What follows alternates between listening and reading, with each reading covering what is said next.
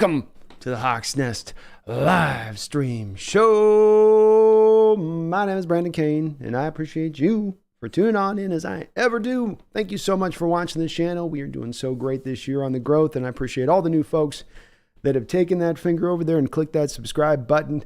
It's hard earned on sometimes, I know so. So thank you for doing that. I appreciate all of you guys for jumping aboard here this year. We got some tape to turn over today. We've got about, I think I've collected now over about 25 clips here that we're going to be looking at this past game from this Sunday. Looking at some all 22 shots so we can get the clear, concise picture of what happened with Geno Smith this past week. And I say this and bring up this show because a lot of what I want to try to hopefully attempt to accomplish on this channel at times is to take what might be a variety of different opinions out there in the Hawk sphere and see if we can kind of grind down to getting to, maybe a little bit closer to the bottom line of what really is where the truth lies, over the top of feelings and emotions. And I am going to try to present that case today as to this being a complicated answer in regards to Sunday's failures. And to kind of give some background to this, I think that there is not a small group, so I'm not trying to limit. Don't want to straw man anybody here as far as the opposite side that might think and how I think on this situation. But there was certainly a group of Hawks fans that came out at the end of that Bengals game feeling like this was their moment of the Rubicon for Geno Smith. We do not think he's going to be able to be the guy. He has shown us enough. We've seen enough. It's not merely that they took this take from one game. I don't want to illustrate it as that. For some reason, this game became the exclamation point for them because I did hear it from a lot of different areas, whereas before there was maybe the murmur, and this one's this game right here is exactly why. And they're going to mainly paint this portrait on the back of Geno Smith working from week 13 onwards through the course of this week here, through week 6 that we've only played, of course, 5 games. And they're basing that on his performance, of course, dipping down from the first 12 weeks of the season because they don't want to have to utilize that first 12 weeks he played last year because that kind of upsets their argument, right? You don't get to a record-breaking season as a Seahawks quarterback unless you played good somewhere last year. And as I've been trying to make the case here now for quite a bit of time, the reason that you're seeing is mainly the reason you're seeing the dip in performance from Geno from week 13 onwards up through now week 6 has more to do with the fact that the offensive line has been in a state of disarray, mainly in pass protection at the forefront. And that's mainly due to injuries and guys being beat up, rookies hitting a wall last year. As you could see their performance start to dip, Cross and Lucas as the year went along, and they got used to the long NFL schedule. And so I pointed to it being partially that. Part of it was also that the ground game had completely gotten seized up. I don't blame the backs or Walker, like I wouldn't blame Charbonnet or Walker this year. It's that your line wasn't opening any holes. And so you become one-dimensional. You're not able to pass protect particularly well. And it's kind of easy for me to see how this starts to go, not necessarily to the greatest point as far as your offensive performance goes. But some are taking the track that Geno Smith is not indeed playing well, that he's not the guy.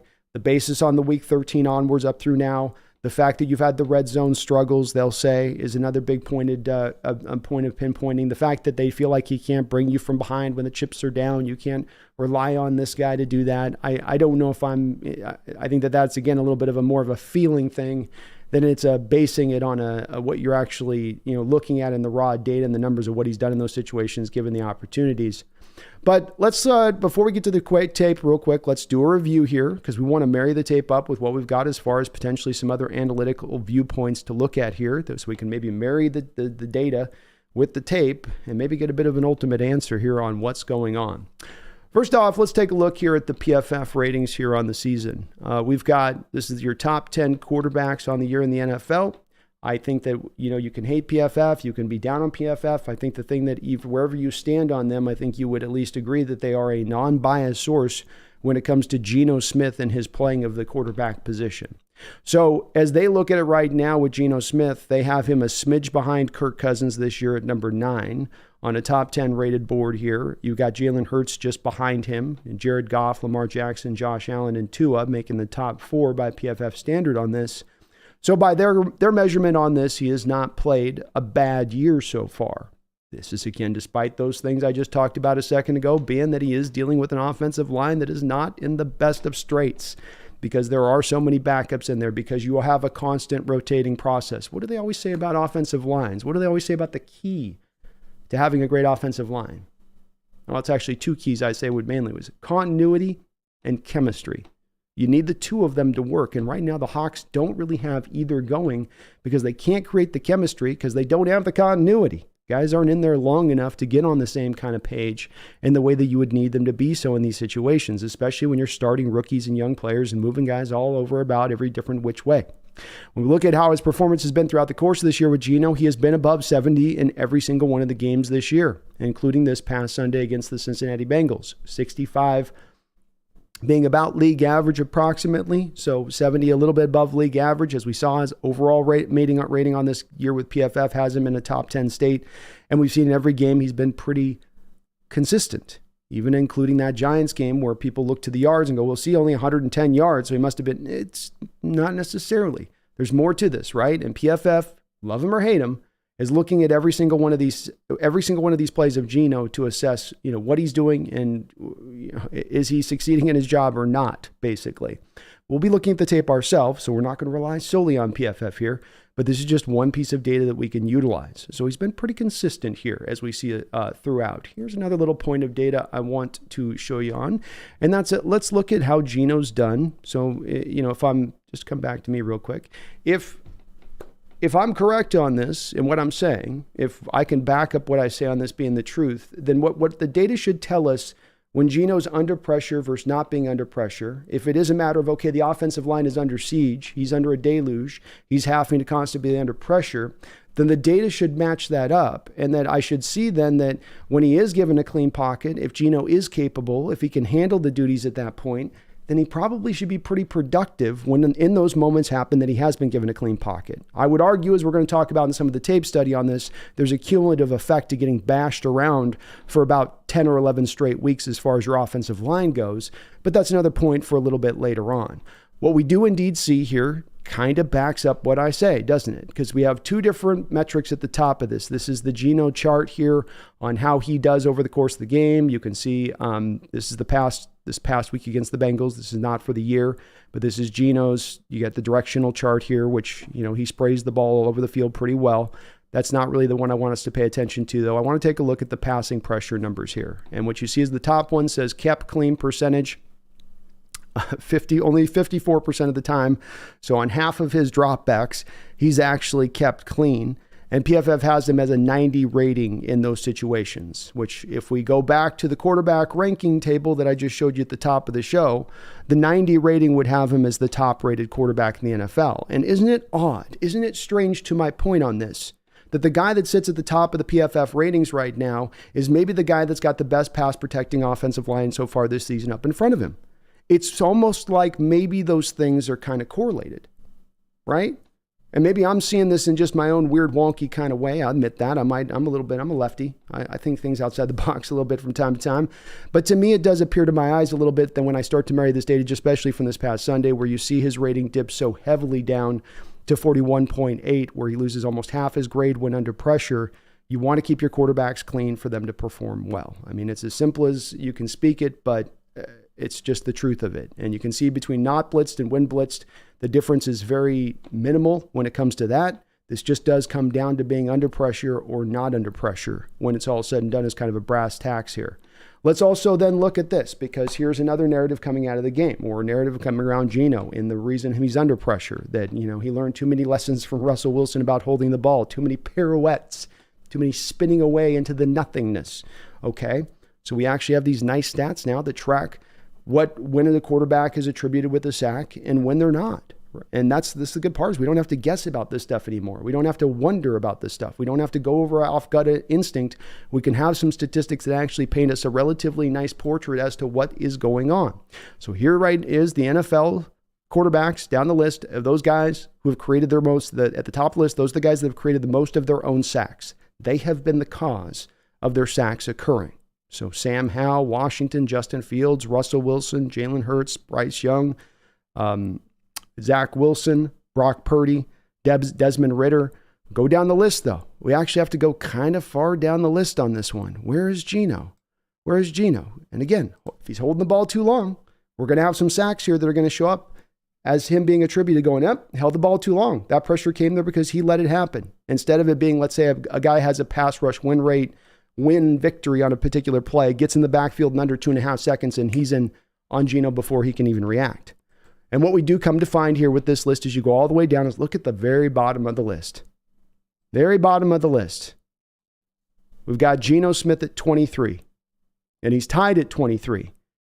So it's Joe Burrow, Geno Smith, Patrick Mahomes, Matt Stafford, Justin Herbert, and then you have oddly Mac Jones on there as like, which one of these is not like the other. But not bad company for Geno to be wrong in this list. 1 sack right now attributed on this season due to, him holding the ball. How about hurries? Because that's what the second stat shows. So the first stat shows sacks. Sam Howell's has 13 sacks this year that are on Sam Howell's head. Russell Wilson's had 6 sacks this year that are on Russell Wilson's head. Geno Smith this year, according to the data, has had 1 sack and 1 hit on his head. He's responsible for. Not too shabby when you consider the fact that 3/5, 4/5, 5/5 of his offensive line have been out for a very long period of this football season. But as I always say, don't take my word for it. Let's not have you take PFF's word for it. I hope Chad is ready. I'm going to be a little bit behind on answering any questions today because, like I said, we got some cut-ups to go through, and I imagine that we're going to have to kind of cut through these kind of somewhat slowly to gather the full information of what's going on play to play here. So please do hold off on the questions. We'll do definitely our normal, interactions here at the end on that. But let's get into the tape from this last week. Let's look at what Geno did, what he didn't do. And again, my conclusion on this is going to be just to give you, to skip to the head a little bit, to give you my just conclusion on it.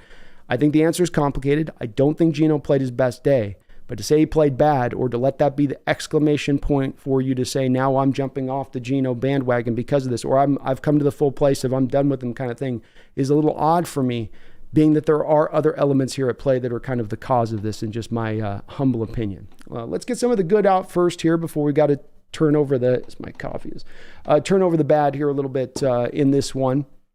Geno wasn't just miserable in this game. There were some good moments too, including this Lockett dime up over the top. Something that stood out in this game that I want to kind of look to a little bit here with this Bengals unit. Something you saw a lot of here with the team of the Seahawks. Be interesting to see if we see more of this going forward. Is you'll notice that the Bengals are in a cover 3 look. They've got press down to one side, so they're showing you sort of a man look with Tyler. They've got off coverage on the other side to Jake Bobo on the high side.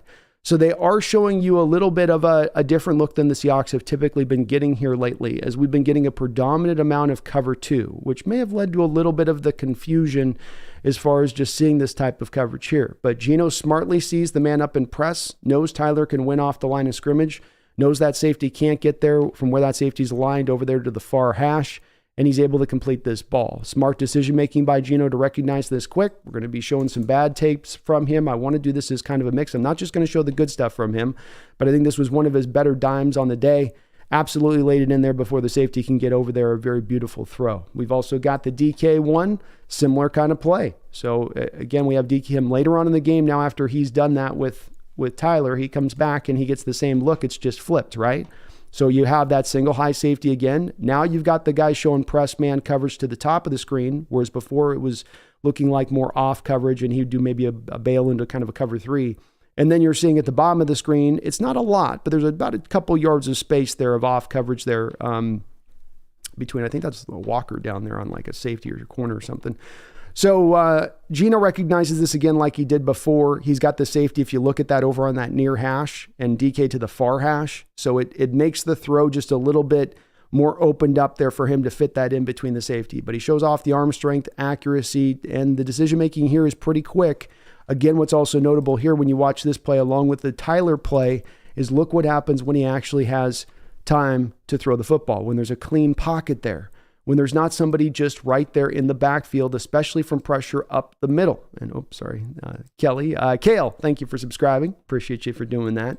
But notice the clean pocket. Pocket is clean. A lot of these cut-ups, you're not going to see anything close to this. So take note of it, please, because I want it to be in the mind of you guys when you do see the pocket just collapsing every which way but loose. Geno Smith was Clint Eastwood in this mug last week. I'm telling you. So let's go here to another nice completion here. This is DK Metcalf over the middle. Again, got an empty look here, clean pocket. Sorry. That's not right. That's not right. This one here.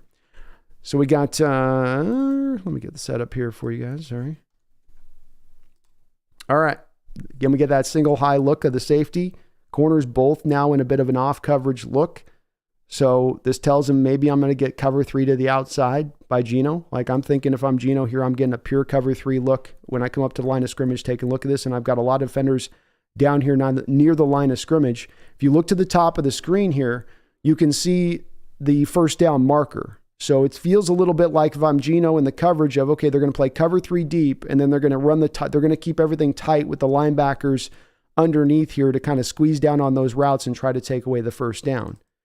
He's then going to wait for the over route to develop there with DK Metcalf at the top of the screen here. And a little bit of almost kind of a flood zone concept, right? I think that's Jackson Smith running in first to take the first defender away, and then it just opens up underneath inside.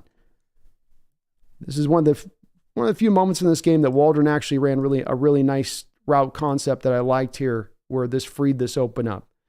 You got a team playing zone underneath with those guys. Clear that first defender. DK runs right behind it. They even put the second defender running a kind of a cross underneath just to make sure they clear out both of them there for DK. Well schemed up. Good decision-making by Geno. Let's see how the pocket looked here for him really quickly. So lock into the pocket if you would for me, please. Pretty clean. You need a little time for this to develop. Pretty clean. He can throw that right on and through. He's got a nice little lane to throw that up into. Kind of a rarity today on this day. Let's look at a miss here deep to DK Metcalf. This is going to be one of the sparkling points of this game that are bad that people point to. And I want to show these ones at the forefront as well, because not to paint the picture that Geno just had some marvelous day and it's being completely, no. There's some bad decision-making, bad plays. I think the 3 that stand out in people's mind are going to be this DK play right here, where DK, top of your screen, is going to have a nice release. He gets wide open. It's him and a safety. Geno's looking at him.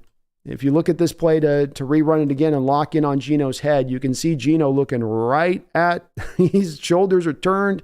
He's ready to fire. He's not really under a lot of pressure on this particular play. Not for if he just throws this ball up. And there's got to be a time when you got a 6'4" big guy out there like DK that you let this ball rip down there. And you go, I'm going to trust the ball skills of DK up against a safety. And I believe that at the very least, this will only be an incomplete ball. I like the opportunity to have my guy matched up one-on-one out there. And if they're going to give me that opportunity, this is the point of having a big guy like up there that can go get those, trust throws, theoretically speaking. But he just gets hesitant on this throw. I wouldn't explain this away by, there's some pressure here that comes a little bit later on in this play.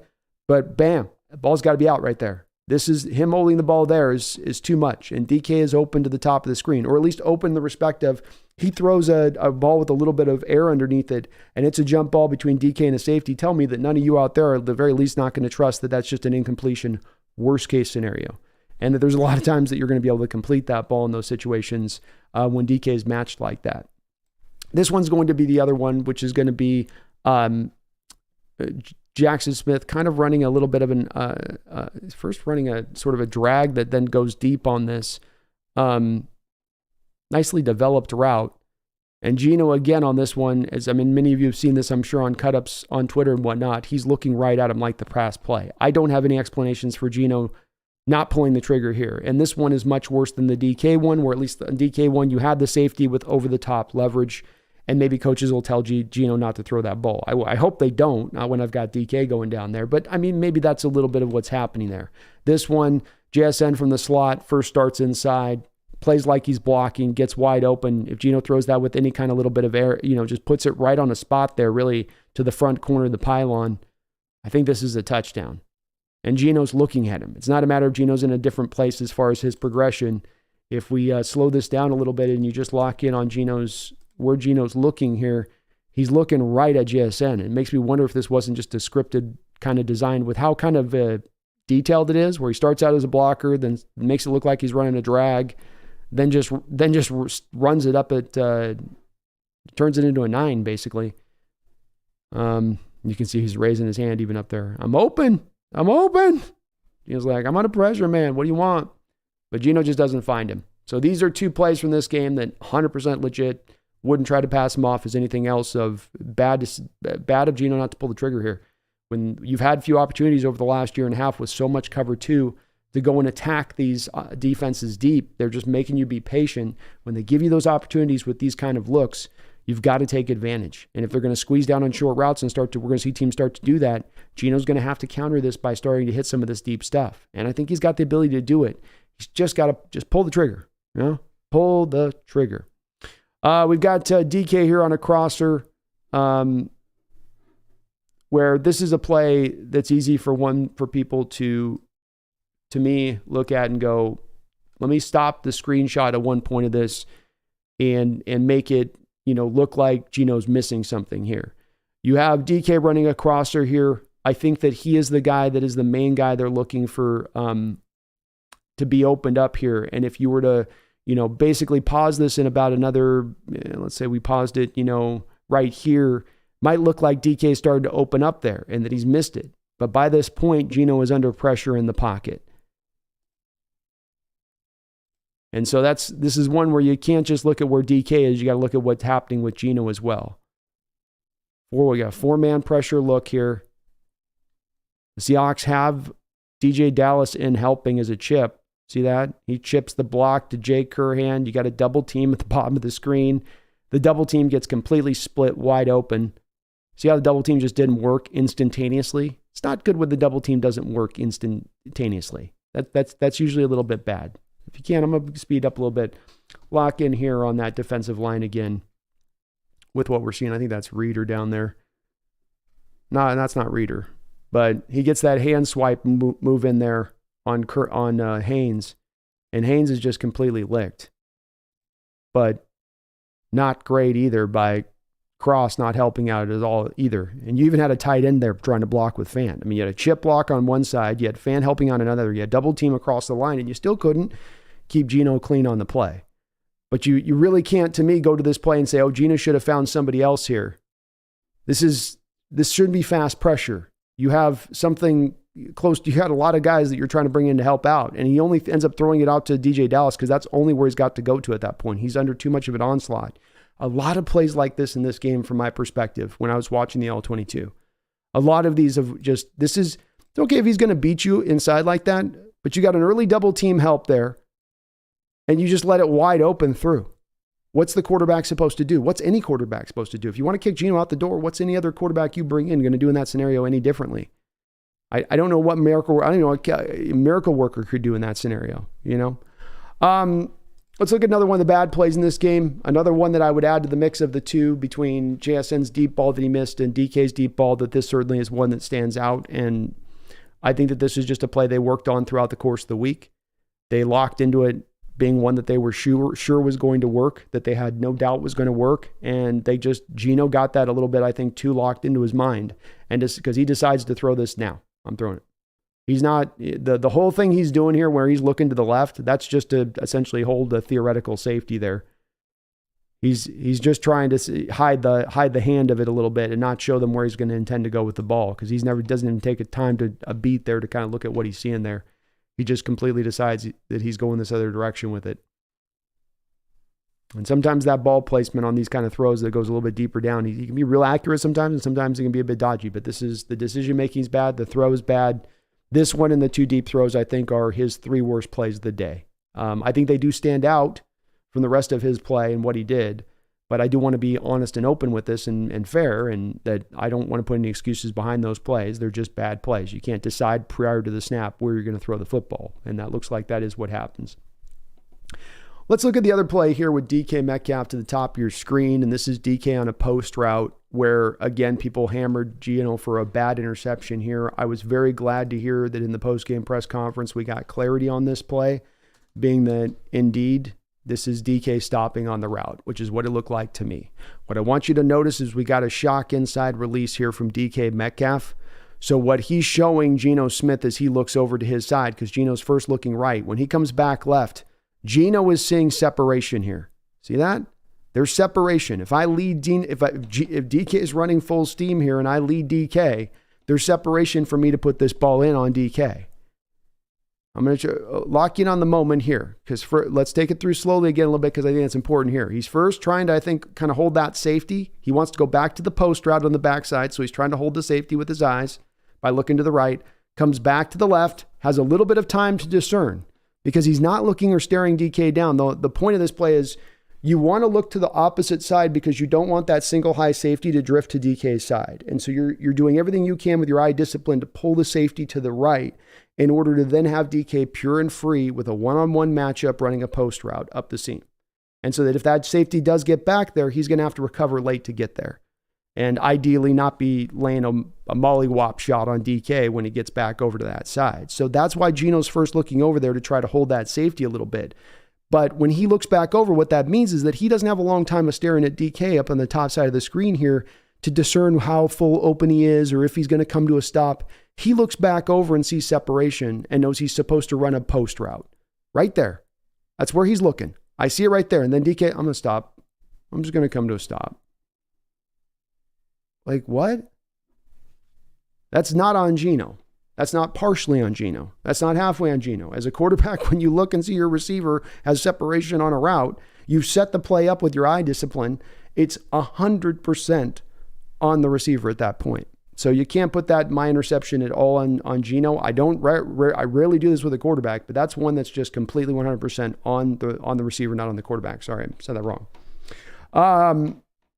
Here we've got more quick, instantaneous pressure here on another play. This is going to come from Hubbard. He's going to be at the bottom side of the defensive line here on your screen for the Cincinnati Bengals. He completely beats up here on Jay Curhan. The Seahawks are trying to provide the rusty Charles Cross in this, some help to the other side of the field with the chip block from Colby Parkinson. You can't help out everybody, as they say. So you play in and play out when you're trying to give everybody a little bit of help all across the board. You know, you're going to have to leave somebody open. Again, you see the Bengals back in that single high look here with the safety, off coverage with the corners. And so Geno knows he's got to get a little bit of time for this stuff to develop. We think after we saw earlier, right? You're looking maybe in cutting routes here because you know that they're going to probably cover this up a little bit deep on this play. Geno's just starting to get through his progression here and discern if he can go to DK Metcalf, but that he's got Hubbard now bearing down on him. See, and now then he ends up just checking it down underneath, finding his, his OS route basically, because Hubbard, if you watch it, just completely wins on an inside move. It's one thing when the defender wins comes around the edge and the tackle can kind of push the defender around the arc of the pocket. It's another thing when Hubbard wins right to the inside and then he's bearing right down on Geno. It's harder to get away. There's no chance for the tackle to do much of anything at this point once he gets that inside leverage like that right here. And Geno's feeling this. He's like, oh, he's free. He's clear. I got to do something right with this now. And if you're going to get that ball to DK on the post route up the seam, he's got to throw that in with some steam. And the one thing that when you've got pressure coming up in front of you, though the hard part about trying to throw a ball that's deeper down the field is that if the pressure is coming up in front of you, I got to get up on the front of that front foot by the end of that throw to get a nice good snap on that to get all my body into that throw, put the proper velocity onto it because it's not just a check down or a 10-yard throw. I got to give it all I kind of got down there to give it down. Most quarterbacks do. And if I can't step down to that front foot because the pressure is coming in, I can't get everything I need to get on that ball. And then that's going to make me hesitant to want to make those kind of throws. There's a lot of internal pressure in this game. We saw that coming from a defensive end on that particular play. Here we've got another one here where Geno's got to just check it down because the pressure is right there really quickly. I mean, look how tough. The guy's on him so fast after this play, and he gets it out of his hands, luckily, which good on Geno on this day not to take probably more sacks as he probably could have. You got a 5-man front they show you before the snap here to the Bengals. I think they drop off with the linebacker in the A gap here. Indeed, he drops off, so this is just a front 4 look. That does mean, of course, you've got a lot of guys going back into coverage at that point, which means there's not just some free, easy, open route because they're just throwing a big blitz at you. You've got pressure bearing down right now on Geno. He's hit that back foot. Pressure is right to him.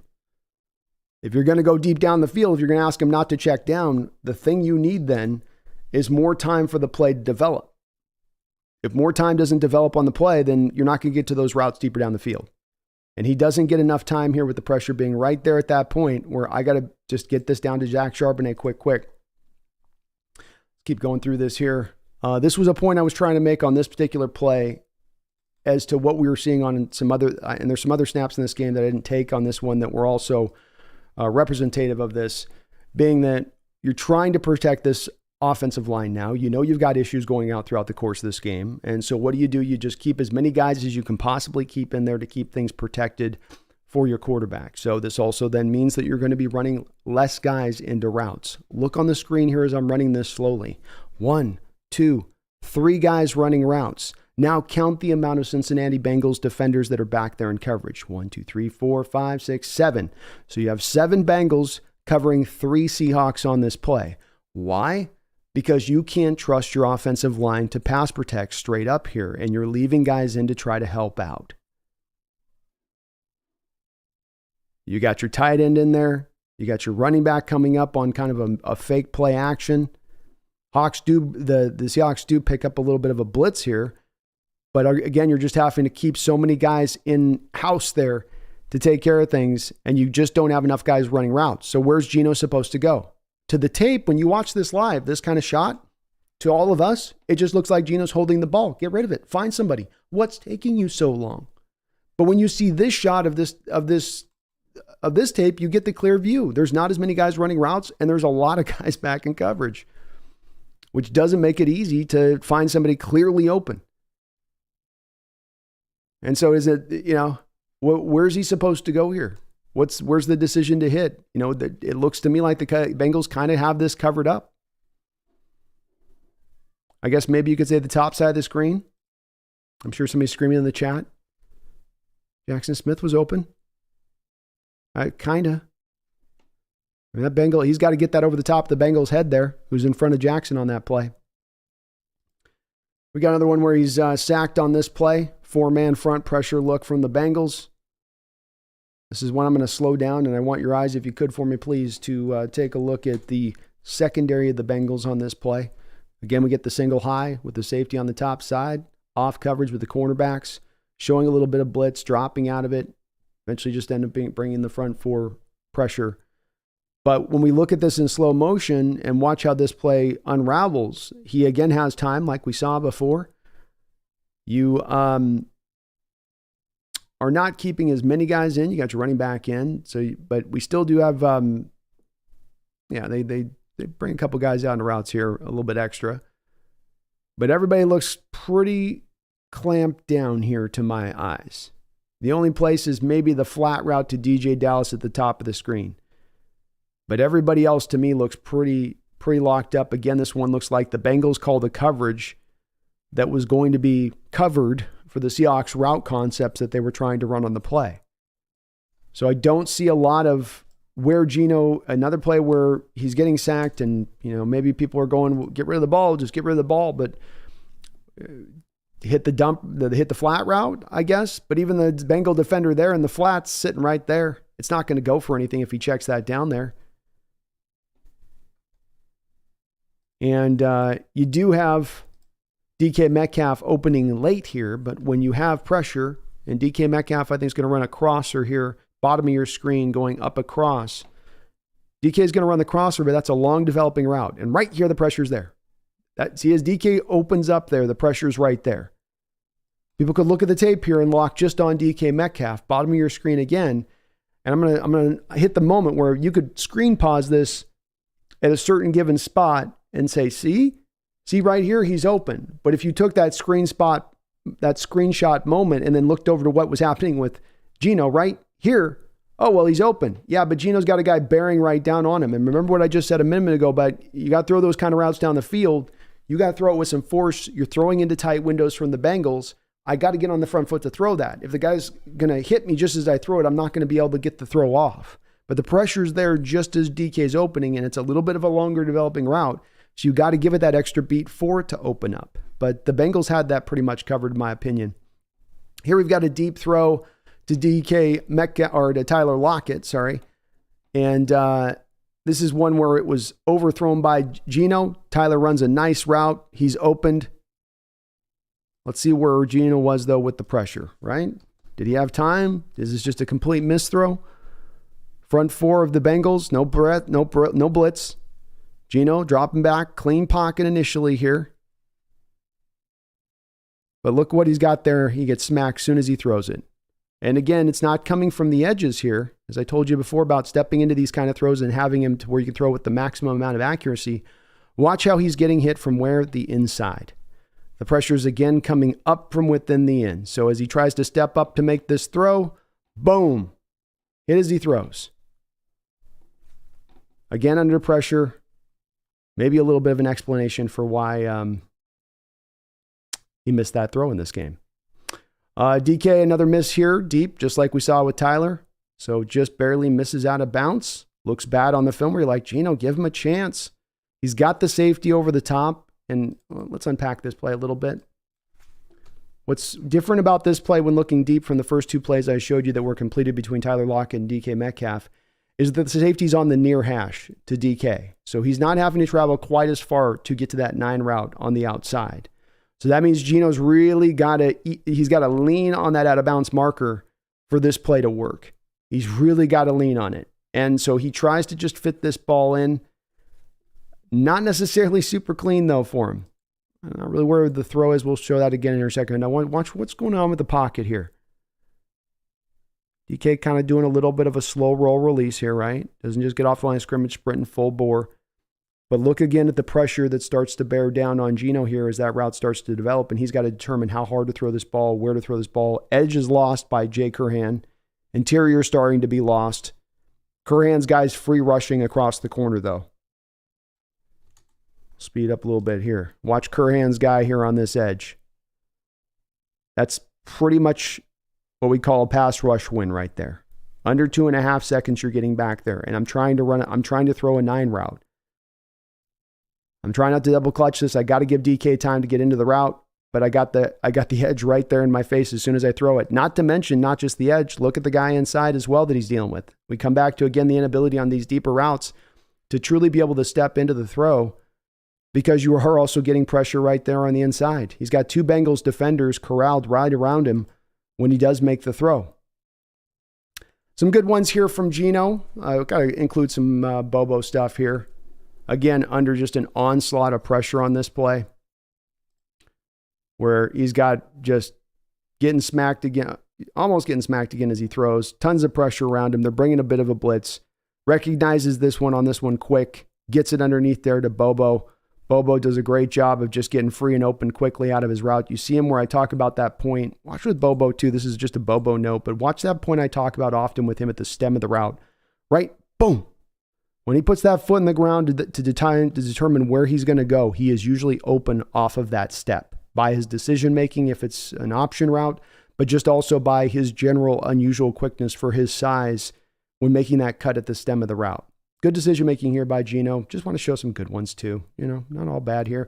We got Geno as well here to Bobo. A little bit of the trust throw. Love the route here by Jake Bobo. Just gets absolutely drilled on the play. Watch though and see what happens to Geno on this play. Watch how he's got to throw this with maximum amount of anticipation on this play. 1, 2, 3, just to the back of my route. Instant win off the edge on Curhan. I'm going to get drilled. Put the ball right in between the 2 Bengal defenders, right on the money. This isn't merely him sitting there holding the ball, and this is la-di-da on his way back there. Get rid of the ball, Geno. Watch again here with Jay Curhan on the right side. This is an instantaneous win by football metrics, or by the metric of the pass rush win rate, which is to win in under 2.5 seconds. So to put this in perspective, a quarterback in the NFL this year is going to lead the league and gain the ball out of his hands at the fastest rate of anybody else in the NFL, and it's probably going to be around 2.6 seconds. Okay? So to win as a pass rusher in under 2.5 seconds, which is what the metric of pass rush win rate is based upon, is an illustration that you have just browbeat your man like nothing else, and you've truly created a play of impact on the quarterback in your way of upsetting the play. And that's just what happens here. But Geno did find some completions in these moments. It wasn't completely that he fell apart and had no functionality at that point. Even when he was getting drilled, he could still make a big play down the field. What's notable about this one, I think, is that why he can maybe make this play where he couldn't on some of the other ones we've looked at here is he doesn't exactly have as much internal pressure coming up here. So he can kind of throw into this a little bit. Yeah, he's going to get hit from the right, but internally they've kept things clean on this play. so he can actually step into the throw to put it into where he wants to put it and put it in with the accuracy he wants to put it in there with. What a difference that makes when you don't have that coming up the gut. Here we've got some red zone issues we'll start to show off here a little bit. I think these are ones that we can definitely kind of start to pick apart a little bit. This is a play that, in watching it a couple different times, when I come back and point to Waldron in this game and go, I'm not really sure what you're doing here quite exactly at the goal line or what you're attacking here with the route concepts. You get the single high with the safety over the top again. I'm not sure why Geno wouldn't be going more down to the bottom of the screen with his one-on-one coverage down there, other than I guess he's not trusted Cody Thompson. But this is just an odd play from what they were trying to accomplish, how they were trying to get there. One of the plays in the game in the red zone where I just don't know. I don't understand how Waldron looked at this as being something that was going to win. And I guess it comes down to, you think you've got one-on-one coverage with Lockett, and Geno reads that he's got this coverage in the middle of the field in a zone. And so with the one-on-one on the outside, he's just going to trust that. Fair enough. That's going to happen from time to time. But this does illustrate a little bit of the lack of creativity from Waldron throughout this game and the play calling down here. You're going to notice this a lot on some of these cut-ups I show of the red zone. Take a look at the fact that there's no pre-snap motion here. Everybody is stagnant. We're in the modern age here where you need guys moving pre-snap. It's if you want to look at the Dolphins and what they're doing right now, and a big part of what makes them work, it's the pre and post-snap motion that they utilize. And they're utilizing it to the utmost. And there's times, for whatever reason, when we get down in the goal line where we get very stagnant on some of these reps and there is no pre-snap motion at all. And it allows us, I think, to be a little bit easier to predict from the defense as to what the route concepts are going to look like post-snap because of it a bit. Another time here where we get Geno with actually a clean pocket and what can happen when that happens, which is one of the best completions so far in JSN's career.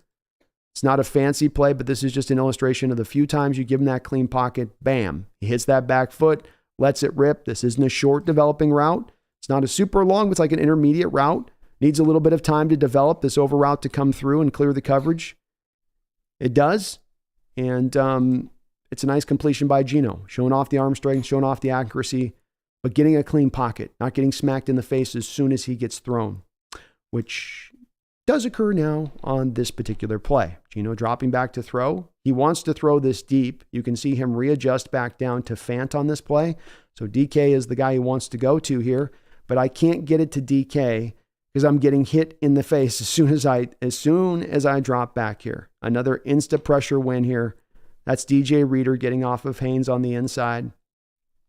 That's too fast. If I got to go down the field and get a long developing route completed, I need you to give me some pass protection to make that happen. Or I've got to hit short stuff all day, and that's not always going to be open all day, especially with the Bengals squeezing some of those short routes. You can see initially here Haynes is okay, but then boom, he's just left in the dust. I mean, it's an easy swipe win there for DJ Reed, where Haynes has, and Reader's a great player, but what's Geno to do on that at that point? The deep route to DK is dead at that point. It's DOA.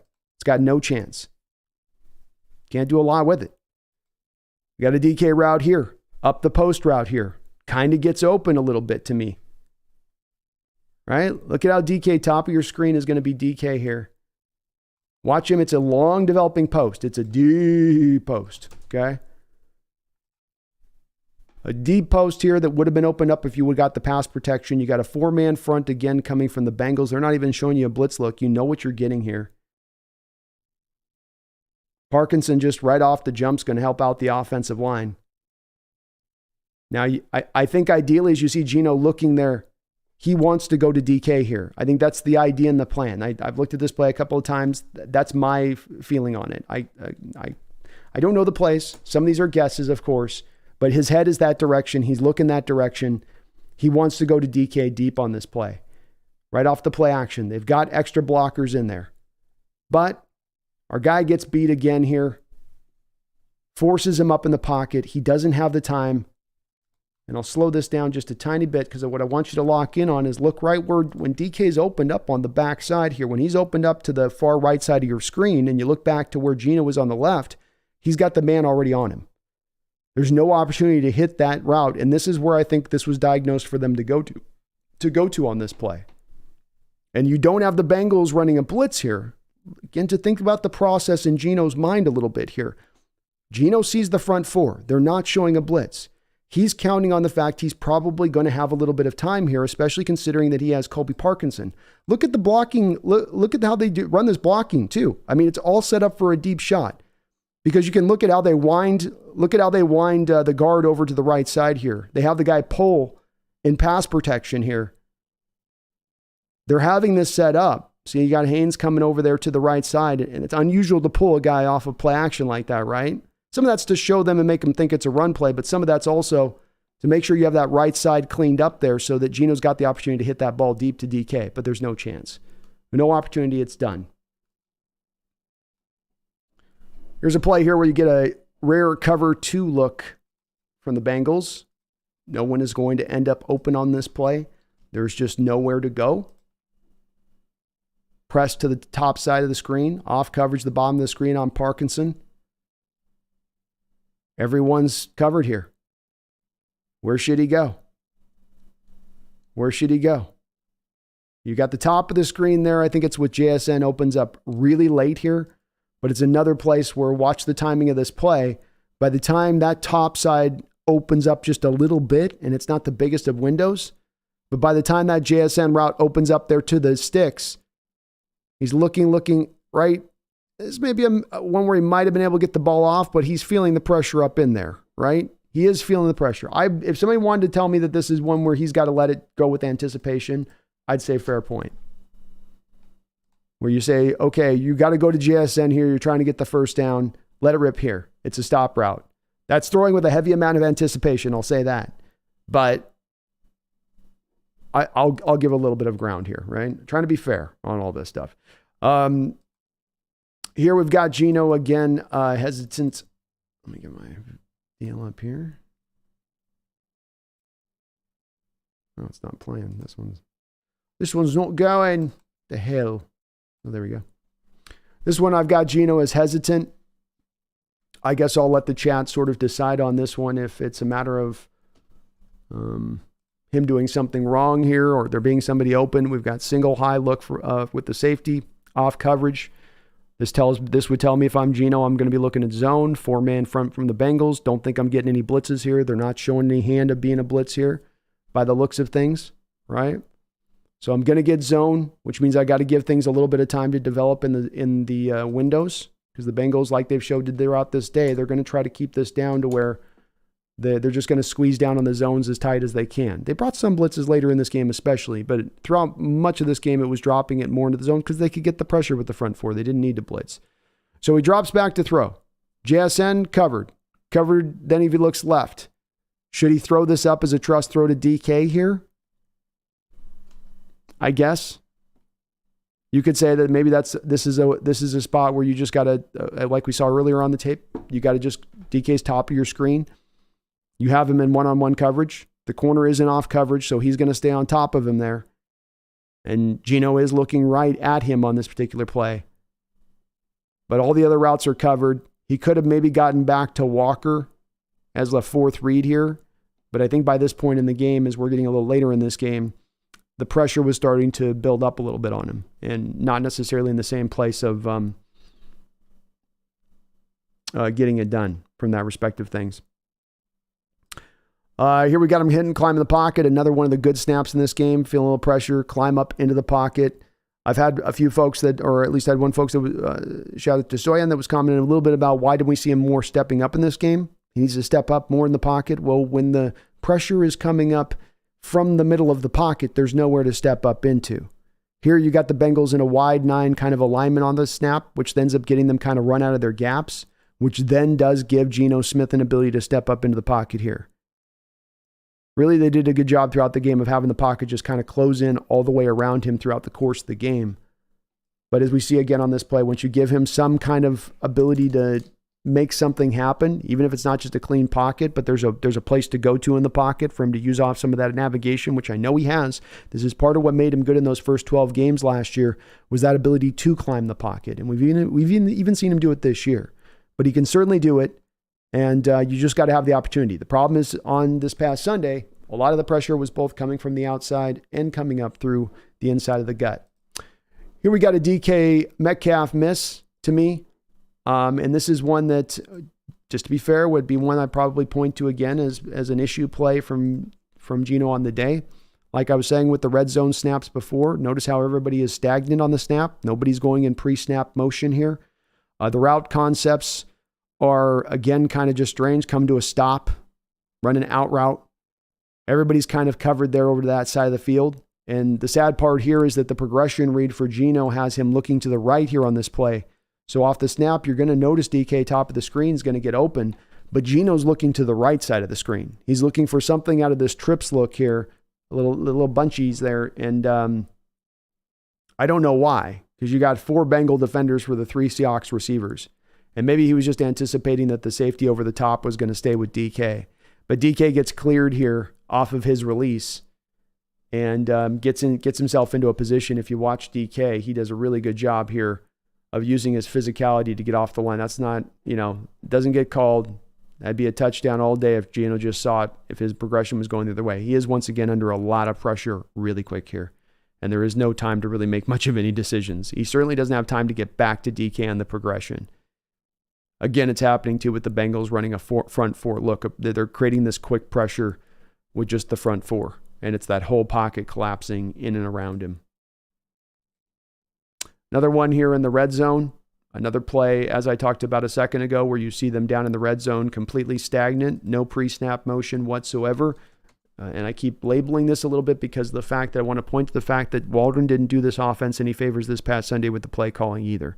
We got an empty look from the Seahawks here. They're going to just try to trust their protection at this point in the game up front, which we've already learned is probably not going to be too great for Geno. He drops back to throw here. He's got guys pretty well covered here by what I see. Walker's done at the bottom of the screen.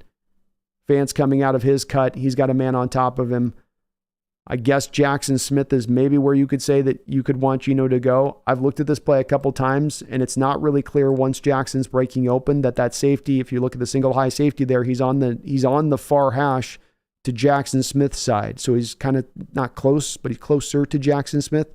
So even though Jackson Smith gets clear running up that post from the bottom side of your screen, as Geno's looking here, while I'm here in Geno's mind, I'm going, yep, that safety's still going to stay there, and I'm going to have that safety there if I try to make that throw.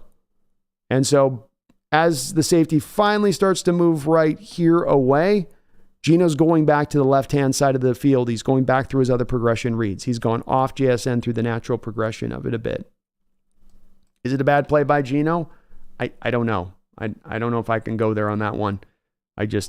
That's where I go, where's the route concepts, where's the free and easy completions here to be had on some of this tape? And it's hard, the red zone, because everything becomes compacted, but you do have some offensive coordinators that can do it better than others. And I'm not saying Waldron does it bad, just this past Sunday wasn't the greatest. We've got one here near the end of the game, which was just instantaneous pressure again, right on top of Geno. You go, okay, get it to the flat here. I guess he's looking here to the left with his initial read. I think that the people that have said he shouldn't be looking at DK here off the initial read might be right. I get that. Where they go, well, you already got, but it's not clear that other defender next to the top high side cornerback is going to drift back into DK's space. It's a creative coverage employment there by the Bengals here a little bit, which I think caught Geno off guard and probably would have caught me off guard a little bit too. But this does come down to where the pressure's just coming pretty hot here pretty fast. So you can see that underneath cornerback kind of lingers down there a little bit too long and probably keeps him a bit jumpy. And then you've got to pick rub route from Tyler Lockett off of DK's guy, and it doesn't really work, and there's an inside defender there. So stick on that little spot in your screen if you could for me. And what you got is the rub route to Tyler. You're probably ideally going to DK by the read progression here. DK coming in on the rub, but watch the linebacker take it away. The linebacker initially on Fant, but then he's right there for DK. Not really much there to be had. Here we got a Parkinson miss. Geno kind of starting to leave the pocket here, maybe a little bit earlier than he should. There really isn't the pressure in there. I think he sees the guy thrown to the ground there next to him, and he starts to freak out a little bit. And ends up throwing this ball late to Parkinson.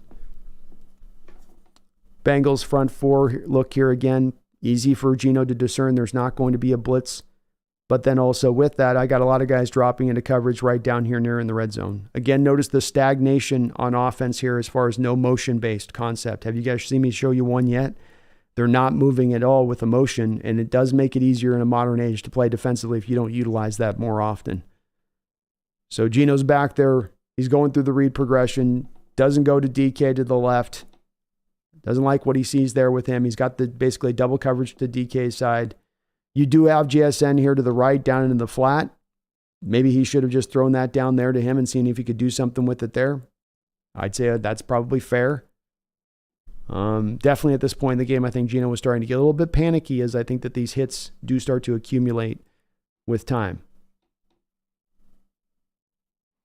Here we got a play where he throws it up to nobody. Another ugly little play here where, again, look off the left side with cross. And that's the part to pay attention to here. So many of these plays in this game were just instantly done on arrival because you have an offensive lineman getting beat right after the snap. And here you have Cross. He's rusty. He's going to get better as this year goes along, but that's pretty much a free rusher coming at your quarterback. And then look, it's not even a 1-2. There's nowhere for Geno to go here because you got the bottom of the screen has the same thing happen. So you go bottom of the screen, and yeah, you're bringing a blitz, and some of this is probably Geno needs to recognize a blitz is coming. There's going to be some free rushers. It's one thing to have the bottom screen guy be kind of a free rusher, but even that, he's got Walker down there who just misses his block. It's just, this has nothing to do with Geno on this play. It might look bad, and you go, why do you throw to DK? And you just threw it up over his head. But you got multiple guys getting beat right off the snap. Your running back and your left tackle got toasted up, buttered up, and you just had to just throw it away and call it a day on that play. Last one here I want to show you guys.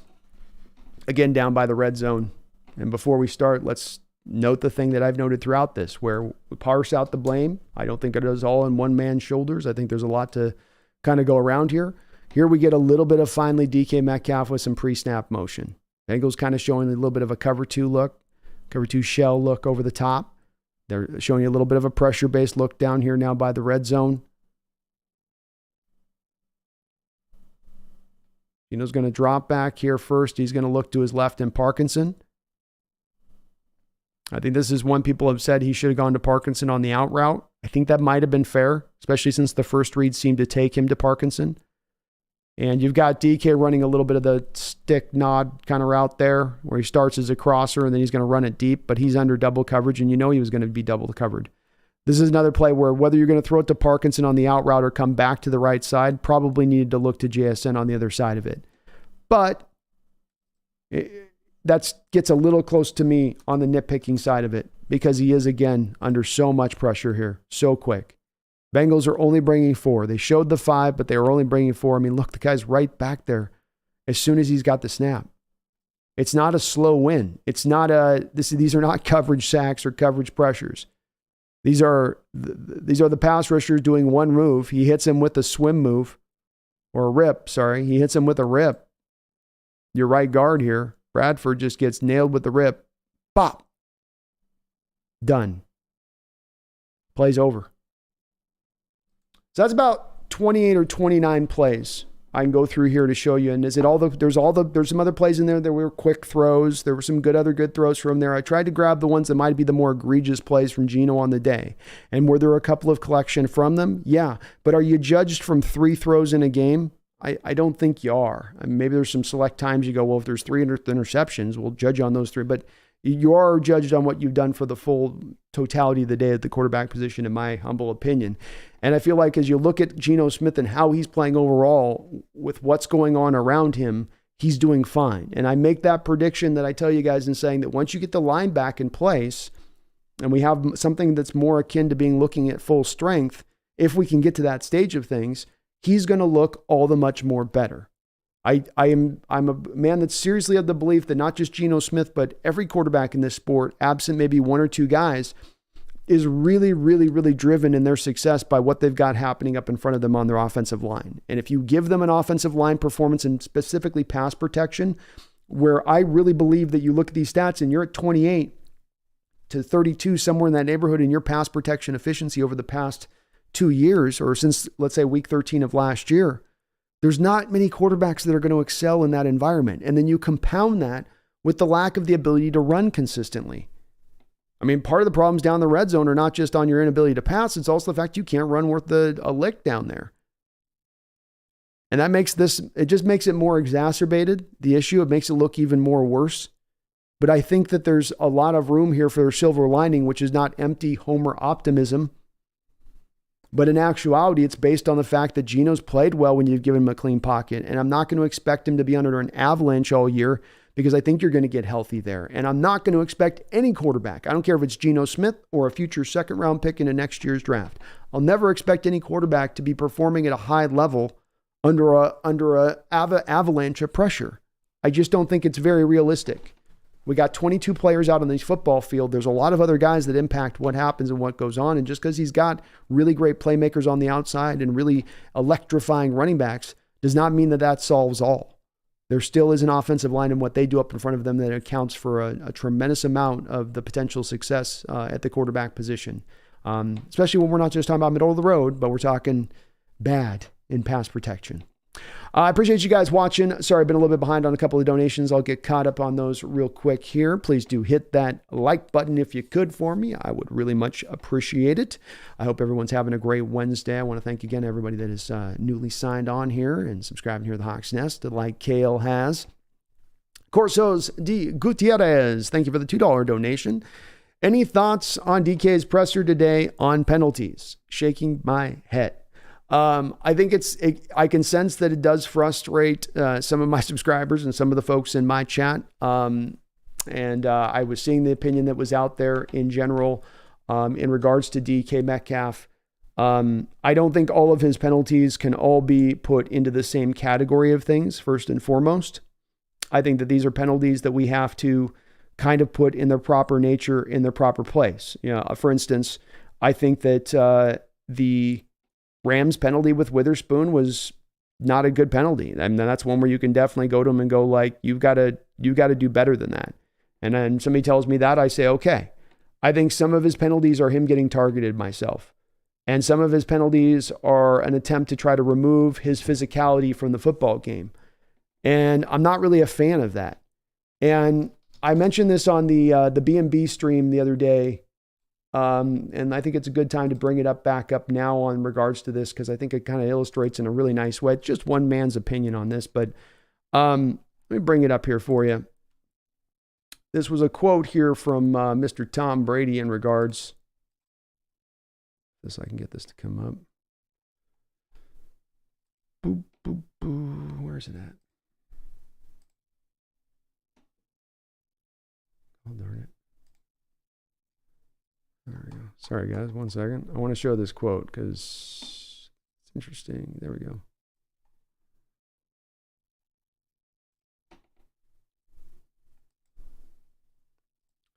All right. Let's just read this quote one more time, if you guys will oblige me. I would actually like to see less violations called. Focus on the important ones and let some things go.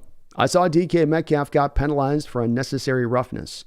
I don't know if that's unnecessary or not, but all I know is that the defenders got every right to push back on DK, but he doesn't do it. So DK throws him on the ground. They throw a flag. I'm like, I don't understand what the flag is. This is football. This isn't touch football. This is real football. I think that the physicality, which people really enjoy, I certainly enjoyed, I don't think that we should ever lose that. I think for the fans that get up in arms in these moments on these kind of plays, should take Tom Brady's words a little bit into the heart on this a bit. And I get the people that it looks kind of bad at first assumption on what you're seeing, but that's Tom Brady. That's an offensive guy saying that. That's the GOAT maybe within the entire NFL, certainly the best quarterback that's ever played the game. That's a person who has no bias towards DK Metcalf and speaking about this in regards to him in this light. You know, it would be just as easy for Tom to jump on the narrative and say, see, this DK guy's got to get this temper thing under control. I don't see any problem with what DK did. I don't. It was not because the play was over that he was flagged. He's flagged for being too rough on the guy. The guy decided not to block. He gave him a warning shot. He gave him a shot across the bow. The man chose to ignore it, and then he got surprised when he got torpedoed. I don't got a lot of respect for that, as far as that's a guy making business decisions on the football field and not ready to play football. Strap your helmet on and get ready when you're out there. You're a professional. And the lollygag and have to, this guy ain't lollygagging. He doesn't have to lollygag because you lollygag. There's some penalties that are bad from DK. There's been some moments that he's had. I don't put to this last Sunday myself, Corsos, and saying that that's an example of one. That's one that I look at and I go, no, that's the officials targeting him. This is football. And if a guy comes up and puts his two hands on you, you put your two hands back on him. Anybody that's played football, I don't know if any of you guys, but were you ever on the field when a guy comes up and puts two hands on you and it's a guy bigger than you that you just sit there and just stand there and just watch him do it?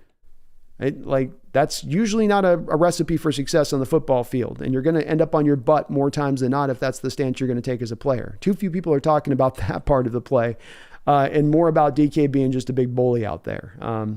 But I don't have any issue with it. I really don't. And I've come back to again. There's been a handful of penalties that DK has been called for over the last couple of years. I don't think any one of them has ever cost us a game. I don't think one single one of those penalties has been the reason that we lost the football game. And I think that that's probably an important part of assessing how troubling or problematic the DK penalty situation truly is. But that's just my take, and I know I'm maybe a little bit of the old school head on this one because it seems like the younger generation on this one's kind of up in arms on it, going, that's too much. It's too much, DK. But thank you, Corsos. I appreciate your donation on that, man. Connor, thank you for the $5 donation. Says, did you see Jamar Chase's comment, laughing out loud, hold that L under a Witherspoon video on the Seahawks IG? I think it's safe to say Spoon got him in his feelings. I didn't see that, but that definitely would be something that I would take away from that as well. Why are you so worried about it? Probably didn't like what he saw. The bottom line is he got held down by him when he was locked up on him in coverage. And Witherspoon did a fantastic job. And in Witherspoon, we might be looking at a guy this year right now that's going to end up making the Pro Bowl if he keeps doing what he's doing. I mean, just don't throw at that guy. He's not allowing completions. An absolute dog on the football field. And absolutely, I love the way you put it, man. Did seem to have a little bit of him in his feelings, I guess, with that, if he's willing to pipe out about that. You certainly weren't the reason for the L there, but Jamar, outside of the opening quarter and a half, you went pretty quiet. Thank you, though, Connor. I appreciate the donation. Trey Griff has become a member of the Hawks Nest. Thank you, Trey, for joining up with the Hawks Nest. I do appreciate you for doing that. Very, very kind of you, man. Welcome aboard. Welcome aboard. All right, we'll pick up here with the questions on in the chat here. Going to kind of do this on some of the Wednesday shows because it's hard to go back an hour and I'm just too far behind. So we'll try to stay up on the current deal. Feel free to ask away if you guys got any questions about the presentations, the thoughts, feelings on it. Please do hit that like button too if you could. Colombo Laos says, KJ said DK was stupid, a defense guy. Yeah, I mean, there's a variety of opinions on this one myself. So I just don't personally have a problem with it.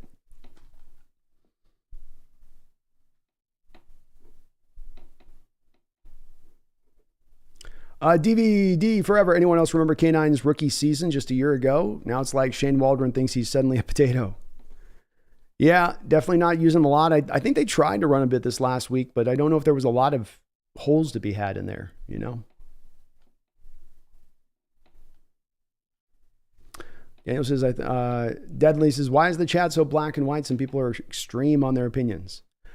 It does seem to be where this goes as much as ever right now. And I certainly noticed it coming off the end of Sunday as well. Deadly, as it just, everything had to be, it seems to be painted that way. And it's the part I try to get to avoid as I can, where it's, you know, we all do vote, we all want this team to go the same place. You know, we might disagree on how they're going to get there, or if they're ready to get there, or if this guy's ready to be the guy to take you to get there. But yeah, it does get a little bit in that fashion of things. I'm not sure why. Probably because it's everyone loves the team and they want the best, and it's going to bring out the emotions. Gibson says, after a bye week, the lack of discipline, poor play calling, and game preparation falls on the coaching staff. Our defense was tremendous.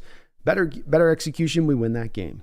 I certainly would have liked to see having 2 weeks to prepare for that Bengals defense, a little bit, a better game plan from Waldron. It was left a lot to be desired. And that's where we go to the point of, to me, it's, as Deadly's talking about with black and white on this one, to me, it's a parsing out of blame. Just like you were chopping up a pie and giving out slices.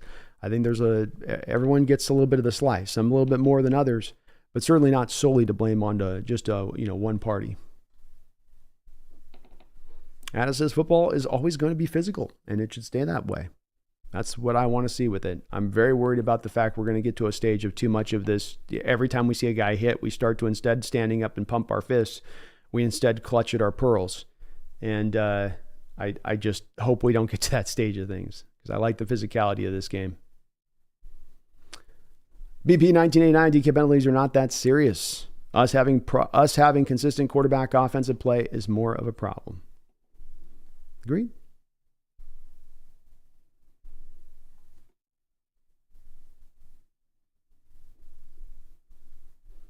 Yeah, Colombo, I hear what KJ is saying with the Colombo. I saw that as well. I think there's a variety of opinions on this one.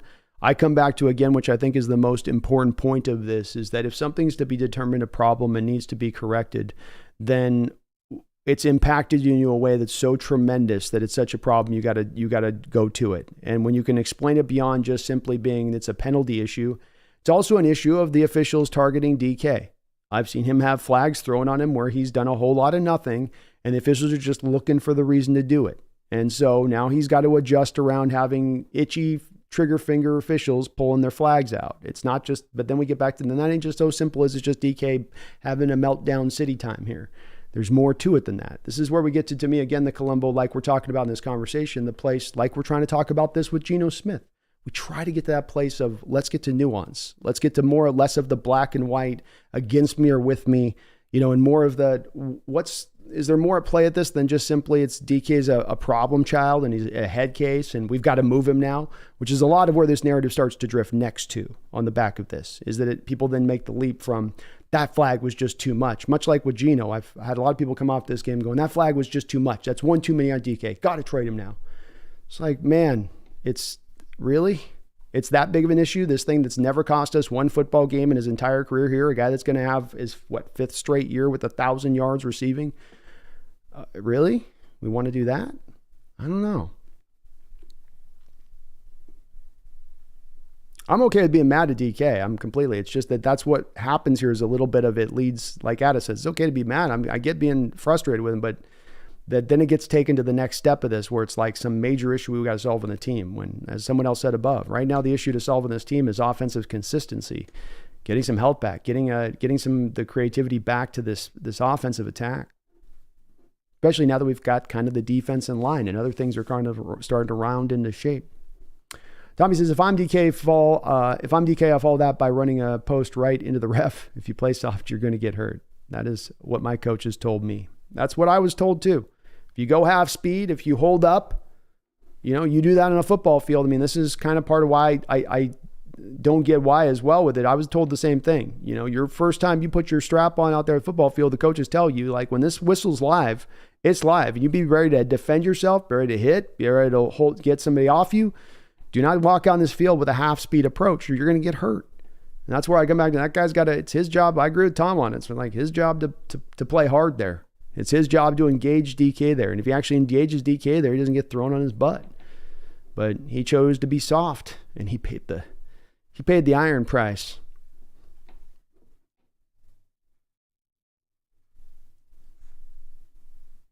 Fleece the Mac, yeah, we're not getting Kyler this week, but it does sound like he's about ready to come back. Stuart says DK is a great player, but he is a diva. He likes being a diva, and Pete doesn't mind, so it isn't going to change. Yep, I think that's another point that's worth kind of echoing here a little bit, Stuart, on this, whether I'm not sure whether DK is a diva or not. I think he wants to play the game in a certain fashion, and there's sometimes he shows frustration, which if maybe that makes him a diva. I don't label him at that point, but I know that a lot of folks do. I think the thing we have to remember with Coach Carroll, though, and what you get with Coach Carroll is that, beyond DK's penalty issue, penalties are an issue with Coach Carroll. Some of this is, you get this with the good that you get with Coach Carroll on the other side of it. But his teams have never been terribly disciplined. And probably some of that is born out of the fact that he encourages his players to be themselves because he believes that maybe some of the front end prices here, I get a little bit of penalties, but then I get the player playing ultimately to their highest point, ultimately to their highest level, because I'm not restricting them. I think it's a philosophy that Carroll has in general terms, and you might disagree with it, but I think it has worked in the past by leaning into some of these personalities that don't just simply merely toe the line and do everything the, quote unquote, the way everybody wants to see it done.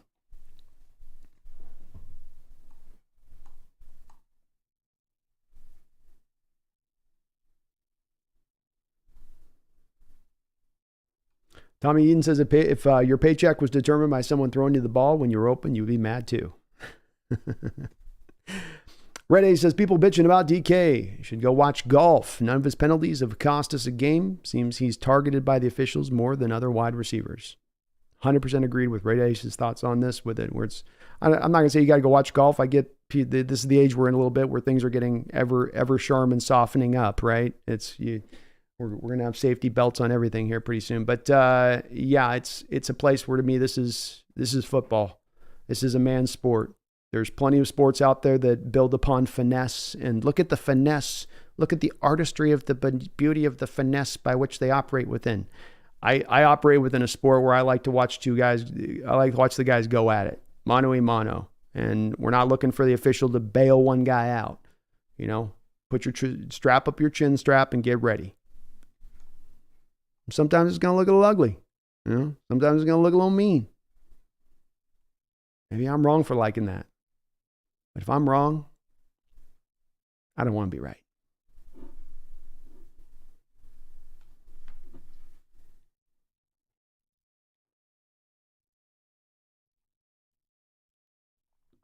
DVD Forever. Hard enough for Geno to complete passes with a collapsing pocket all the time. But even harder when Bengals already know you're going to pass it on every down. Waldron, at this point, is the problem. He definitely needs to start stepping the game up here a little bit. It's being restricted by the offensive line. Certainly he is. And he's having to, neuter his play calling a little bit, with especially some of the max protections he has to then call. That eliminates some of the route concepts and playbook, probably a hearty amount of your passing playbook. We'll see if once these guys get a little bit healthier at the offensive line position, if he doesn't open up and get better at it. Much like I would make the prediction that Geno Smith's going to improve with that, I think Waldron's play calling will also improve with that, because he'll have more of it available to him. I think it's a little restricted right now by the nature of the protections they have to give to the offensive linemen. ADL Williams says, Bernie Sanders, I am once again asking you to address the trenches in the draft. Greg says Chase leads the NFL with 73 targets and DK has 33 targets. Hawks aren't targeting Chase that much. Hawks aren't targeting Chase that much. DK that much, I think you mean. Yeah, he's got to make the most with the little bit. And some of that is that there's just not the time to get the ball to him at times, I think, with the pass protection issues that we've had. Fleece the Max says DK can bully the Cardinals defensive back since they have no chance at winning. Yeah, I think this is going to be a game where we're going to be pretty tuned up. Brody says I'd trade DK for Chase straight up.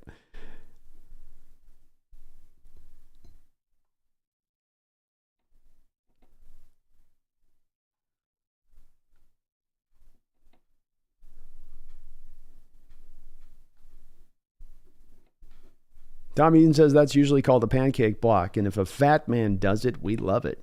Yeah. If it's down there in the trenches and we see a guy do that to you, we're standing up and applauding. But it happens away from the line of scrimmage. You can't hit that. The big man hit the small man hard. Mr. Dog says DK is basically Charizard. You can't just throw a Pokeball at him and expect to contain him. Columbo says, just like KJ Wright says, whatever you tolerate, you encourage. They have told DK to step with these stupid things. Yeah, I think that you had issues like this with the Legion of Boom days too.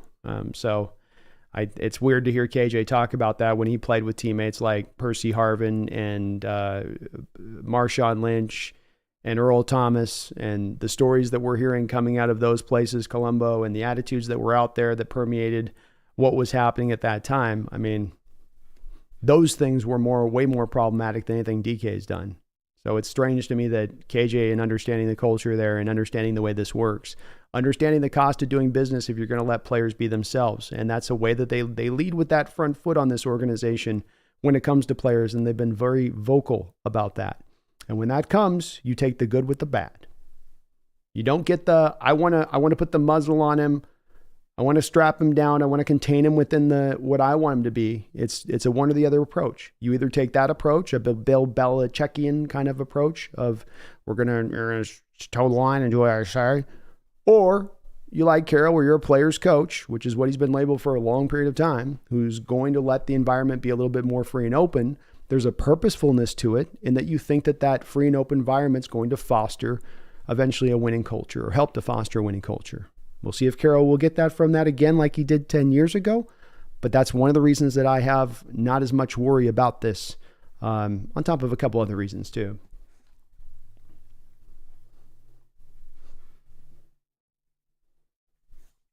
Brandon the Gut says DK looks at a defensive back wrong and they fall over. Sorry, he's a monster. He is a monster.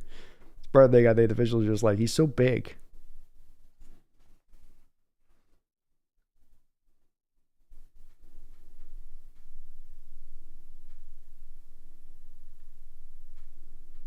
Greg Kemp says KJ and that dude also said DK shouldn't have said Hawks cornerbacks were going to have a good game. It's again that little bit of an I saw the quote too, Greg, from KJ too. Another one that I thought was odd.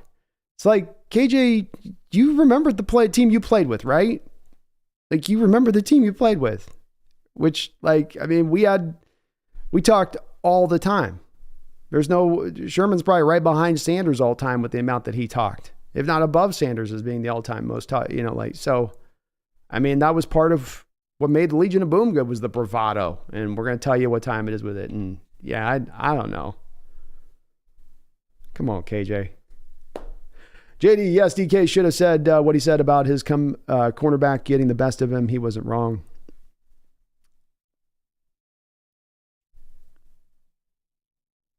Snail says, Brandon, Michael Bennett had a bigger penalty problem than DK. People just love to hate on DK. He couldn't catch now. He's a diva and a troublemaker. People hate on Prez for no reason too. So it's definitely an oddity to me. I know that it's not something, I'm not saying I like the penalties or that I think he can just allow them to go in the future, but I just don't think they're at the forefront of major issues with this team that need correcting right now. It's getting a lot of discussion for me, kind of a minimal amount of impact in the grand scheme of things. Zuber says, even Tom Brady said DK is playing the right way. He is. Who am I to question the GOAT? DVD Forever says, I'm sick and tired of seeing Waldron abandon the run as soon as we're down by a point. It's stupid and one-dimensional football. Certainly the lack of commitment so far this season's been there with it. I don't think I can just merely, I think to your point on that, merely pass it away too to saying, well, yeah, it's just the fact that you can't run the ball well, and so you bail because of that. You don't want to run against a brick wall kind of thing. I can't just merely say it's that though.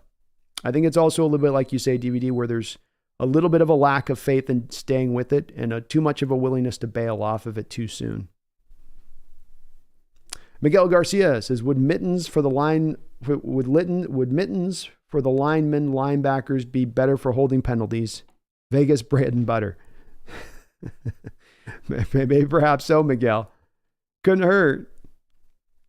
And keep their hands warm there in the winter. Addis says, players signed up to play football, to play physical, not to play soft. That's right. It's not flag football yet. Greg says, Hawks Nest, love the defense in this game, and I have been with you on Geno. I do like him. He's good, but I think we need to draft one this year. What are your thoughts? Great question, Greg. It's great to see you in the chat. I think that this does actually push the conversation in a really fruitful fashion to where we can get to a compromised point where the folks who aren't necessarily in on Geno Smith can find a little bit of an olive branch from the side of the organization here on this one. Because though I don't think Geno Smith is due to go anywhere in the future, nor do I want to see him go anywhere in the future, I really do believe that we are going to have an intention here of drafting a quarterback somewhere between the second and fourth round. And, there's a thought of, okay, we move off of Geno this offseason, for instance, and then you come to it and you say, okay, now you've got a team going into basically go time where the probably Super Bowl window starts to crack open, and you're now going to hopefully find a guy that you think is going to be like Russell Wilson and ready to start, ready to go day one. And maybe you'll find that guy. That seems a bit of a leap of logic to believe that you're going to strike gold again in that same manner when it tends to be pretty hard to strike gold on that kind of particular player. So what I think you're best to do here is you keep Geno on the roster, and then you make a commitment level to taking a quarterback between the second and fourth round. And there should be about 12, 13, 14 guys in this draft, unlike recent drafts where there's going to be a bevy of guys in there that are worthy of that grade, that have some true upside to them. They may not be the crystal clean, clear first round guys that get everybody excited, no doubt about it type dudes, but they will be really good players and guys that can work potentially in an offense that's got a lot built around them to allow them for success. So I think that, yeah, you do still look to draft a quarterback this offseason. Geno in his situation doesn't change any of that. And in fact, even some of this is driven by the fact that you're probably not going to be able to afford Drew Lock on into the future. You could give Drew Lock a $4 million deal with a $3 million additional in incentives this offseason. Once Geno's contract starts to kick into year 2, I don't think you'll be able to afford to do that. And you're going to want then a cheaper option than behind him to load balance some of that cap hit at that point. So that's to me the happy compromise here that we arrive at. And if you think about it, if Geno was just to be removed from the territory of this and you go, no Geno, it's going to then probably be a second to third round quarterback anyway, right? And so here's the nice part as I try to speak to drop that olive branch to the folks on the other side of this to say, well, here's the nice part of this. By your scenario, we dump Geno, commit to drafting the guy to the second and third round because probably by when you pick in the 20s-ish in the first round, the top 3 guys will be off the board. Caleb will be gone, Drake May will be gone, Penix will be gone. So then it's pretty much second round city as far as the draftable quarterbacks in their rating at that point and onwards. So you're going to be going there anyway. Unless some of you are out there are thinking that there's somebody that we could actually go trade for. I would hope to God there's nobody that's a Kirk Cousinite in my chat room. But there's not really going to be any quarterbacks in the open market you're going to be able to go get. So you are thinking quarterback. You are then thinking probably second to third round quarterback. So by my scenario, those people are still being placated in that they're getting that second, third round future quarterback in place. And you still have Geno here. So you have a true competition, which is what we're trying to do across the board on this team anyway, which is breed competition to build the strongest, most fortified, upside-heavy team that we can. And much like we did before, when we had Matt Flynn here and Tavares Jackson, and then Russell came in, the cream will rise to the top, the best quarterback will make his way, and if it is as people say in regards to Geno, that he is just not the guy, then that will be proven out in the case between their quarterback competition going into next season and on into the future. So I think that that's where we can find some common ground here, I believe, Greg, between the people that have faith in Geno Smith and those folk out there that are completely out on him and say, nope, he can't get us to the promised land. He can't raise a Lombardi trophy over his head.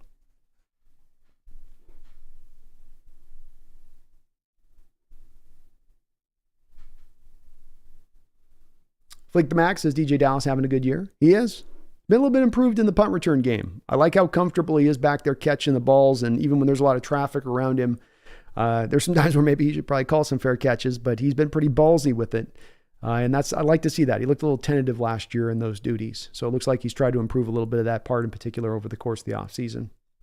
Tommy says, seriously though, if they were running zone, why were we not running hook, flat, or 4 vert?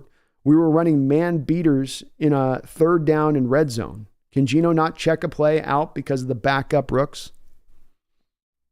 I think you can probably check it out a little bit, Tommy, and your thoughts on that are apt on the route concepts.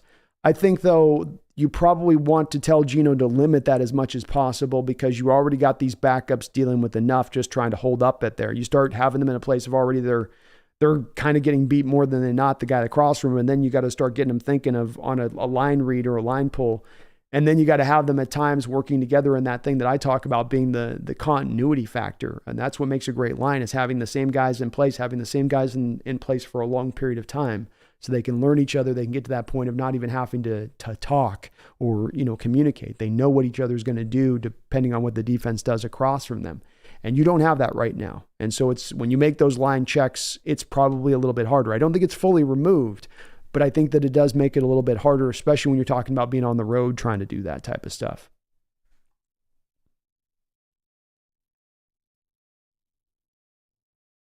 Tom Eden says Stephen Smith was a hothead too. One of the best ever. I'll take it every time. I'd take Steve Smith my team all day, every day too. I would all day. One of my all-time favorite receivers. So maybe I just have a type of receiver I like. The feisty, bully type guys. But you're right. Steve was definitely that way. And it's a sport we talk about coming out there and strapping up and being ready. It's a sport where you've got to be violent against another full-grown man. And you can't do that by going soft. You can't do that by kind of going through the motions. You do that by playing with a fire and a rage a little bit at times to get you at your best. Some guys get into that mode to do that. And not just being defenders, but offensive players too. And DK operates in that fashion. And we can't forget, he's a lineman's son. You know, a lineman can be as mean and nasty as they get out there. You know, and he's got a bit of that mentality. Just comes from his dad. You know, it's in the genes. We can't blame him for what's genetically been embedded inside him. I think that's just, you know, wrong.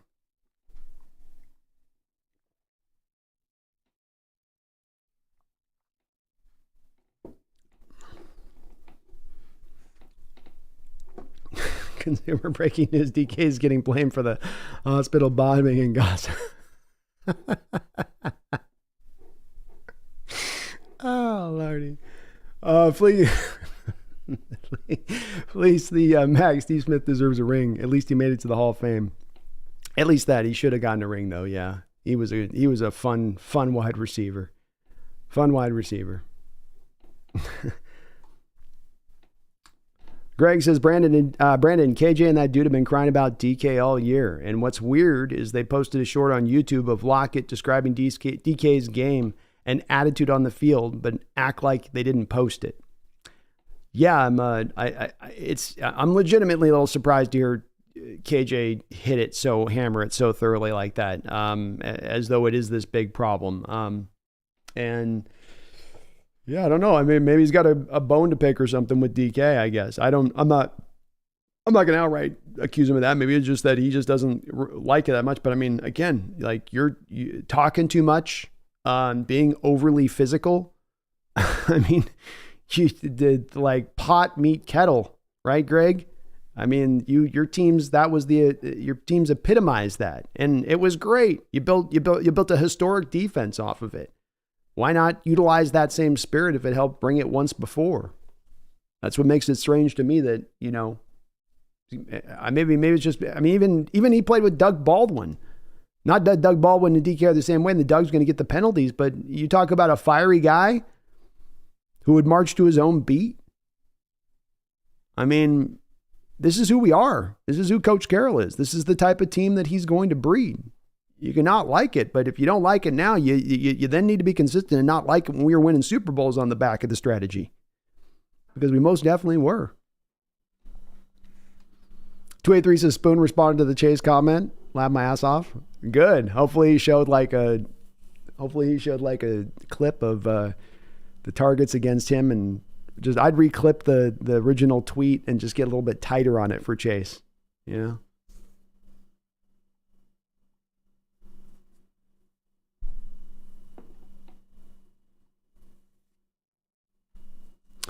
Reddy says, right, why would we move on from consistent quarterback play, which we all know how difficult it is to find in the NFL?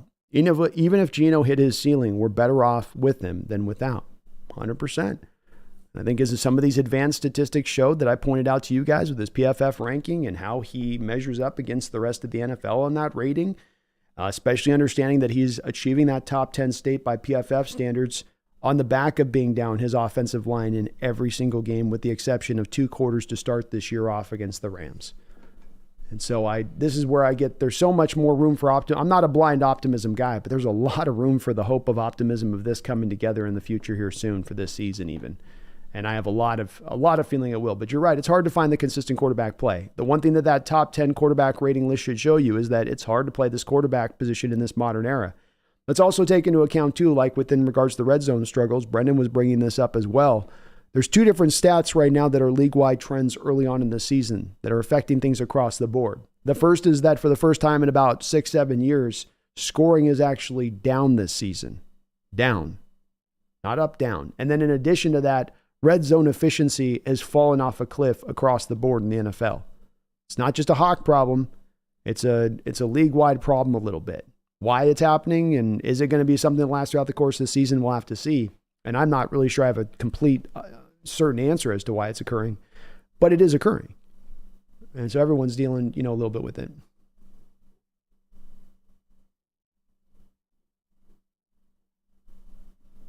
Two-eight-three says, Spoon said, quit talking in them comments like I didn't have you in a box. Spoon wins. BP says, Brandon, I'm with drafting a quarterback first round if he's available.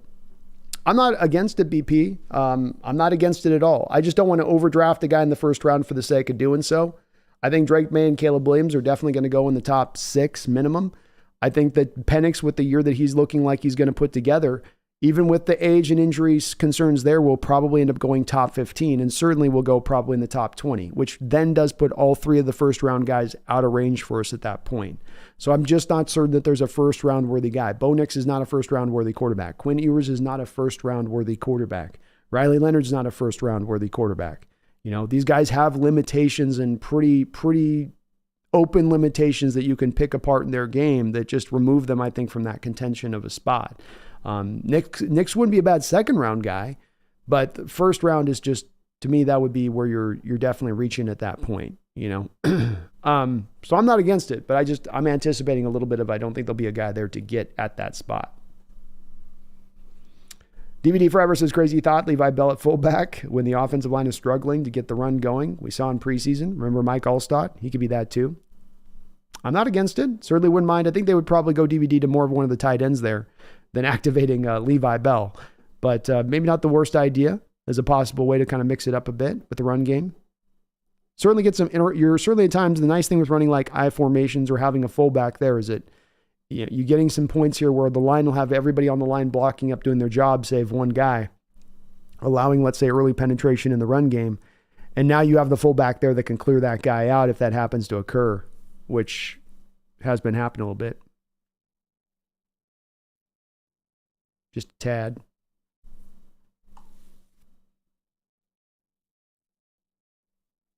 Deadly says, DJ Dallas has been decent at the punt return, but he still makes my butt clench with some of his decisions. It's true.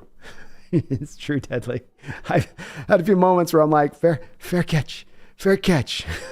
Like, come on, buddy. He had one, too, where he fair caught it, and then he still kept running. You're like, yeah, that's DJ. Daniel says, trade due for the Patriots first round for second. Trade the Patriots first round for 2 years. You have the Laco Smith Bobo. Oh, DK. Not sure what you're saying there, Daniel. Sorry.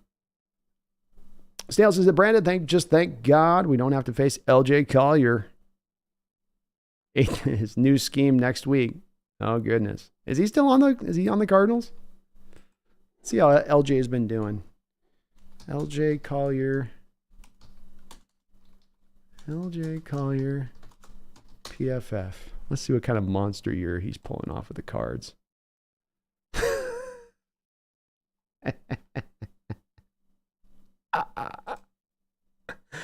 Y'all want to see LJ Collier's grades?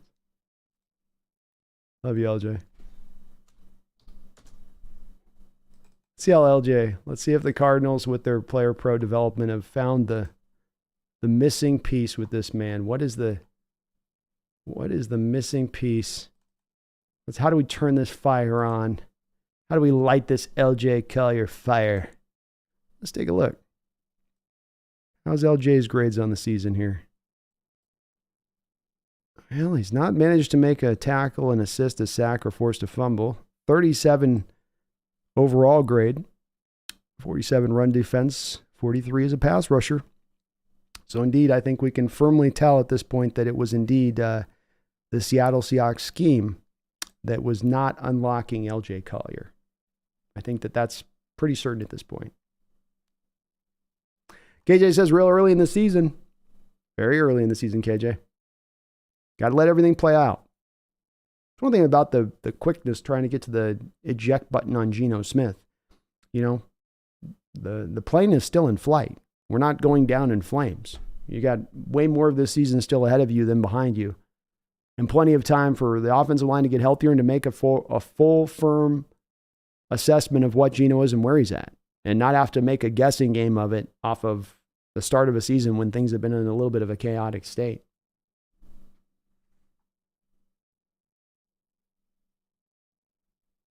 Red Ace says, it seems like fans would welcome Chase Claypool with open arms with the amount of flack DK gets. I would guarantee there'd be some out there that probably trade straight up with Miami for him. Just to be out from under it. Just strange though. Tommy says last year, we probably liked Stroud and had zero chance at him and knew it. Yeah. Even Anthony Richardson, when you factor in, I think that was a guy that they liked a lot too. And they weren't going to pull that because they didn't want to trade up, you know. I think that's something that's going to symbolize this quarterback view is that, you know, it's very hard to come out to the stance and say, we'll trade up for a quarterback in this draft. Number one, there's going to be a lot of teams at the top of this draft that are just going to want the quarterback. They're not going to want to trade back. Number two, John Schneider in his entire history here has never traded up in the first round. So I think that, especially when you look at his background at Green Bay, you know, they took Aaron Rodgers, but they took him at the back of the first round. They didn't take him high. They didn't trade up for him. They took him because he fell to them in the first round. There's a lot of Green Bay drafting guys throughout the years in more of the middle round range. Same thing with Jordan Love, more of a kind of a later first round guy at that point, almost on the edge of the second round. They just took him to get the 5th-year option where they took him in the first round. So I don't think John is as driven to go first round heavy with the quarterback necessarily.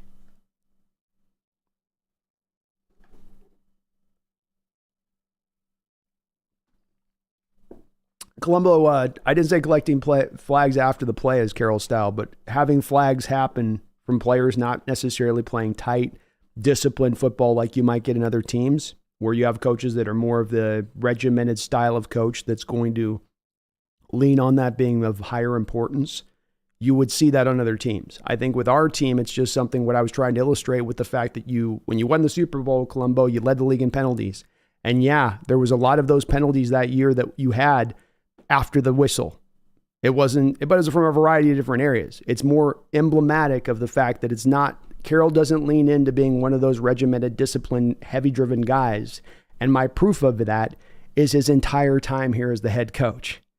So that's how I back that up. I'm bringing that as a backup. So you can pinpoint it to like, well, but after this one thing with this one exact thing that happens, he allows that? Yeah, he's allowed that. There's plenty of times that we had guys we hit after the penalty. You know, the point is that I think trying to take a jump here of understanding what Coach Carroll's doing, because I don't think it's Coach Carroll doesn't, have any care for penalties. I think what he's trying to do here is in doing this, he wants the players to play free, loose, and open. He wants them to be themselves. And sometimes in doing that, you're letting a wild volcano spew forth, and it's hard to contain that wild volcano if you're going to lead that way. You can be as a coach to contain it, or you can be as a coach to let it run free. It's hard to find that happy middle ground there on that. You're either kind of one, or you're the other, at least as far as historically speaking in NFL teams.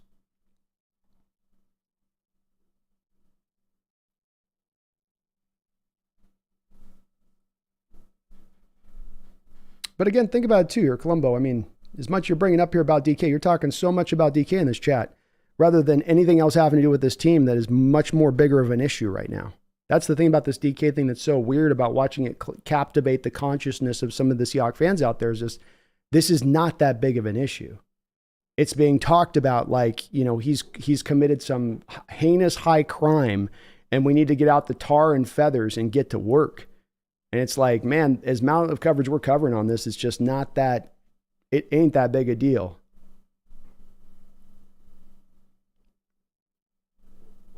Greg says, Hawks Nest, in this game, do you think the line gave Geno too much to think about? Seemed that way. I think he was just under a lot of pressure throughout the course of the game, Greg. And I think that when you have a guy in Geno Smith that's had, now going back to week 13 of last year, every single game, including the Niner game in the playoff and that game as well, every single game you're going out there and you're under a lot of duress. You have an offensive line that's pass protecting at one of the league worst rates over that time period. There's a collective nature to what happens here where it's like a fighter that gets hit too much a little bit over time, where a quarterback can go from being real confident and trusting his pocket and playing with a lot of poise back there to now you start beating him down a little bit, and it starts to add up over time and over games and now over even years. And now you're going to start seeing that guy get jumpy. Now you're going to have plays like I showed early on in this stream of him missing some of those deep throws where he's looking right at the player, because these things do add up over time. And it's one of the reasons that you want to try to fight to avoid putting your quarterback in that position. This is why I rail so hard at those teams that go out there and don't put the offensive line in front of the quarterback before going out and getting their quarterback in the future, because you're just setting them up for success. And the fans will never give the quarterback the benefit of the doubt for that. They'll always say that the guy just sucks. And it's like, well, did the guy really suck, or did they suck in their development of that quarterback? And I think more often than not, that latter doesn't get pointed out to as much as it possibly, should. But no, I don't think it's, I just think it's the more of the cumulative nature of just too much pressure on too many of the dropbacks. Brian Myers, thank you for the $5 donation. I do appreciate it, Brian. It's good to see you in here tonight as well, brother. It says, B, regardless of the offensive issues, the DB made a ridiculous play on the INT intended for DK. Really should have been incomplete. Agree? Well, thank you for the donation. Lucky enough for you, I have the play here, so I can show it to you. So this will be a little bit in slow motion. DK, top of your screen, Brian. What happens here is Geno Smith looks off the safety, looks to the right side of the field. He comes back to the left side of the field, and he sees DK with separation. DK then comes to a complete stop on the play while the Bengal player decides to run the route. So did the player make a great jumping, leaping interception here? Yeah. But, Brian, where the issue really stems out of, and watch it again now here at full speed or near full speed, let's run 50%. The issue here is that DK comes to a stop after he showed his quarterback. You should never come to a stop anyway, but most especially, here's separation right here. That's where Geno's looking at him. He's expecting him to complete through the course of that route, and instead DK just comes to a stop. That's more of where for the people who have issues with DK on the penalty thing, is like, this is more of the issue from this game than this. We're talking all about the penalty flag to DK. This is the problem spot. I don't think it's a grand issue because DK doesn't have a problem with completing his routes. But this was the big bad play from DK in this game, above all else. You got to complete your route. You got to run through that thing. And DK sold on his quarterback there big time. That's completely, to me, Brian, wholly on DK. Because Geno's looking here. He's not watching DK the whole course of the route. He's trying to keep that safety off of DK, keep him to that right side of the football field by keeping his eyes right there. So when he comes back over, he's got a flash of a second to make the determination on, is there separation or not? Am I throwing it or not? In the timing of the play, it's bang, bang. Because if he sits there and he looks it down, he's giving the safety who he's tried to hold on the early part of the play. Watch this again. The safety on the high side of the play, he's on the current near hash. And so he wants to keep that safety off of DK's route. See how the safety pulls to the middle of the field post-snap? Watch again how the safety's first off on the far hash. He goes to the middle of the hash post-snap. And that's because of Geno's eye discipline. He's seeing Geno's eyes pull him down there. But this does now remove Geno from having the ability to sit there and stare down the DK route and go, okay, is he completely open? Am I 100% sure he's open? And once he sees that space between the defender and DK, as soon as he comes back over on the read, a lot of quarterbacks are going to let it rip at that point and trust that the receiver is going to go make that play, Brian.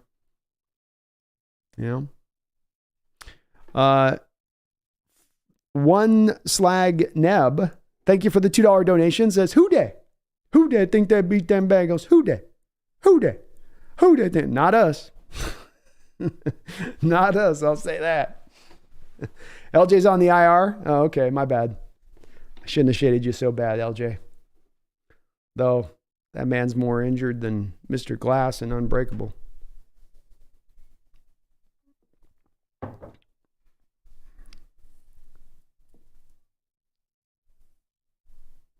KJ says he has to have better protection and better blocking for our stout running backs. The offensive line's got to get better, KJ. When I come away from the blame game on this current game and offensively, what was the problem? I sort of dish it out like this. I go 50% is on the offensive line, 25% is on Shane Waldron's back, and I'd probably put 25% on Geno. And I might even be more driven to put 30 on Waldron and 20 on Geno.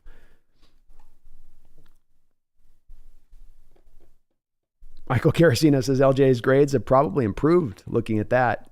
He was that bad. Yeah, no joke. Maybe they are unlocking him. Perhaps so.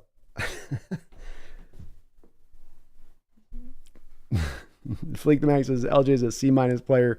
Nicholas says C- is being too nice. Yeah, that's right. I don't know. He's probably right there on that cusp of D-F-ish territory. Tommy says, we all know what particular stretch of the season is going to decide our season. Most of us had Lions and Bengals as a loss anyway. The Rams loss is the one that will bite us. Bengals, non-conference. Certainly one can end up stinging, Tommy. You're right about that. And one I think we are going to look on in this season throughout the course of the year and feel most frustrated that one slipping between our fingers. Yeah, I agree. Brandon Tyler in the short says DK is going to test you, and when you think you're going to lay DK out with a big hit, you better come correct or end up on the ground, and in the run game, DK is going at you. Tyler knows what time it is, Greg, and I think Carroll knows what time it is. That's why people are looking for Carroll to stand up here, and Carroll's like, look, you guys think this is accident? You think this is me being the old guy in the room just doddering and ignoring what's going on in my locker room? It's not. This is not by accident. This kind of stuff this is part of what's in our approach. And it's where I like to bring out the phrase, the cost of doing business. Can't make an omelet without breaking a few eggs. And it ain't always pretty, but it is part of the process in my humble opinion. And it may not make a lot of sense that, well, you just shouldn't hit him that, Arjun. It's again that you can have it one of two ways. And sometimes in the sports world, I see folks looking to try to always grab that happy middle ground, that perfect balance of perfection, not too much of this, not too much of that, like Goldilocks porridge, just right. But it doesn't really work that way. You got to be purposeful and choose a position. And it's like a defense. Every single defense that exists out there in the NFL in its structural design has strengths and weaknesses, places you can attack, places that are weakness. And Coach Carroll's pro-player friendly approach to his own locker room throughout the course of his career, it brings its benefits and it has its detriments. The good news is that the benefits far usually outweigh the detriments because he understands how to keep a general lid on this to the point that it isn't going to blow up, cause issues, or really end up losing them football games. As I've illustrated here with the DK, because I presented this question a variety of different times. What game has occurred where DK is with the penalty has cost us a game directly because of that penalty? That there's been some major game-changing moment that on the back of him, now we lost that game because he got the 15-yard penalty. I've gone back through every individual one of those penalties. There's not one. I'll save you the time. There's not one. So there's bad moments. It's not good, but I ain't going to freak out about it. One Slag, thank you again for that donation. I appreciate you, man, and congrats to your Bengals. You guys won a hell of a game this last week. Props to you. Fleek the Max says, I bet Lucas coming back in the Browns game. I feel like he is. I hope he is, because Curhan against Myles Garrett is... might have to avert our eyes on some of those snaps. Gino might have to take out some life insurance prior to that game, if that's going to be the case. DVD, keep in mind this. Last year, the glaring problem was run defense. We traded and drafted to fix that. This year, it's offensive line problems. Yes, I think certainly they took the big steps to fix it. I think the thing with this that's a little different between the two, DVD, is that you're not going to have to necessarily have an offseason to fix your offensive line problems. You're going to get Cross back into the flow. He'll knock that rust off and be fine. Lucas comes back, he'll be fine. Lewis comes back, he'll be fine. And then Haynes gets to slide back to right guard. That should be a functional offensive line, and not in the state that they've been since, let's say, week 13 of last year, overall, in my opinion. Boy AB says he is late on this throw to DK. Well, he's got to hold the safety first. What he's trying to do, in my opinion, here, Boye, on the interception, and that the safety who starts out on that hash closest to DK, he moves that guy off the near hash with his eye discipline, and that's the space he's got to then create a little bit of a cushion there between the safety and the cornerback trailing and coverage on DK. But it's this is a throw where DK stops. I don't know how anyone, and again, this isn't just out of my own mouth on this, Boya. So this has come from the locker room post the game. This ain't a controversial opinion or just my take on this. This would be Coach Carroll's take. This would be DK Metcalf's take. This interception occurs because your receiver stops running his route. When your receivers stop running the route in football, you're going to end up with a lot of interceptions. And when he looks over here and sees the separation, he throws it as soon as he sees the separation. So, I mean, should he throw it with better anticipation? Maybe. But the interception doesn't, it should be just an incompletion worst case scenario and not an interception if DK runs the route all the way through.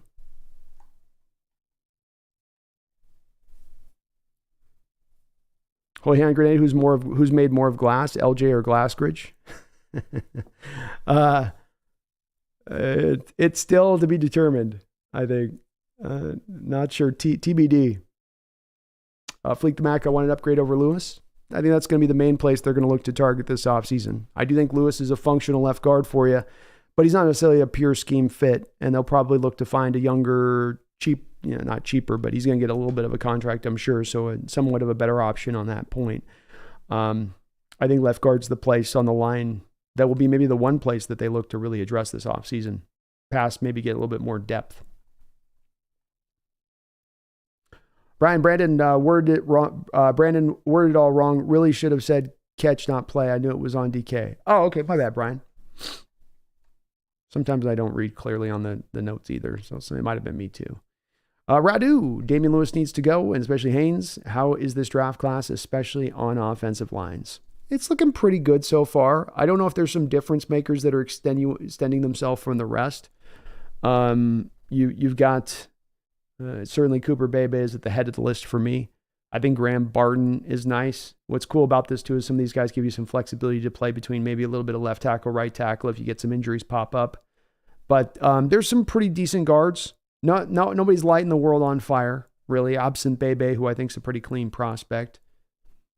But solid, I would say, Radu. I think the strength of the draft will be more in quarterback, defensive line, and middle linebacker. And then you'd have kind of like a, B level would be more to me, tackles and guards, centers, kind of all in the same spot. Doom Traveler, I don't know. I don't think there was that much separation. The DB undercut the route perfectly and has inside leverage. Well, in running it a couple of times slowly through on this, and we can definitely run it, relatively even slower than this, maybe so that we can get a good look at it, and maybe just kind of where we have a difference of opinion. When watching his eyes, and let's go through it slow here as we kind of track this tick, tick, tick, so to speak here. He's not looking to DK but a half second, so he's got to make this determination very quickly.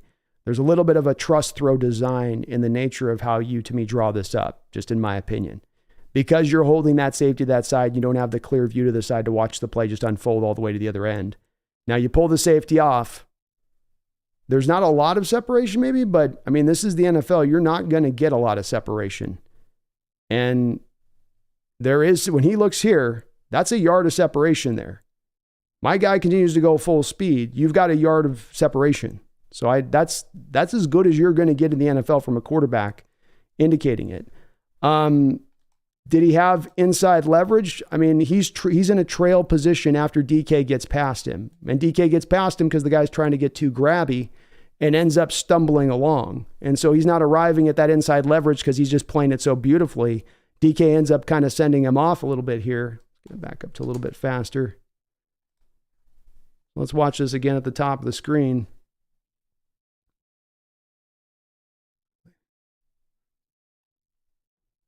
Tries a press.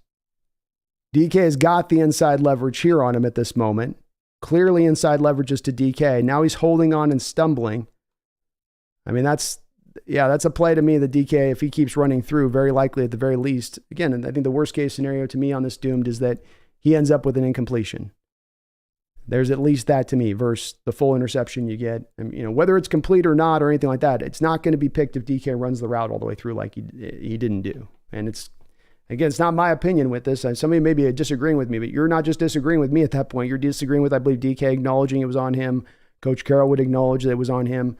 This isn't just a personal Hawks Nest opinion to it. This is what the players would tell you is also the case here. Being it's not Geno. It's DK there that's got to run the route. You got to run the route out if receiver. You can't come to a stop. That's like full stop. We don't go further past. Like that's the issue. You got to keep running through.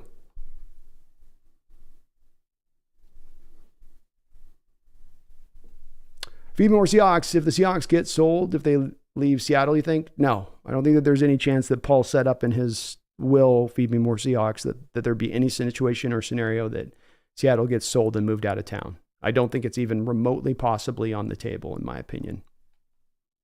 It's a different scenario from back in 1990s, feed me more Seahawks. That was Ken Behring. It's a completely different puzzle, I would say.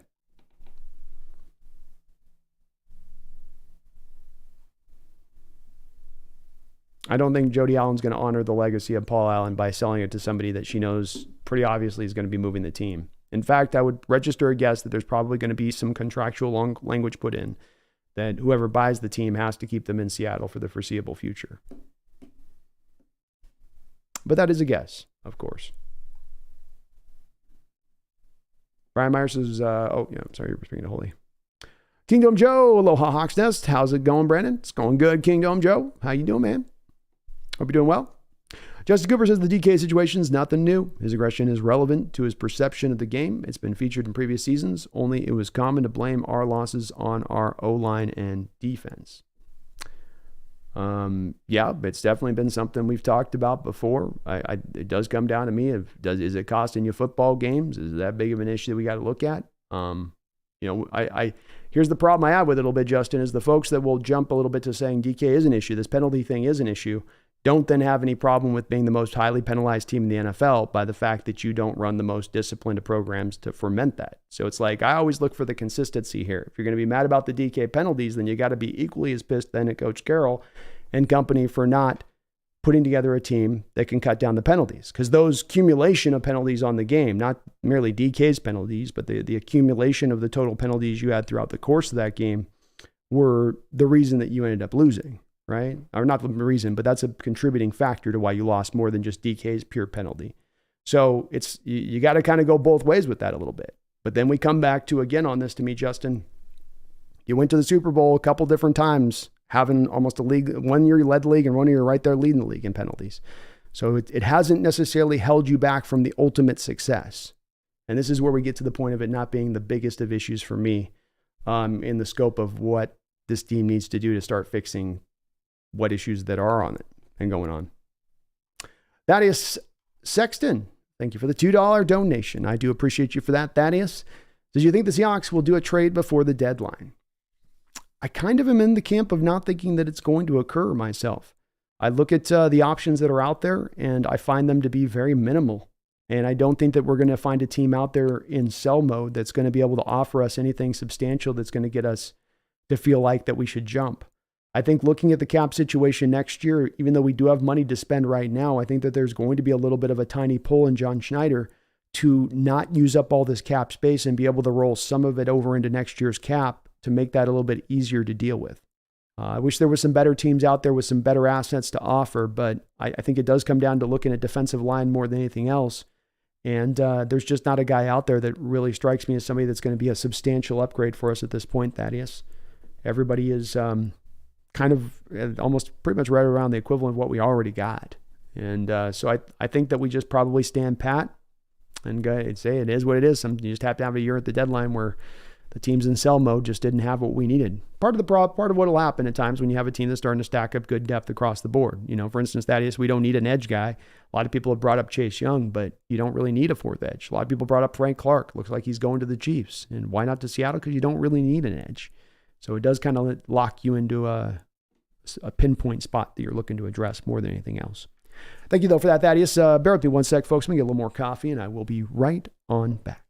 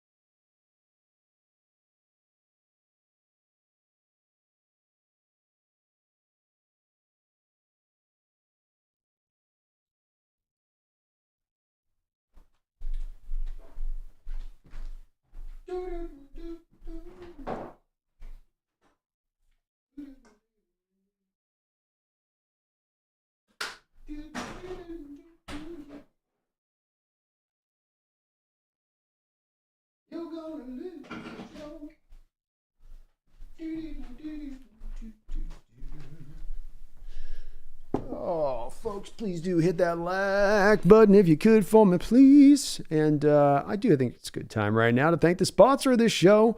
Sponsor of this show is going to be Underdog Fantasy. You right now can get $100 on yours truly. That's right, $100 on the Nest. How do you do that? How, Brandon? How are you going to get me $100? Let me tell you. If you use the Underdog Fantasy app for the first time right now and on your initial deposit, they will match you up to 100%, up to $100 on that first deposit. If you use my code, just click it down there in the bottom of the link section there. That's what you got to do. You can use the Nest code or just click the link, whatever's easiest for you. Go there today. Get on into some of these contests that are ongoing throughout the course of this year. They're giving out $200,000 a week. Plenty of different contests you can get into, pick 'em tournaments, all that other kind of good stuff. I wanted to show you guys my picks here for the week. I think I got them right here. So these are my picks right now for the week. I got 20 down on this one. I got Bijan Robinson going for more than 22 receiving yards. Geno Smith passing for more than 256. I think he has a bounce back game this week against Arizona, a get right game. I'm putting DK back in that camp too. I don't think he had a bad game necessarily last week, not the best of games, but I think he comes back strong this week with more than 63.5 receiving yards. I got DeAndre Swift with more than 65.5 rushing yards against Miami. I think they're going to try to run the ball in that game a heavy amount as the Eagles and keep that away from Miami. Part of what informs me on that one. And then Devin White going up against an Atlanta team that I think is going to run the ball a heavy amount. Going to have a lot of opportunities for assist tackles. So I've got him with 2.5 assist tackles on the game. More than that, higher than that. Those are my picks this week. But you can use Underdog now. There are some restrictions within the state of Washington where there are some kind of locked in rules. But if you do go into the casino, you can use the app in there. Your local casino will usually have it offered out there. But thank you to Underdog Fantasy for sponsoring the show throughout the course of this year. I really do appreciate it. So does Pumpkin. Right? You say thank you, Underdog. Say thank you, Underdog. Thank you. You just talk right on command, don't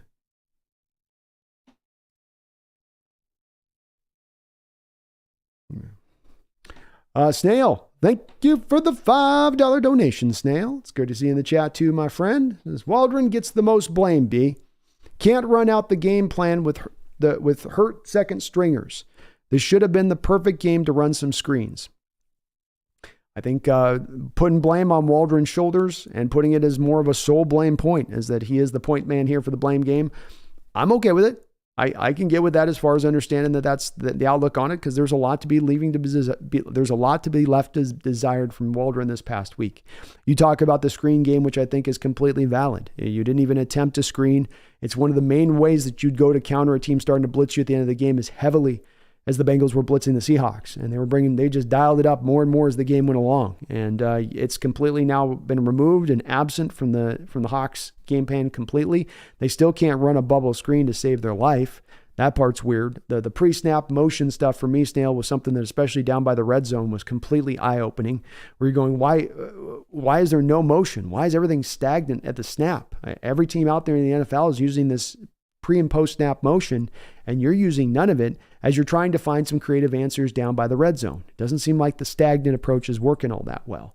So I think it's a fair point, Snail, to put that blame game out there on that spot of things. Waldron's got to be better. I was really impressed with him last year, and I think he's had some really good called games this year dealing with the offensive line issues. It's not just been Geno, but him. You look at the Detroit or Carolina game, successes you find offensively in that game, I've got to give both Geno and Waldron the tip of the cap on those games for getting it done. But he's got to get better than he has been the last 2 weeks in the Giants game and in this game.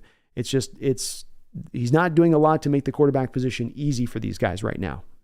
And more of the motion-based concepts for me, absolutely. Maybe a screen from time to time. Dare we ask? Fleek the Mac, Bezos did not buy the Commanders, no. But he probably will end up buying Seattle, as Holy Hand Grenade says. Justin says, players come in all shapes and sizes. With DK, we so happily have a dominant player with impressive feats. I'm glad his downside isn't within his skill set. Well, wonderfully put, Justin. Agree with you 100% on that, man. 100%. And he is a unique kind of player in this league, I think. Guy that I'm happy is on our team. DVD says, somebody DM Pete. I'm starting a campaign for Levi Bell at fullback. Tommy says, do you think we see Peters this game? And if so, at what spot? Pete said he has played tackle and guard before. I think he'd be out at right tackle. I think that's your big problem right now. The tape, the L22 from the Bengals game, Curhan's just, I don't know if he's fighting. I've heard he's maybe fighting through an injury. He's not playing well right now. And he's a liability out there. I don't know if it'd be as bad this week with him because you are playing the Cardinals and they don't have exactly, murderer's row of pass rushers they're going to throw at you. But if Peters ready to go, he's ready to go. I've wondered with Peters if he just didn't completely eat himself wholly almost out of shape, and that's what's taking so long to get him active. Because these players get used to having these 7,500 calorie diets when they're training and working hard. Then they retire, but they don't adjust the diet as quick. There's some guys like your Joe Thomas and Okung types that get all lean and mean, but a lot of those guys will just get extra thick and big. So he's probably trying to work off some of that weight, I'd imagine. Doom Traveler says he definitely should have run the route. I just think he wasn't that open. That's fair. Defensive back is in between him and the ball, but I could see there was early separation. And I'm just saying too, Doomed, I think it's different if you come off the snap and you're looking at DK and you've got a little bit of that time to, or maybe you're going to the under route and you kind of see DK out of the peripheral, But part of that, the holding of the safety early on to me is a little bit of the part that it has to, that I think about it with, and not necessarily don't throw at Geno, because I think it's a play that you go into the huddle from Waldron's perspective and say, okay, here's a play that we're setting up that if we get this coverage on the outside, we're going to go to DK here. He's going to be option one. And you're going to set that option one up by keeping that safety over the top from rolling to DK's side. Because if it squeezes too tight, there's not an opening there for the ball to get fit in there. And so that does mean at that point, to me, it does put then Geno in that position of less time to make the discernment. When he's going from safety, hold the safety to whoop, I'm going to DK. I got like that flash of a second to see, is there separation or not? Is there room for me to try to fit that ball in there? And Geno's shown that he'll be real ballsy and throwing some balls in on places other quarterbacks might be a bit hesitant to do so. But you may also be right on what you're saying, and that there just wasn't the separation there. I just think it does get harder for the quarterback to make when you're designing the play like that, with the bang bang nature of your eyes are completely away from the play to try to draw the secondary coverage away from it. It's going to give you less time to discern what's happening when you do get to that read a little bit. But fair points. Kingdom Joe says, can we talk about Jamal Adams and Diggs, the presidential and Nino Brown? Somebody give them an awesome nickname, and I wanted to take off. The Goodfellas. We're still trying to figure out Charbonnet and Witherspoon, my man. But no, they played great. Diggs seemed to be improved with Adams out there versus Julian Love. He's coming up as a tackler in this game. He's been up a little bit tighter in coverage as Diggs over the past couple of weeks, which has been good to see. And Jamal was great too. It was good to see him back. He seems very, very much, if he's not back to what he was before, he seems at least very close to it on initial view. Matt Schleiper says, more Bobo, please. Let's go, Matt. Bobo's doing the most with whatever he's given, that's for sure, and I ain't going to say no to it.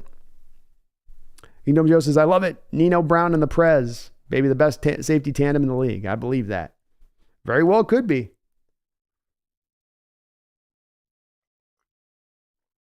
Very well could be. Dig to the Hawks. Hey, 12s, I'm late to the chat. Was Geno that bad, or was it more complex issue? I think it's more complex. I'll certainly let the chat tell you where they're thinking on it, but that'd be my stance, Addicted. DVD, have you shown the DK penalty for anyone that may have missed it? I was trying to find the all 22 shot from the sideline on the play. DVD goes too tight in on where the completion happens, and then you can't see what goes on behind. And I couldn't quite find on the end zone cam the right shot that could show me what was going on either.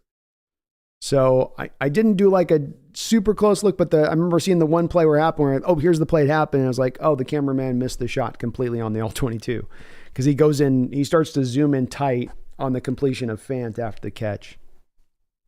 And of course, the telecast is not there. You can watch the telecast, of course, but you can't judge where the play was at.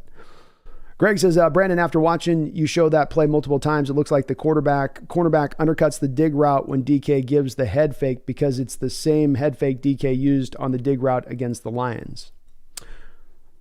It could be. It could be a little bit. I think he definitely does a good job of getting back underneath on the play and getting under, because DK does get initial, separation. He definitely does recover back well after kind of stumbling there. I think that snapshot moment where Geno looks at him, the snapshot looks like there's separation there for that quick moment, though it might have closed up very fast. But I do think as well, it's not a pick. I don't think that the cornerbacks played it so well there in that moment that it's going to be an interception if DK still runs it through. I think if DK runs this out, it's the key to me on this is that it goes from being a play that's maybe an incompletion, it's a trust throw, it's going to be you have a big body like DK, you're going to throw balls in there at times where it isn't always just based on him getting separation, but that you got a big guy in there and you can throw the ball. Like we remember the play in this game where he throws an out route to DK to the sideline. There's not a lot of separation down there, but he still throws it. Or the giant touchdown in the back of the end zone last week, where, of course, there's not a lot of separation there, and DK does a great job with late hands to get the hands up late.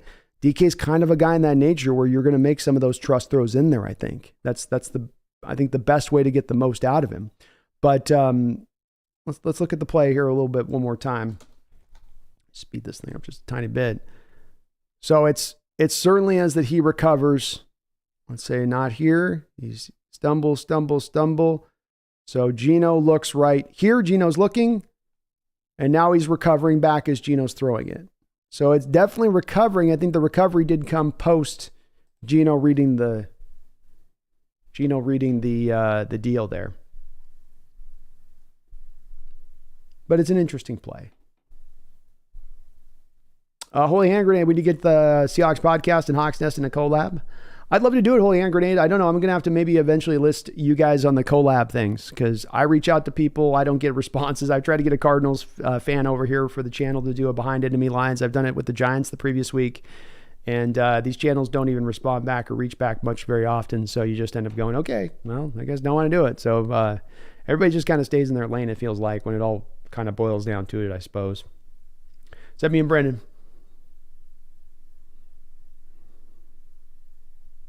Dirty Deed says, you all know it deep down in your gut that Geno's going to choke in the crucial moment. I don't know that myself now.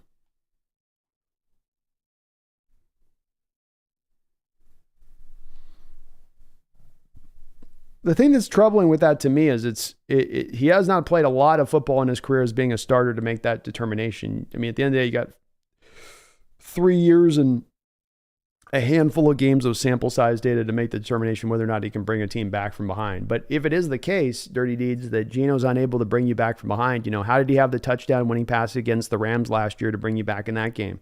How was he able in the overtime period to not merely take you up the field? I mean, if he just falls into a shell of himself when the chips are down, when you need Geno to make a play, shouldn't that overtime period be one where Geno then is not able to drive the team up the field? And then Geno didn't just merely drive you up the field and put you in field goal range. He drove you up the field and got a touchdown, removing even the possibility that the Lions offense was going to get a chance on the other side of it. That's the problem with coming to that as a conclusive fact, and you're not alone in saying it. There have been a lot of others, a good amount of others that say it, but I don't get it because there's been moments he's shown you he can bring this team back. There's moments you can look at the failures happening and it goes beyond Geno. You can go back to the Falcons game last year, where Geno brings you all the way up the football field down there to the red zone. You're ready to go. Geno completes a play down at like the 2-yard line. He's going to knock on the door. He's going to bring you back. He's going to help you win that game. Final drive. What happens? You get a holding call. Then the second play, you get a quick sack given up in pressure by your center. And so now you end up in a situation where you're at 2nd and 27 or something like that. And he doesn't succeed in that moment. And the kind of the Geno haters will be like, see, that's representatory of the fact he can't get it done when the chips are down. And it's like, well, wait, hold on. He got the team all the way up there, and then this happened and that happened and that happened, which were outside of his control. Yeah, that doesn't matter. He's just, and this is what we get down to. It seems like, I'm not trying to speak for you folks to think this way, but this is where it seems to me a little bit like we get on the bottom line of he's supposed to have some magical element that will exist with some other quarterback that we go get, where he'll just rise on high in those moments and overcome all of that. And I don't know if maybe it's realistic to think that we can find that. I'm not sure that it is. I think that in any moment where a quarterback's succeeding at the end of the game and bringing a team back up, it's not just based on the quarterback, that there are 10 other players on the football field that do impact that a bit. But that certainly seems to be a bit of what's said out there on that. I can't quite get there though myself, man. I'm not saying he's John Elway. I'm not saying he's the same level where Russell Wilson was, but this is where we get that black and white. Everything's got to be painted with one broad brush or the other, instead of being, maybe there's a bit of a happy middle ground on this one, you know.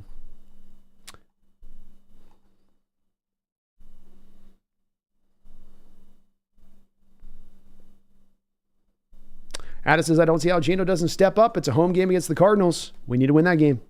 Agreed. I don't think we're taking this team lightly. That's for sure.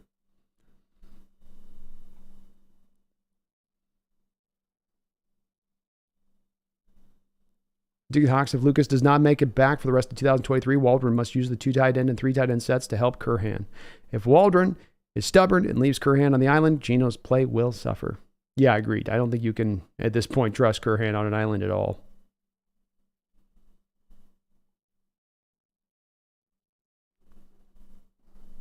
DVD4 says, where was the hard count in the last red zone possession? Not a lot of hard counts, I don't think, throughout this game. Good point. I haven't seen any of that.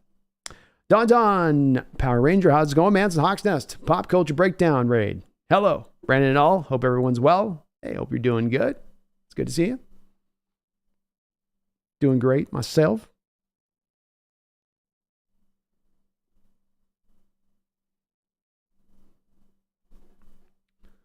Radu says, what do you think if we run Bobo as one of our tight ends on our 3 tight end sets? I know he's great at blocking and could see him contributing to that and probably benefiting and catching if JSN is wide receiver 3. I think he's going to be a little bit of in a different place when he starts to try to block defensive ends versus trying to block defensive backs and safeties, which when he's run blocking right now, that's the majority of what he's usually doing. They did run him as a lead blocker like a fullback in this game at the goal line one play. So maybe they are opening themselves up to do some of that Radu, but he's definitely, 30 pounds light from where you would like to have a tight end at. That's a significant amount of weight. And if you have him try to heads up block a defensive end, he's going to get driven right into the backfield, in my opinion. Snail says, B, if you need me to pretend the fan of a different team for your collab vid, I'm game. Just need a Truvant vid as a payment. I might end up having to go to that, Snail. We might have to do some pretend here. Some role playing here if it all breaks down to it, man. Cameron, thank you for the $5 donation. I appreciate you for that, brother. It says, these Geno haters don't use logic. Well, and it's like where we're trying to get to for you guys that are anti-Geno. I get that there is a contingent of you, and I'm not trying to paint you in a poor light. Like I say, we want to be open up to all the opinions here on the Hawks Nest and try to, consider all of the viewpoints. The place that I do struggle with this Geno thing is we hear people speaking in these ultimate, you can't trust him to do this, can't trust do that. You're speaking these certainties about him, which, the data doesn't exactly back up. There doesn't seem to be often a lot of room for nuance within this discussion, because the people that are anti-Geno are going to lock into week 13 on through the first 5 to 6 weeks of this season and say, this is all in total the reason why he's not the guy or somebody that we can trust on into the future. And I think that just taking that simplistic look at it and going, there's so much more there as a story. It's like taking a book and it's like taking a great big novel and trying to take down to the cliff notes to a single page. Taking War and Peace and going, let's go with a single page cliff note. Oh, you can get down to like a chapter of 50 pages maybe. The damn thing's 1,000 pages. There's more to this story than just that. And we're trying to reach a little bit more for the depth here to it. I don't think it's just as simple as easy as some are making it out to be. Colombo, I don't know about Geno missing 6 to 7 free receivers last game outside the red zone. I don't. I showed 29 some odd cletups at this one at the start of this. He's had a couple misses in the game. All quarterbacks are going to have misses. All of them are. Like I said, though, I think I'm not going to win much of the battle on the pro Geno folks at this point. I think we got to at this point go, we're going to be at a spot where we probably just disagree and we're going to have to let this season play out one way or the other. I do hope, and I don't think I'll see it, because I'll say this, I see a lot of folks at times where I'll recognize certain names that come into the chat, and when something happens within the game that fits the narrative that they want to be owned, they're right there loud as hell in my chat telling me what time it is and telling me how they know that to be this way. And then when the data goes opposite their direction, they're oddly silent and you don't hear from them. And so I do hope the folks that are so fervently right now on the train of Geno Smith being not the guy and not the one, when the line does get back to full strength, when the offense does start to cook, when Geno starts to play really good football, I do hope you guys come back at that point and go, okay, well, maybe I was wrong. I don't know if it's likely, but I am open for that, because I'll tell you this, if I'm wrong on it, I'll own it. I ain't going to be going nowhere. Wrong or right, I'm always streaming every week. So you guys know I'll eat the crow if there's crow to be eat. But I would like, because there are so many that have such this firm fixture of an opinion on the situation, that if it does start to go in the other way this year throughout the course of the year, that you do find yourself readjusting at that point, then maybe. Or maybe not. I think it'd be good to see, because I do think he's a really good quarterback. That's kind of what the heart of the support is at. DVD, is it too late to get Max Strong? I think he's got fused spines and all that. HBI says, I think we're still a few pieces away from being a true contender on the D-line specifically. Don't think quarterback is the issue, even though it would be nice to have one on a rookie deal. Beautifully put, HB. I think that's a fair way of putting it, man. I do.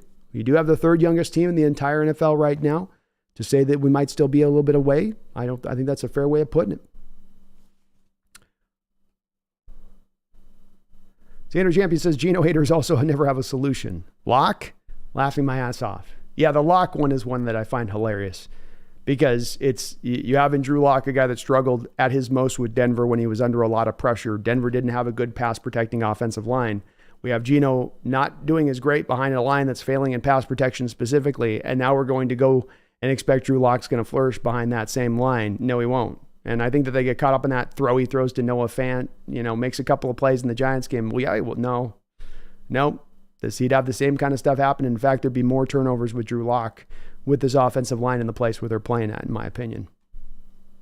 Man, the pit looked like this game we stopped using tight ends like we did weeks 2 through 4. Geno makes me nervous, but blame must also lie with the offensive coaching, penalties, Myers week 1, but also Geno needs defensive touchdowns.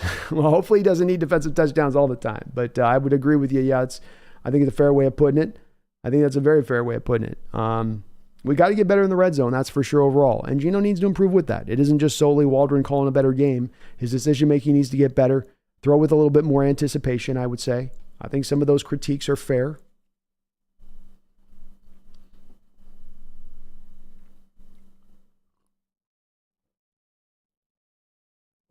Man, the pit says, I think Locke will have a breakout game one day, either with this team or another. It's inevitable. He might. He might just. I don't think he's gotten his true second opportunity yet. I think quarterbacks often get tossed away as not being good enough just if they don't succeed in their first stop, which is not, I don't think, particularly fair. Not for sale. Thank you for also a $2 donation. I do appreciate you for that. He says, we should draft Michael Penix in the first round IMO.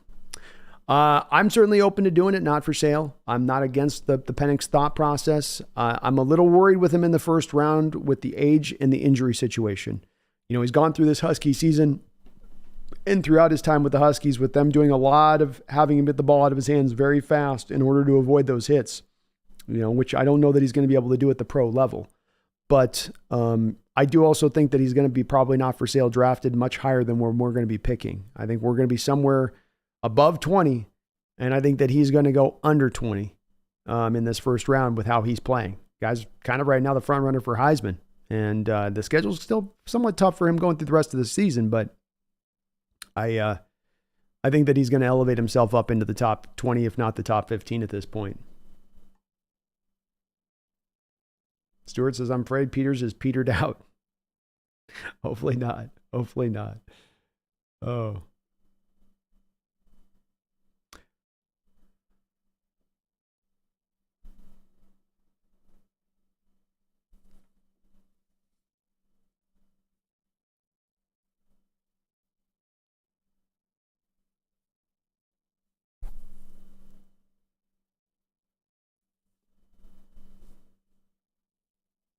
HP says, seeing the 3 safety set is insane. You can disguise it in a way you don't know who's the free safety and who's the strong safety or slot. All 3 guys are interchangeable. Haven't seen that before. It's a great point, man. I haven't either. I'm super stoked by what this defense can do, HB, and it can be multiple. It can be varied. It can show you different looks across the board constantly, which I think is going to lead to a lot of confusions, which will lead to a lot of confusion for the opposition as we go forward. And that's something that's been left off the table as a an item that they could utilize in recent years past in a way that, and just it's been sitting there to kind of pick up at one given point in time. And they finally are. And doing it, like you say, on the back of a 3 safety look that you really haven't seen anywhere else. I'm saying not just of something here, but just anywhere else at all. And get you excited because nobody else can quite, I think when we got our guys healthy in that secondary, no one can replicate what we can do back there. We can get an argument about which is better and who's got this better safety and this, but nobody can be as varied and multiple as we possibly can offer.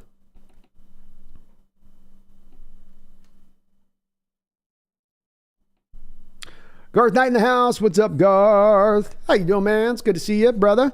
Thank you for the $5 donation. It says, Brando, can you recommend a 2-leg parlay for Thursday night football? You need time to leave in the comments. Hey, Orange Cat. I will for sure. By the way, Garth, here's my picks over my right shoulder right now, Garth, for the if you want to do a 4 or 5 parlay. But let me give you a Thursday night one. So you said a 2-leg, huh? Only a 2-legger? Okay. Only a 2-legger. I got you. Underdog will update here.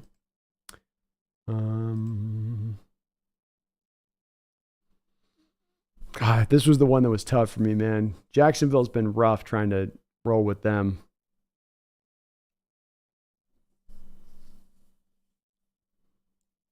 Okay, so the problem coming into this game is the New Orleans Saints offensive line is in horrible shape.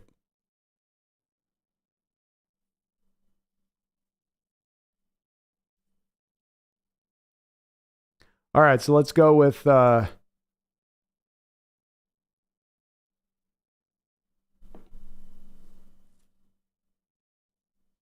right, let's go with Alvin Kamara with 4.5 receptions because the Saints offensive line, Garth, are going to be under duress, and you're going to have Derek Carr throwing check down city quite a bit. So let's go with that as the 1 leg. Unless you're wanting me to pick teams, let me know if you're meaning teams. I'm doing the parlay with this though. I don't have the actual team. I have to look up the team one.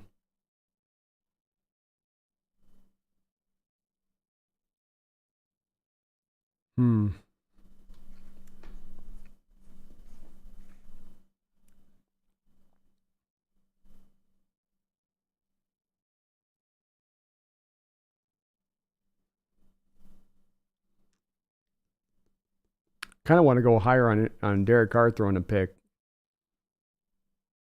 This is a tough one, man.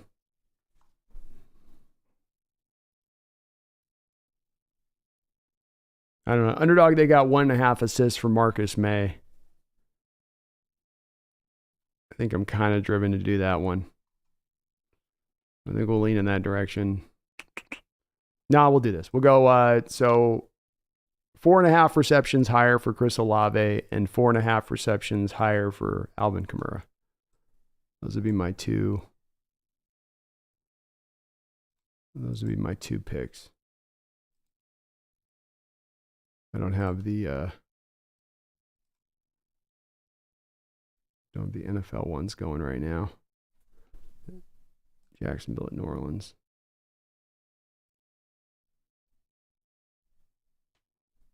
Yeah, I'm going to go with those 2, Garth. And you can see my picks here over the right shoulder. Thank you for that, don't know, though. And I'll give the kitty a little pet for you. Garth says, hey. Can you say hi to Garth? Say, hey, Garth. Say, what's up, Garth? Well, thank you. See, he's going to love that.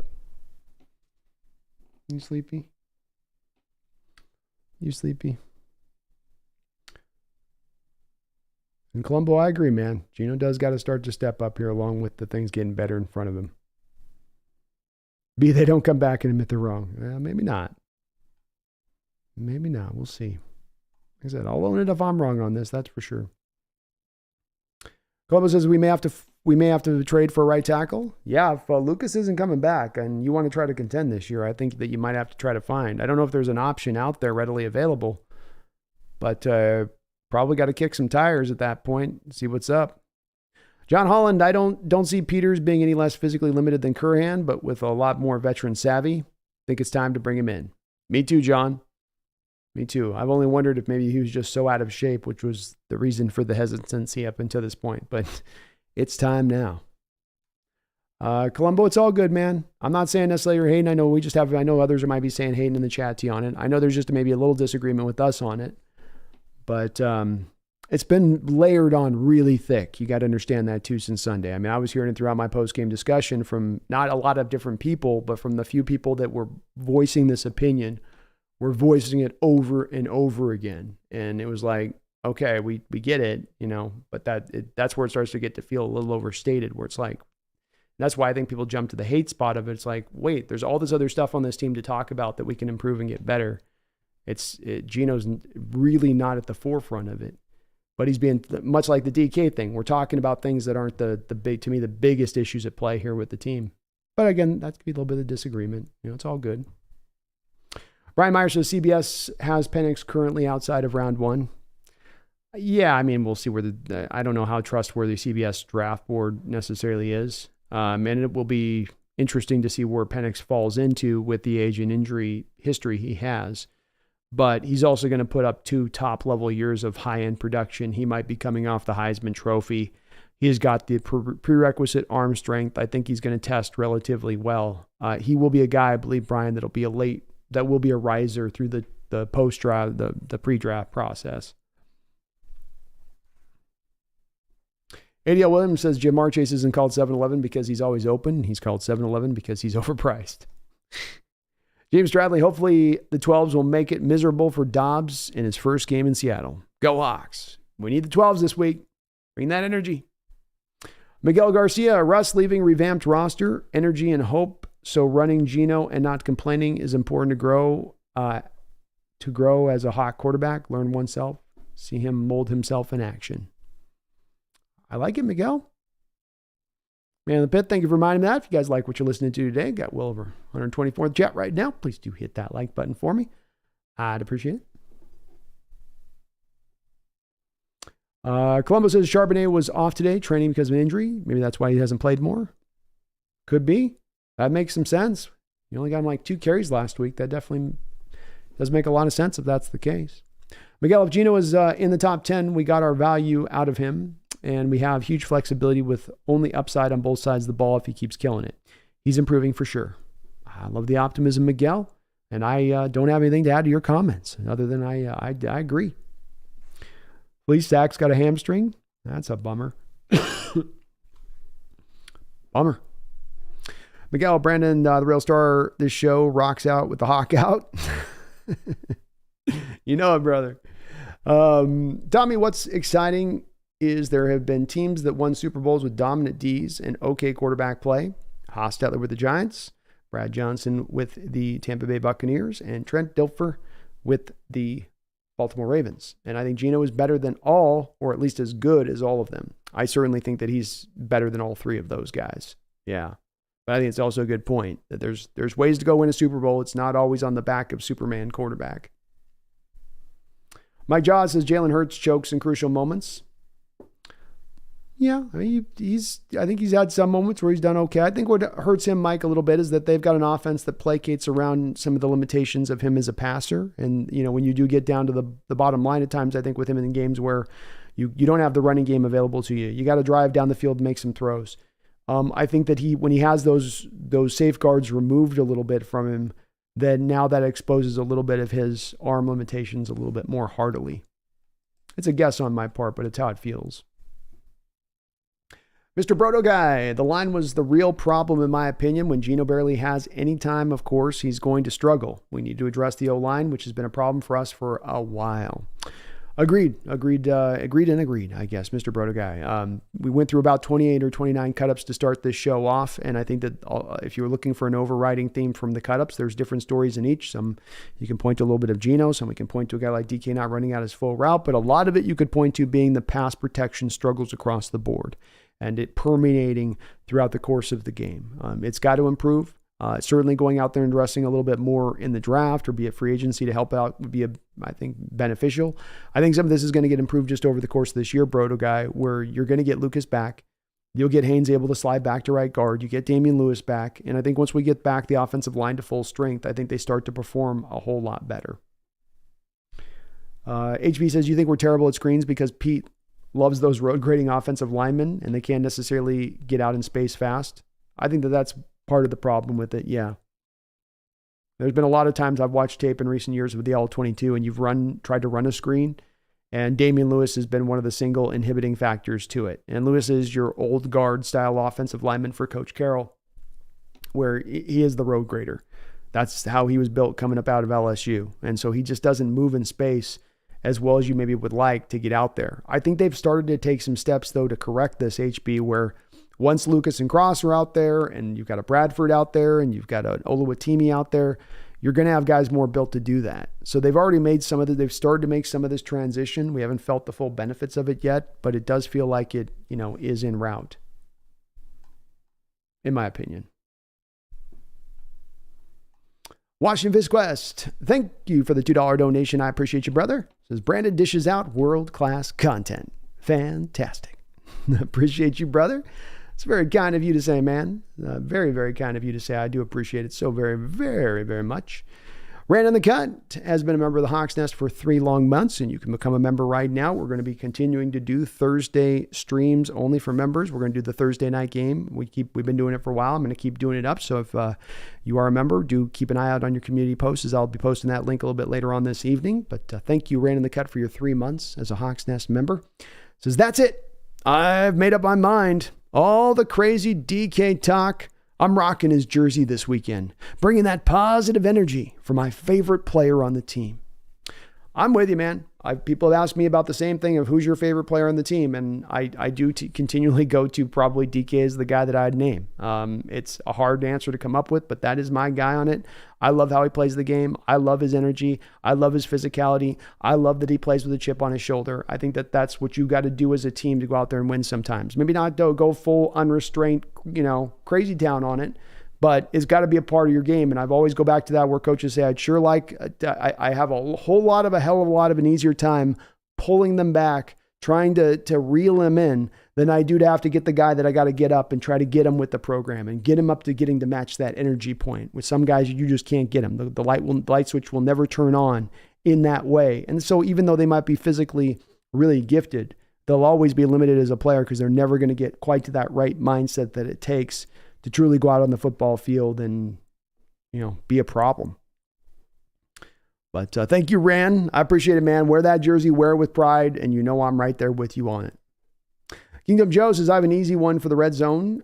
Charbonnet at tailback. Then let's go get Will Tukwafu. Charbonnet and the 300-pound fullback will help our red zone problems be. Certainly couldn't hurt. And what's nice about this, Kingdom Joe, is you got Tukwafu actually on the coaching staff. You just pull him right off the sideline and be like, jump on in there, Will. Jump on in there. DVD, you throw over the top to put the D on its heels and run the ball to put it on its toes. You can do either one first, but you can't go way over only. Run the damn ball. Not every screen pass is a bubble. Agreed, man. Agreed. Definitely would have been nice to counter a couple of those blitzes with some screen plays this past week. Miguel says, if Geno is a top 10 quarterback, we got our value out of him. And we have flexibility and upside. I'm sorry, I read that already. My bad. And I agree with you, man. We got a lot of flexibility with his contract and how this is structured with him into the future. Very, very, very much so.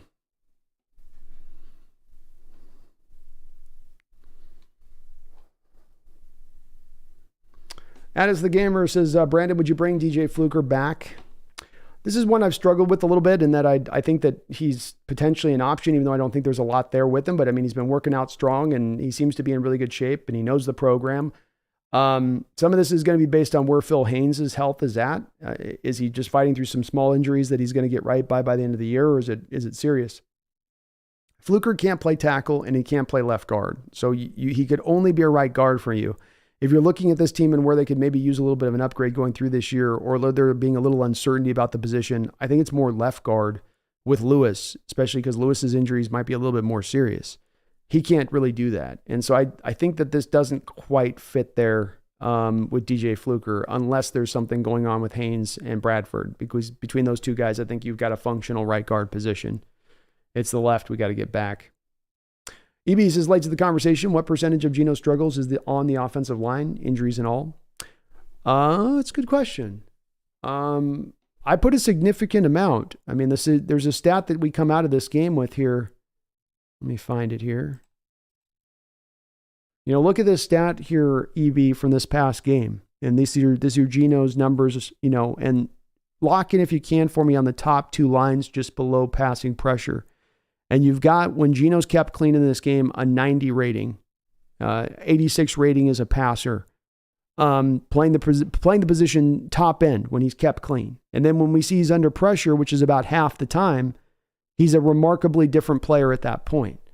So I do think that there's a huge impact here that comes down to the line struggles, and that if we can get Geno a little cleaner, you see some of the best throws he had in this game were when he actually had a pocket developed in front of him. You'll get more out of him. You'll see him take off. You'll see him back to that guy he was in the first 12 games last year. Radu says, my underrated take is that if Allers was in for the last drive, he would have ran it in for a touchdown win. Maybe so. Maybe so, man. He does have wheels, like you say. That's for sure. He does have wheels. Isaac Wesley says, what's up, B? What's up, Isaac? I was upset about the Cincinnati game, but I'm taking away positive. Our defense is evolving to something special. And San Francisco lost. We're still in this. Stay humble, 12s. Go Hawks. Well put, Isaac. I think a lot of people felt a little bit of that way after the game where you're at. I think a lot of people have started to come around to it and understanding, look at where this defense is. Look where this defense is going. Look at the performance you put up against Burrow on the road. And a lot of people are getting caught up in, this Bengal offense isn't that good. And come on, it's again, there's always context. Burrow was playing with a bum calf throughout the course of this early part of this year. On top of that, they had to play a Browns defense that just shut down that Niner offense. They had to play a Ravens defense that's one of the better ones in the NFL. So you have Burrow playing gimpy against some of the best defenses in the league. And in that Browns game, there was an utter downpour. As we saw, they can't run with Mixon if they can't throw, and you're not going to throw usually in a downpour. So I am super, super encouraged by what I saw from this defensively. It far outweighs what I see on the offense, which I think there's a better explanation to be had for why you have the struggles there that go beyond something being a problem that's going to carry forward throughout the course of this year. But the defense starting to show a higher end upside than we thought existed in them when we were looking at this team this offseason. That gets me stoked. That gets me excited and encouraged for this upcoming season with this Hawk team and their potential. The potential to get to becoming a contender.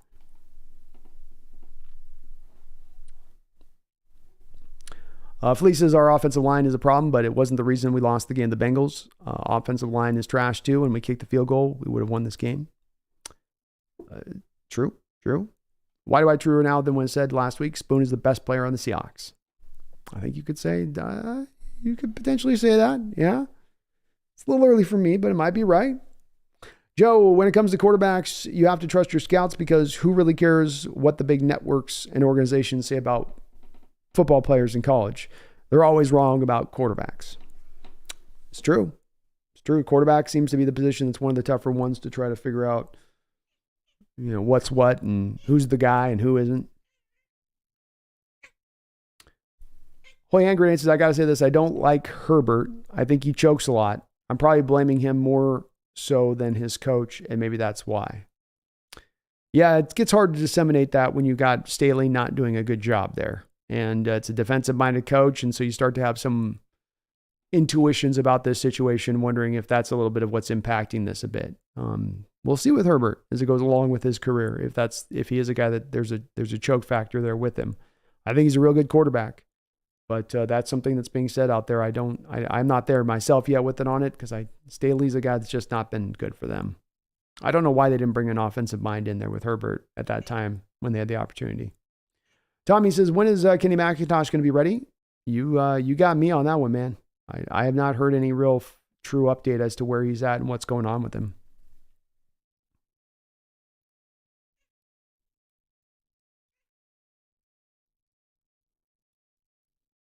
Yeah, Brian, last I heard, McIntosh still ailing. I dig Docs. I think Waldron play calling and the O-line struggle in the red zone most. Geno looked flustered too. We moved well between the 20s, just that damn red zone. It was tough for us. And the O-line struggled down there probably at their most. things got really compact down there. I think the play calling wasn't great. It's where it's not one point of blame, but there's a couple points of failure going on there, just a bit. Why do I? Geno's main weakness is the same as last year. Poor performance on third down and red zone. I still think we turn this around this week. Me as well. Alan H in the house. How you doing, Alan? Good to see you. Owen Carter, do you feel like Geno is playing too conservative and stuff because last year he was fighting for his job and to prove something? I feel like he is not looking like himself. My take on this, Owen, is that you take any quarterback and you take 3/5, 4/5, 5/5 of his offensive line out, you're going to see every quarterback across the NFL struggle. Maybe absent of Mahomes, maybe absent of Burrow, but I don't think that should be the benchmark that we look through our quarterback view and say that's what you got to play like. So you look since week 13 of last year, it's to me a very clear and concise story here, Owen.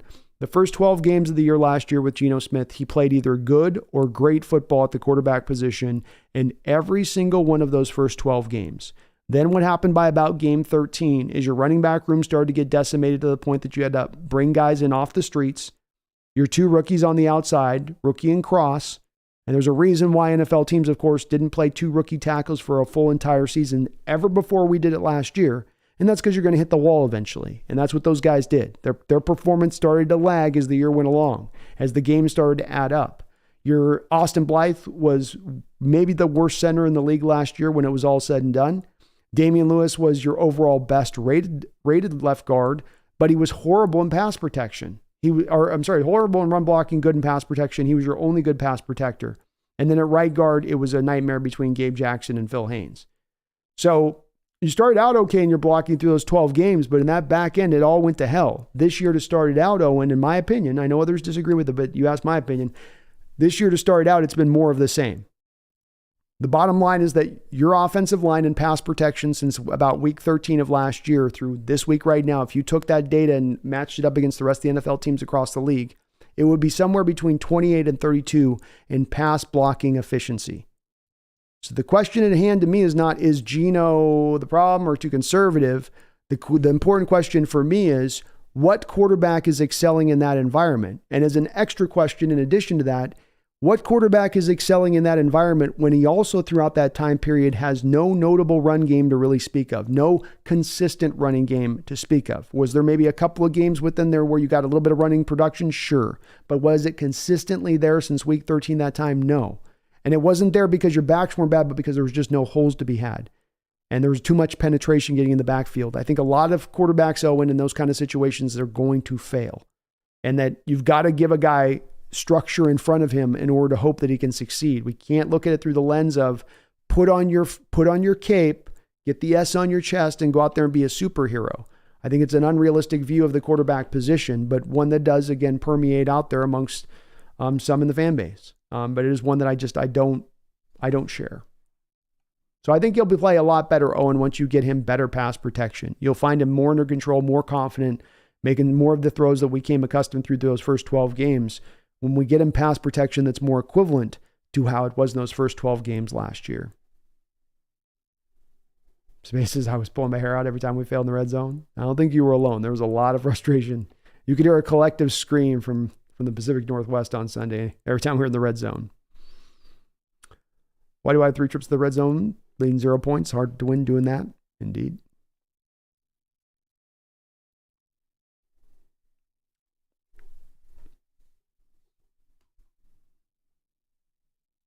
Brian Myers, Bradford's your starting right guard going forward. He's a beast.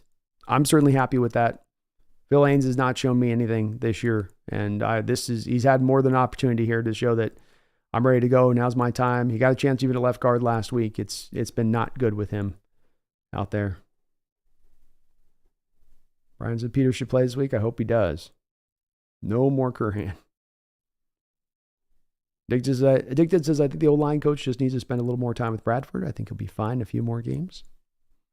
Yeah, I'm happy with what he's bringing. I'm okay. And I think you can deal with Bradford having some misses here and there. Once you got Lucas out there, Cross out there, Lewis back out there, Brown solidifying things as he's done at the center position, it doesn't look so bad. It's only those misses look bad when you have an addition to that Curhan being a revolving door, Cross knocking off rust, your left guard position completely unable to hold up at all. And Colombo, yeah, the Browns defense is scary as F, man. They're a good defense. That's a legit defense. They can lock you down.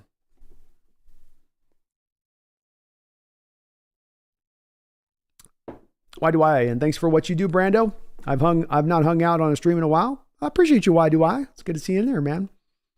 And I love what I do, bro. Makes it easy. Chicken God, I placed a lot of blame on the offensive game plan. They abandoned the multi-tight end sets that were giving Geno the extra time to throw. Indeed, I think a little bit of that was the draw, Chicken God, to get JSN involved in the offense. To get Jason out there, you got to go away from the 2 tight end sets. And I think that there's been more and more of a pull of that as he's not lit the world on fire to start things off. And I think the coaching staff's got to go back to going, look, we got to get him acclimated in the offense, but we also got to make sure that we're utilizing what we do best offensively, which so far this season has been those 2 tight end looks. That's been your most efficient personnel grouping. Seahawks Blue and Green, Herbert has to drop a tier from the top quarterbacks. He's a 500 record with talent. I think it's fair. It's up to him to start stepping forward, especially this year now that he's gotten his offensive line back. Zion Johnson back into a second year. He got Rashawn Slater back and returning in there. Corey Lindsley at center. You can't just point to him and say, well, he doesn't have the offensive line in place. I think criticism at that point is a little more fair. Like I'm saying, it's not necessarily fair to do it to Geno when he doesn't have that in place. And sometimes that's been the case with Justin where he's not had the line there. Some of it, though, too, is, again, I think Staley on this. For instance, you look at with the offense and the Chargers coming into this season, how many of the throws with Justin Herbert and his really nice arm and ability to make every NFL throw, so many of his throws are at the line of scrimmage or behind the line of scrimmage. It's sometimes very strange with him a little bit and their use of him, too. Stewart says Bradford's not quick reacting. When he latches on, you're in trouble, but slow to change direction and react. He's still kind of figuring things out there a little bit. He is very athletic. He's got some good movement skills. As the game, we're off topic, but is CMC's injury serious? I haven't heard it as being a season-ending thing as of yet, but it does sound like it's going to knock him out for a few weeks at least. Greg says, Hawks Nest, think the Seahawks are saving all the motion and hard counts with the Cardinals? I wouldn't mind it if they did, as long as you use it at some point, Greg. Better late than never, right? But the motion stuff's weird because it's such a hallmark of McVay's scheme too. And the fact that you just don't utilize it at all is just strange. Snail says, I just put up 80 on the Rams and Madden, so Geno is clearly a bust. Red Ace says, fun fact, DJ Fluker, the J stands for Jesus. Does it really? Addis, just want to clarify, I didn't hear anything about that injury, but thanks to the update. Oh, sorry. HB says, I don't get why we don't throw DK the fade in the red zone when he's one-on-one Megatron style. Like, why not at least try one? A couple of moments in this game where you seem to have him even kind of looking like he might be open there. I think this was this play that I was showing. Not to make you madder about this, but, you have this play here where, look, he's open there. If Geno's looking back his way, for some reason, Geno, and it's quick pressure, Geno doesn't have a lot of time to discern this. But DK top of your screen here is going to get open. You can see he gets the cornerback leaning down and thrown off there completely. I mean, if Geno just lasers this one right in, he's got a freebie easy touchdown there. So, I would like to see a little bit more of that too at times. I don't know why they don't try some more of those trust kind of throws in there to DK. Take advantage of how big he is.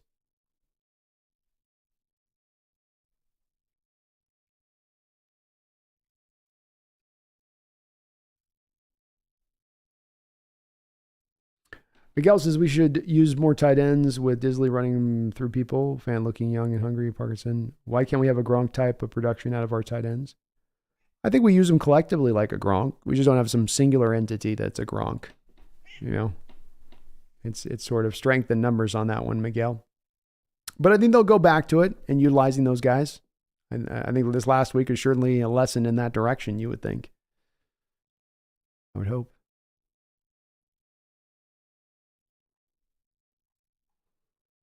Brian says, big truth be. Thank you, man.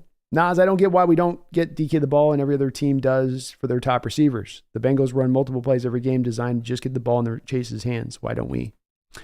I don't know if DK is as much of the guy who just you get him into space, get the ball in his hands, and let him run yak. He's upgraded and certainly gotten better at yak from where he started. He's made it a part of his game. But because of the nature of his size and stuff, it's not always as easy, I think, to just get him featured like you could other receivers. I don't know, for instance, if he's as good if you put him in the slot and utilizing him there. But I don't know. I don't know. I mean, they tried to target him a bit in this game. You had 10 targets going his way. Some of what DK runs, Nas, if you look at it here, for instance, the start of the year, is some of the longer developing routes. One thing that gets removed when you have a backup offensive line in place and you're having a lot of quick pressure is the longer developing routes. So some of this also is just maybe that removes some of the nature of that a bit. Some of what we also showed on some of the cut-ups here to start this off in the show today was some of a couple of those plays where DK is running like a deep crosser. You need time for that to develop. It doesn't happen in 2 seconds after the snap, but because the pressure's there 2 seconds after the snap, Geno's got to make a determination on where he's going with the ball.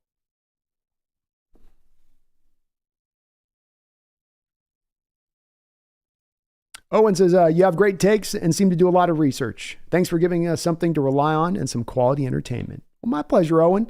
I try to do my research on to back up what I talk about, man. I try not to just speak from the hip as I can avoid it. We always end up at some point or another occasionally having to do that, but I try to not just be giving you guys an emotion of what I feel, but here's what data says. That's why I want to go through those cut-ups at the start of this show, is to try to say, okay, I'm not cherry picking clips here for you to just put Geno in a good light. Let's get the full story, or as full a story as we possibly can.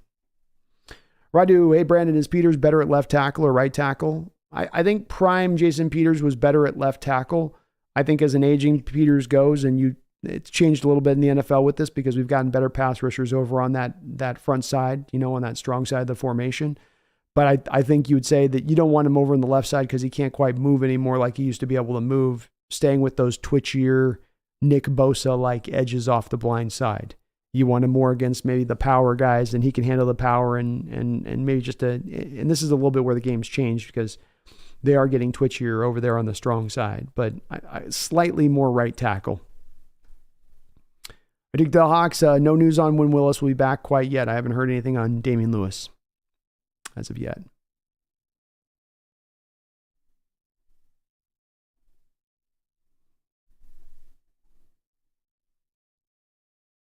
None that I've heard.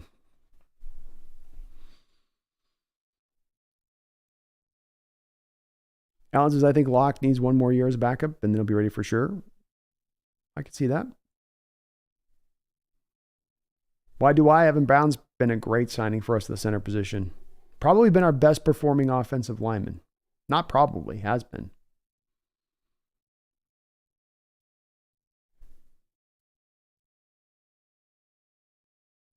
HB says, yeah, we got to start throwing that jump ball. That's crazy on the All-22.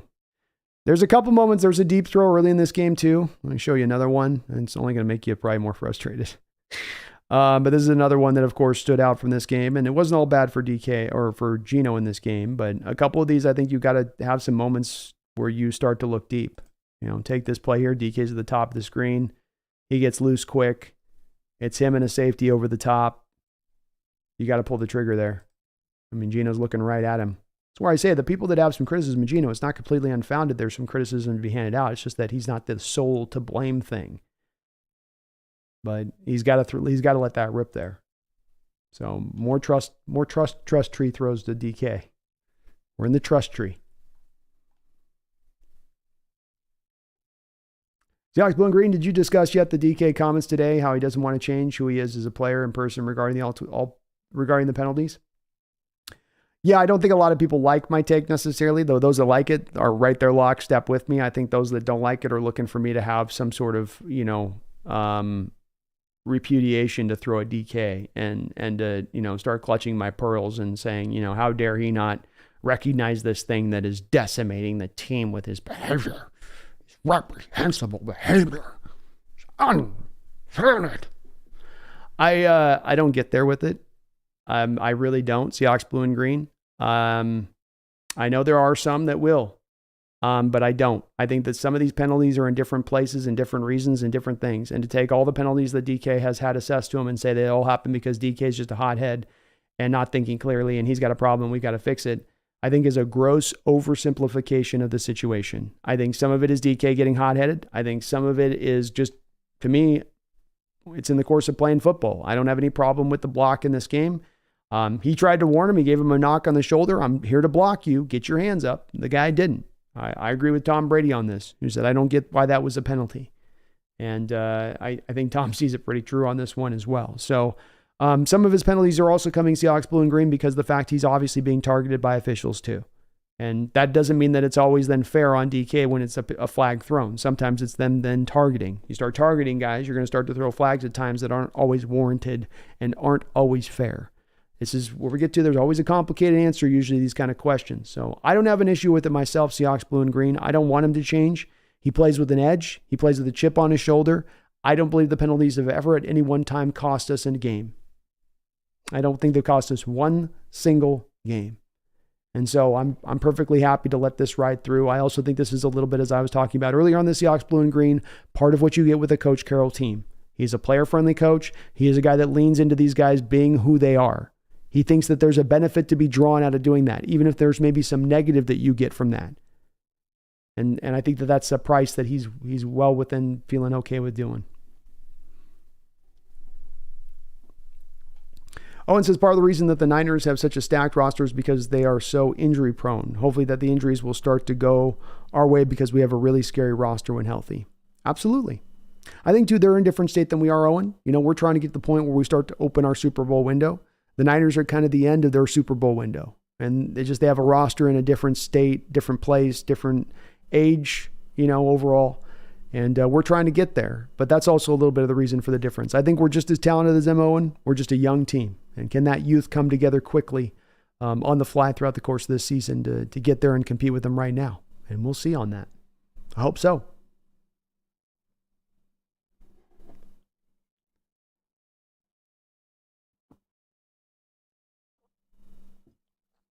TikTok says, no news on Damian. Grumble, grumble, grumble.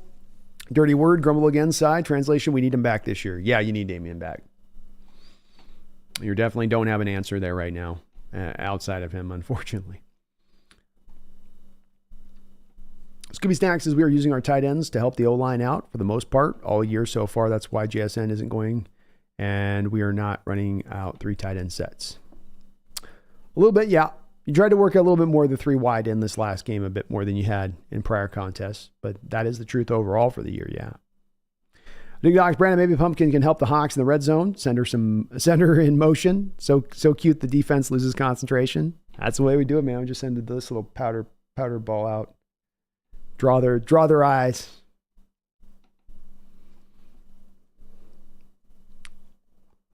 DVD says, Waldron's still not utilizing the talents, including running backs. Certainly hasn't found the magical mixture yet. He's still kind of figuring out the seasoning. Alan says, if Evan Brown keeps playing this good the rest of the season, other teams will definitely offer him a bigger contract. Yeah, you're not getting him on a vet minimum deal into the future if he plays like this. That's for sure. But I think Oluwatimi is probably also the answer long-term at the position. Colombo says, Damian Lewis was limited today. That's not good. That's not good. Fleece, thanks for the update, Columbo. Fleece says, I will fully judge JSN once our O-line is fully healthy. Right now, we can't do anything. We can't do nothing with JSN at the moment. Yeah, I'm going to wait until we got them at full strength. I think it's one of these, a rising tide lifts all boats. You get your offensive line back, Geno plays better. You get your offensive line back, less chip blocks, less needing to have the tight ends holding in there. Now we got more of an opening for JSN to start to take off, to your point. Agreed. HB Kyler is not back yet. He's getting close, but not quite. Colombo says Brown was also out with a hip injury. Yikes. Line just cannot stay healthy so far this year. Scooby's eyes, Kyler might be ready for our second game we have with Arizona. Kind of wonder if Arizona just tries to shut him down, we're trying to do something here, Kyler. Of course, maybe they're thinking we were trying to tank with Dobbs, but he's playing too good. We got to go back to Kyler to deepen in the tank. Kind of some next 3D level chess by the Cardinals in the tank game.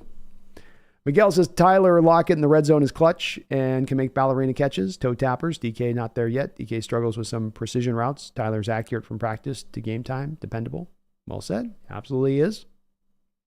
Why do I says, if I'm Seattle, I pay Brown. The value of a good center that can play guard too. Yes, please. Injuries can happen far too often not to spend resources on a deep line. It wins games. Maybe a little bit of what they're going to be facing here. What will make this hard, why do I, is you're going to be down your 2 middle linebackers with both Wagner, all three, including Bush. So Brooks, Wagner are going to be free agents. You, I think, are going to ideally want to try to find a veteran presence there, if not bringing back Bobby at this point.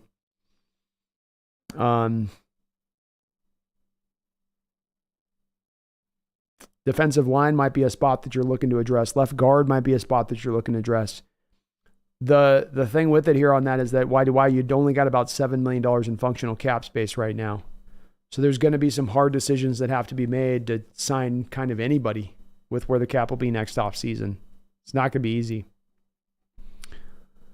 DVD says, where's the rub crossing routes with Lockett and JSN on the opposite side of DK? I don't see them. They haven't tried to run those yet.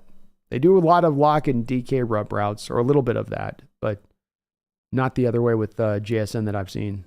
Not much of it, at least.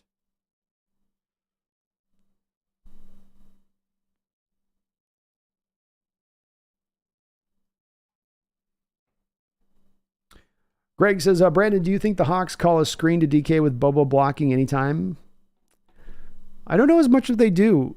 I mean, DK had a couple of years ago there where they threw a couple of bubble screens to him and he did something with them. We remember there's the Dolphins game where he housed the bubble screen in that game. And then there was the one at the end of the Cardinals game where, remember, they called the holding call on David Moore and DK housed it would have won us the game. Horrible holding call. But they don't go to it very much with DK. He's not as much really in the mold of your Deebo Samuel type of really being a yak guy. He's improved with that. He runs really hard after the catch, but he's not really the lateral mover you need for the yak stuff as much. So I don't know if it's the best use of him in that. And but I mean, he has had some success with it in the past before. Couldn't hurt with the way the rest of the screen game's working, Greg.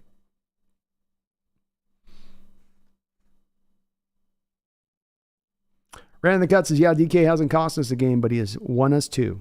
I'll take it. Yeah, that's right, man. I'll take it too.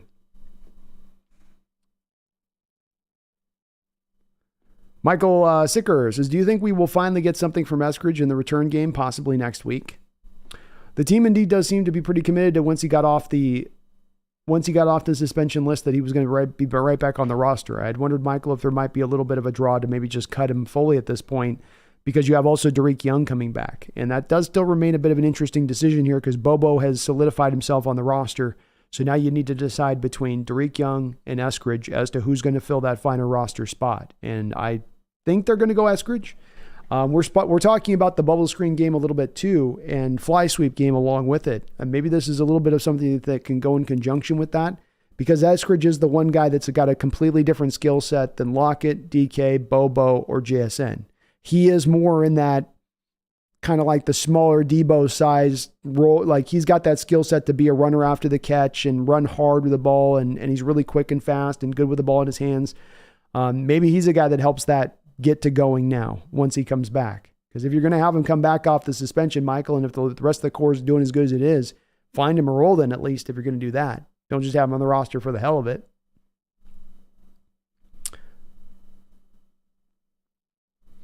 Fleece says DK misses practice with rib injuries. Evan Brown misses practice with a hip. Just trying to probably quiet that down a bit on him. HB says, I lost a bit of respect for KJ's co-host G for calling DK out like that. Always protect the team. Yeah, I as well don't really like where they went with that one. It's plenty of stuff to talk about in this game. It's something that's just, to me, the amount of discussion it gets for one penalty in a football game, and well, it's unbelievable to me a little bit. But yeah, I don't understand either KJ or Gino, either G or KJ that were there for the Legion of Boom teams. It's like, you guys forget what you guys were like 10 years ago. I know you weren't KJ. I know you were one of the quieter guys on that team, but you know, there's some penalties through there on stuff like, well, did that really need to happen on that? I'm like, no, but if, we're going to do it anyway.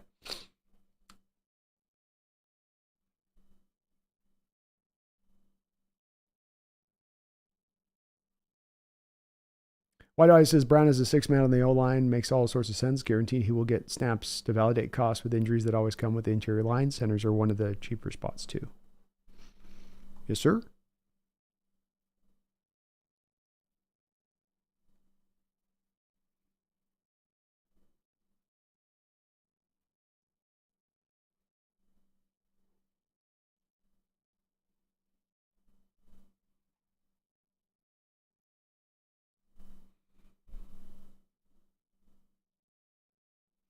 Fleece the Max says we need to use DJ Dallas more since Zach's not playing. Stop giving K9 all the snaps. I don't know. I think there's a bit of a difference between K9 and DJ and their ability to run with the ball. Myself. I think K9's doing the most with what's available in front of him. And maybe Charbonnet would get a little bit more, maybe not. I don't think the run blocking has been particularly good with this line. And I think it was at its worst probably last week. Michael, I'd agree this is very close to a must win.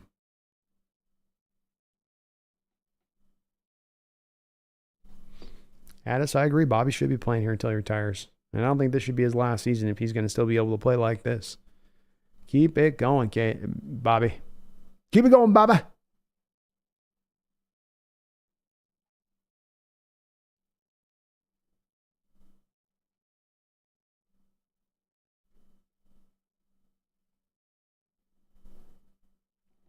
D-Man says, if we go 3-3, then I'm scratching the season. Yeah, well, if you lose the Cardinals here at home, I mean, come on, you got to take care of this one, right?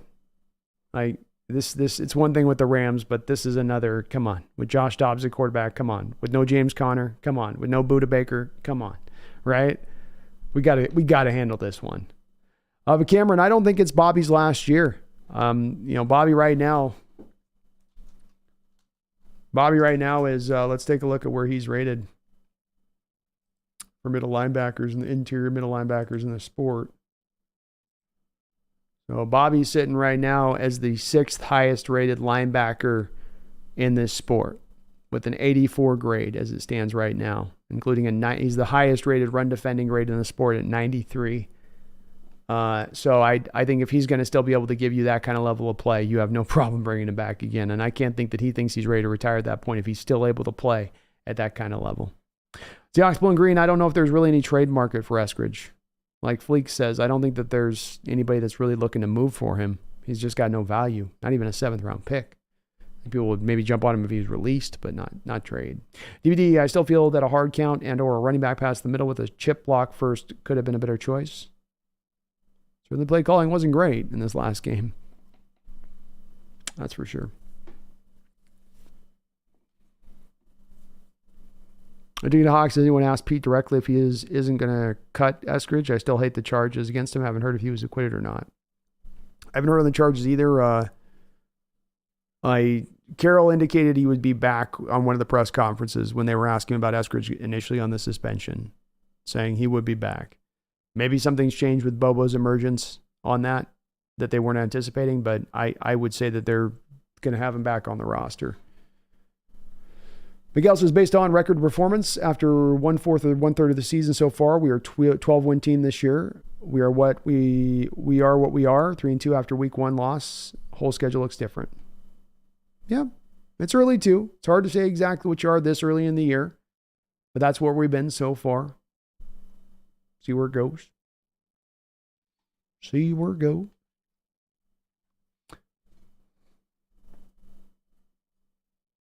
Otherwise, says it's only one more year of still being under those safety contracts. 2025, they'll be much better cap-wise. 2024 will need many moves again. They always make cap moves. All faith in the holy John Schneider. I've got faith. Definitely got faith. It will be tight this year. He's going to have to pull some acrobatics. That's for sure.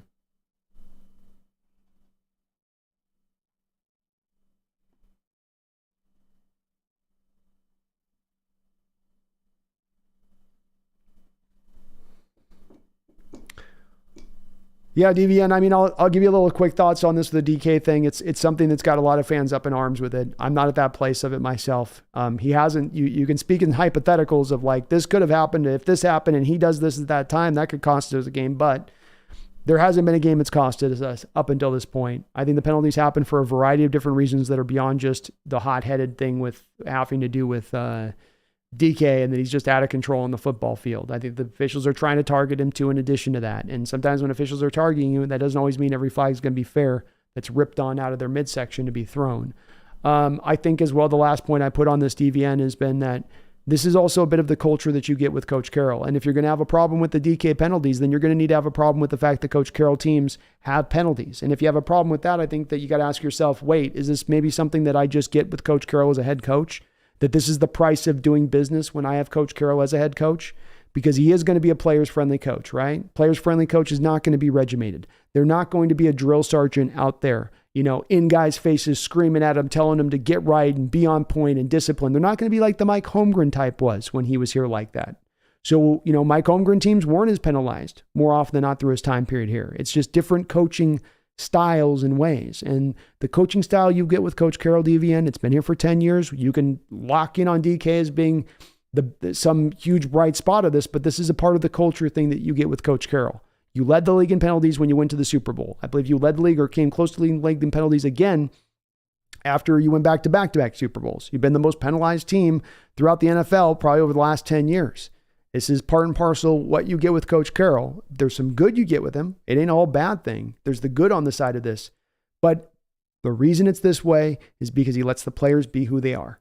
He doesn't dictate to them, I'm going to keep you in this box, toe the line, be what you need to be, the good soldier in line with the team, like a Bill Belichick would require. He goes the opposite way with it. So if you hate that thing with DK, you got to hate kind of the whole general philosophy and tone by which Coach Carroll then runs this organization. And it's not wrong to want a more disciplined team. It's just that you can't really want it if you have Coach Carroll here, because that's not who he is as a coach, right? It's like asking Coach Carroll to be an offensive-minded coach when he's defensive-driven. It's not really that's not the nature of the beast a little bit, I would say. Greg says, my problem with KJ's comments is he could go and say whatever he needed to DK in person, but instead choosing to go at DK in the media is always talking brotherhood, and my guys talk. Yeah, I'm not a fan of it either. Not especially if you're it's one thing to bring it up and be like, yeah, he's got to quiet this down. It's one thing to spend it as a whole point of a subject. Like I'm talking about it. It's not just like because I want to talk a lot about it. I hate the subject really, but yeah, it's one that makes me wonder if it's like, well, this is a subject that'll get clicks and people will be interested in watching on, which can sometimes lead you a little bit on this stuff, and not lead you to the promised land when doing the content creation, in my opinion. But odd to hear KJ go even somewhat hard at DK on this one. He knows the culture. He knows how Coach Carroll operates. He knows how the LOB operated.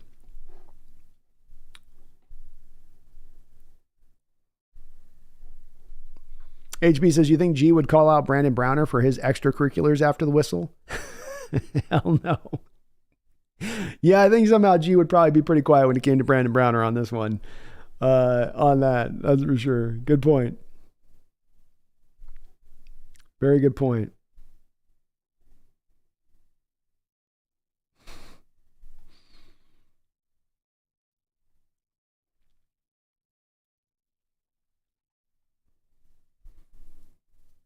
Why do I say there's so many good quarterbacks in this draft? More first and second round talents than I can remember in 10 to 15 years. All for Seattle to make a move to get up in the draft to get theirs, to snipe Penix or even Myers, maybe. I don't know who you mean by Myers. I'm not sure on that one. May? Maybe you mean Drake May? I will always operate off again a history, and if I got 10 years with Schneider never trading up in the first round, I don't think he's going to start doing it now. I think they'll more target second, third round guys. Why, in my opinion.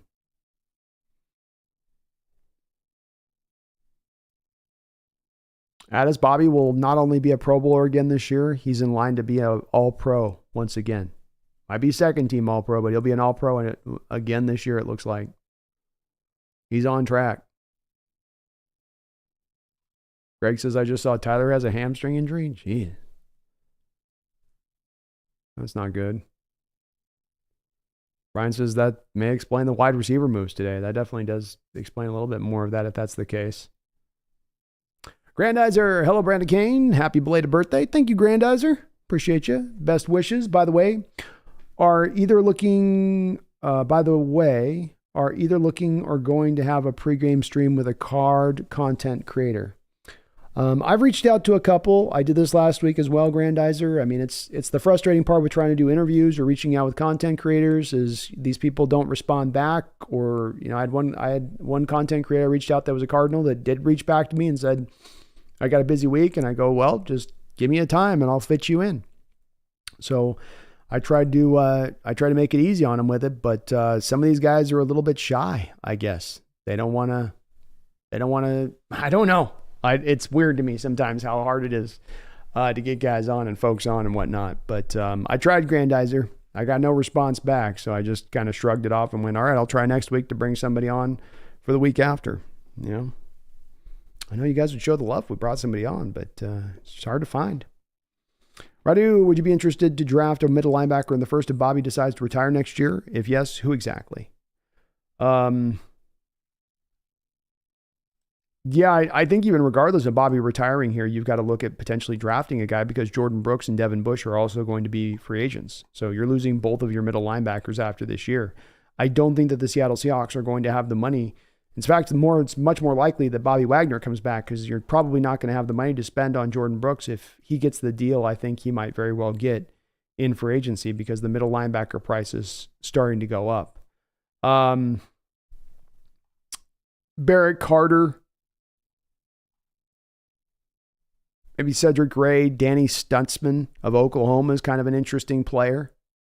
I think Stutzman's been one of the funner ones to watch early on from the middle linebacker position. Those guys are guys to maybe track.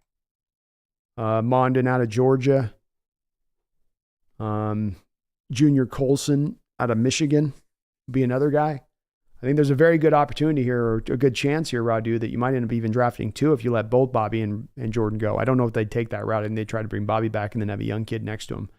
But the middle linebacker draft, luckily, is looking like one of the stronger ones. You even got Trotter in there, who I don't think I'd put as a first-round talent, but is another guy out there at Clemson. Clemson's got two kids that are pretty nice. I like a lot of these kids so far, though. I'd feel good about a lot of them as possibilities for us at the linebacker position. Addiction Hawks says Brandon looks like she's patting Brandon to say everything will be okay. She is, man. She's a good girl. She's super lovey. Greg says, I saw Tyler's injury on Mike Dugar's Twitter when I went to check and retweet of Hawks being 7th in motion. Ooh, goodness.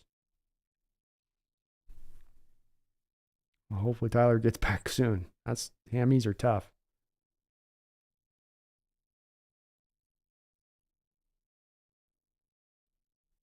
Why do I? It's a little eye-rolling that some seem to be acting like the Seahawks have no hope and the season is over. Yikes. Seahawks were the better team in the game and outplayed Cincinnati, just didn't outscore them. It's a good way of putting it, man. I think there's been more encouragement, but there's certainly been, I think, a select contingent coming out of this game of our fellow Seahawk brethren who find themselves in that state of things, of kind of feeling doom and gloom about it. It's a bit of odd for me to see because this team has shown you so many good spots and the defense starting to round into shape in a way that I don't think anybody expected. But that does seem to be a little bit of a pervasive thought process out there.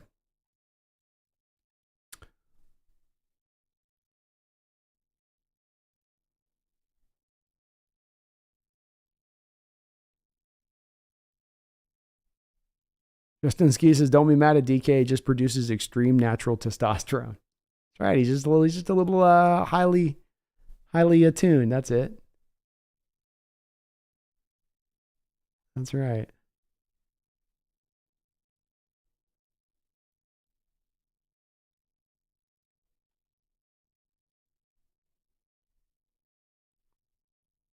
Greg Dyler had a hamstring on the mock game. It's interesting. There's not doing those things can just linger. HB, does the Browns beating the Niners show that great defenses still beat great offenses? I don't know if it's exactly that. No. I think football is definitely a matchup game, and that Browns defense was not a good matchup for that 49ers offense. I think also the injuries the Niners sustained. They're a top-heavy team driven by their star power, especially on the offensive side of the ball. So Trent Williams rolls his ankle.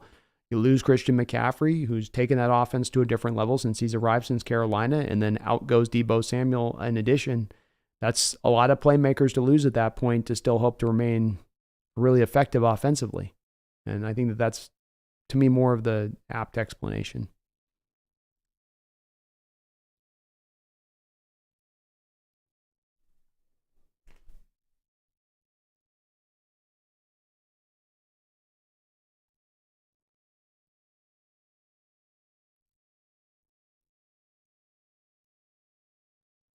Save the Geese says you'll probably get a comp pick for the Brooks leaving. They don't have the money to sign any big free agents in free agency. I think you touch on what I think is going to be their strategy with this Save the Geese, which is going to be running the comp pick game. And the reason I think they're going to be doing that Save the Geese is, like you say, on the forefront of this, you already don't have a lot of money to spend. So if you're going to go out there and bring on somebody, why not just bring them on by trade and then let your outgoing assets offset that? And what I mean by that is you have Jordan Brooks go out there. He'll probably get, if he plays like he's been playing this year, somewhere in the neighborhood of about a $13 to a $15 million deal on average. Then you've got Damian Lewis, who will reach free agency. He probably goes out there and gets something $7 to $8 million per year range. Evan Brown, if he goes out in free agency, then in addition to that, will get himself a decent deal. DJ Dallas is also a free agent. So there's some guys, Devin Bush. I'm not saying these guys are all going to get big contracts, but you could have a good offset of maximizing out the compensatory return of getting 4 picks back if you play the game right this upcoming offseason. And I don't think that there's going to be a $13 million rattling around down in the couch cushions to go sign Jordan, unfortunately. Or fortunately, however you may look at Jordan, I suppose.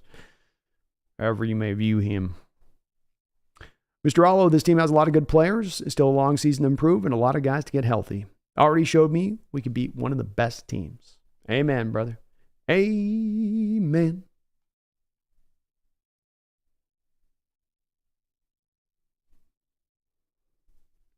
I think Seahawks blue and green, the 3rd round pick from Denver, is actually the Saints pick, but it might end up being a good pick, like you say, close to a 2nd rounder anyway, nonetheless.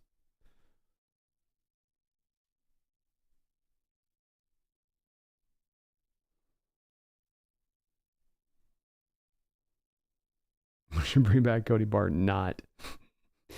Yeah, he's not having the greatest of time out there in Washington.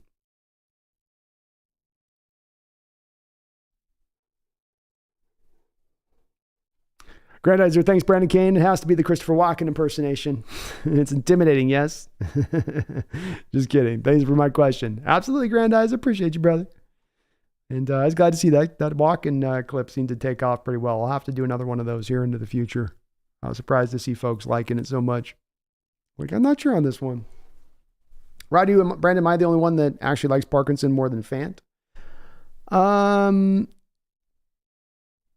I don't know. I think there's some people that definitely are big Parkinson guys. I think Fant, it's a little hard because I think they're a little bit of different players. I think Fant's more of an H-back type tight end. I think Parkinson's more of an inline guy. Parkinson's a better blocker. I think Fant is a little more elusive and a little more explosive in the open field at creating separation on his routes. So there's some different skills that they bring to the table. They're probably a little bit closer to equivalency and total value they give you back than separated, but I'd probably give a little bit of a nod on this one to Fant myself. Not by a long mark, though. Miguel says, young teams, you learn fast and take lumps early. I feel like we're going to win, and win bigger with every game experience this young team takes. Only steel sharpens steel. Go Hawks, man. Wash Vizquez, thank you for the $2 donation. I appreciate you on that, brother. Very kind of you. Says, I can't remember. What's your record prediction? My record prediction on this season was 12-5. And I've got to say, standing right now where I sit, looking at this team, I feel pretty doggone good about that prediction. And remember last year, I think I was only off by one game last year because I wasn't one of those folks last year thinking we were going to be in a rebuild mode, 3-4 win team. So I've been pretty close on my predictions in the past. I've usually been within 1 to 2 games minimum. Why do I says I agree with that. It's not something JSN had done, but we have seen a new way he views team building. Would he see quarterback as the final piece? I think how Geno plays the rest of the year matters a lot.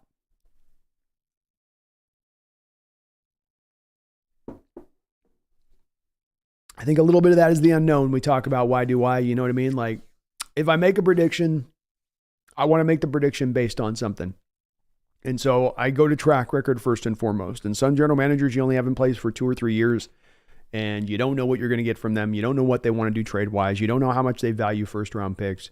With John Schneider and Coach Carroll here for well over 10 years, we have a great big baseline of what they do and what they don't do in drafts.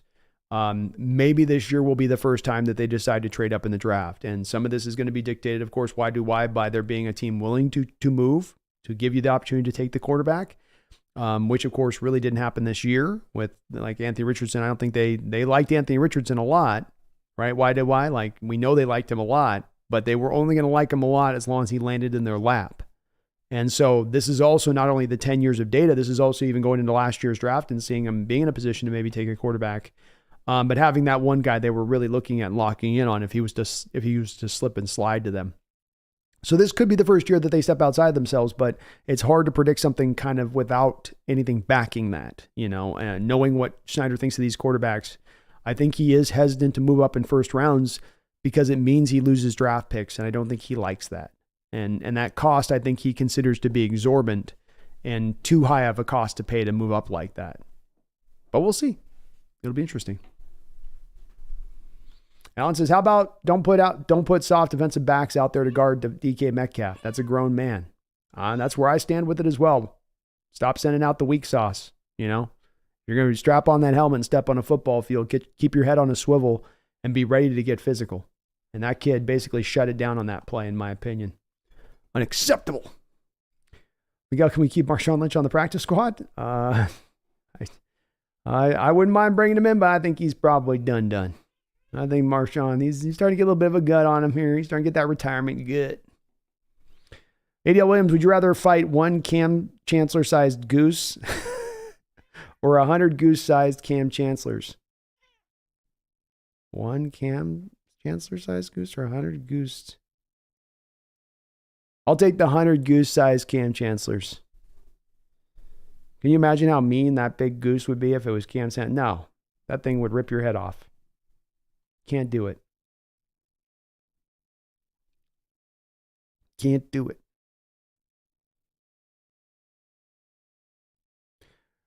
Greg Hawksnest, with Connor being out, who are the Arizona is running backs? Go Hawks. They got one guy with a weird name, hard to pronounce. Not good backs. They are using a little bit of Rondale Moore as a running back this year, which is interesting, as opposed to having as kind of a gadgety receiver. So,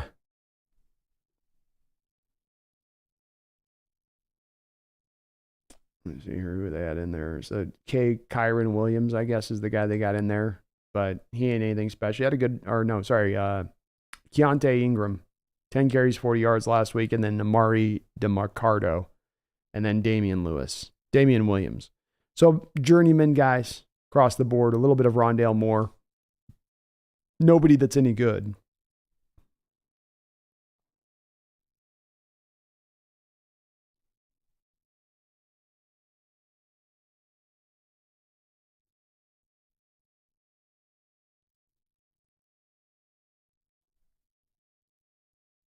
Brian Myers and Brandon, you demand another great stream with fantastic film detail. Night, y'all. Go Hawks. Go Hawks, brother. Appreciate it, man. Thank you so much.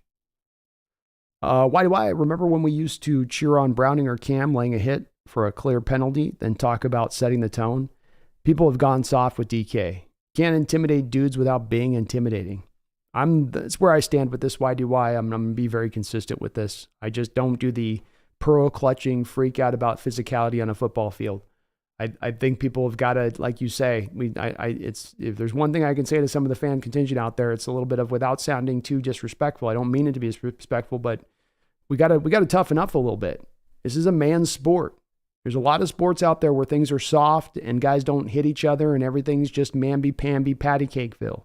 That's not what we do here in football. This is a different lane.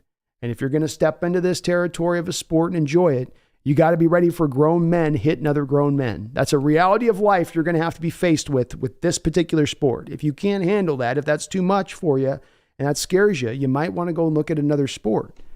I really do feel this way because we don't need more of the NFL being softened up further. And maybe some people would love to see flag football, but I am not one of them. And with every little step we take in the direction of softening this sport up, it's a closer step we take towards flag football. That's why, part of why I'm a little bit so, it's why I dig my heels in a little bit on this one. Like you do, why do I? As you see that this kind of stuff as a subtle way of kind of removing that physicality from the game. It's like, look, it's a tough man sport. That's the way that this is built. This is what made this this is what made this sport the number one sport in America. That's why these people start freaking out. It's like, why do you think we're at number one? Because it's got the one thing in it that you don't get in those sports. I can go get finesse in soccer. I can go get finesse in baseball and basketball. I can get that all day long. I can't get physicality in this, but in one place. Maybe you can get a rugby or in hockey too. But that's what we love about it. That's what makes this sport, part of what makes this sport so great. I don't want to see that removed. I don't want to see that taken down. Daniel says, I would definitely fight the cam-sized goose, 100 cams with low center of gravity. Yeah, I mean, that's true. If they all work together and hit you once, I guess. I just come in there kicking, you know? I'd be like that opening scene in Lord of the Rings, you know, when Sauron comes out onto the battlefield and he's just swinging through and sending dudes flying. I'll just keep I'll keep spamming the kick button.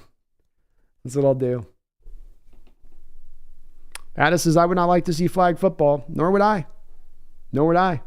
But for the folks lamenting the DK thing, keep in mind that is where there's a strong draw to start getting that too. And they've already removed a lot of the physicality out of this game, a lot of the violence out of this game, and a lot of places rightfully so. The head-to-head hits, I get it. But this ain't a head-to-head hit. This is, I'm coming up to block you, get your hands up. DK gave him a warning. Gave him a warning, little soft shove to the shoulder. Like, I'm here blocking you now. Get your hands up. The man chose not to.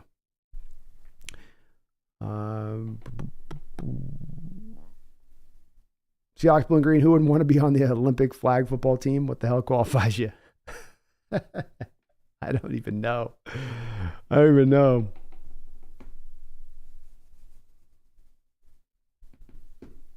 Snail, thank you for the $2 donation. I appreciate you for that. Says the NFL needs to adopt NHL fight rules. That'd be kind of cool. Tell you see some of these Snail pre-fights going on in the league here with some of these stuff going on. It's pretty interesting. But who would say no to that, right? So you probably get a lot of regulating going on in the field if they were able to have that as a, card you could kind of pull. And the whole fight would be part of the opening of the fight would be how you could get the opponent's helmet ripped off to get a free path to the. That'd be probably a bit too much. That'd probably be a little bit too. That'd probably be over the top, but it'd be fun. It would be fun. Fly Device says, oh my effing God, did you see the news? Flag football is going to be an effing Olympic sport in 2028. Get the F out of here. Please stop. Please. It makes my eyes bleed. No. It does not interest me in the least. If football is heading in this direction, I will not be watching football the second we get the flag. That's the second you'll see me check out. Standard Champion says it's mind-blowing to me how much this DK thing, this nothing penalty, has hogged the discourse all over Seahawks Nation. It even did so here today, Standard Champion.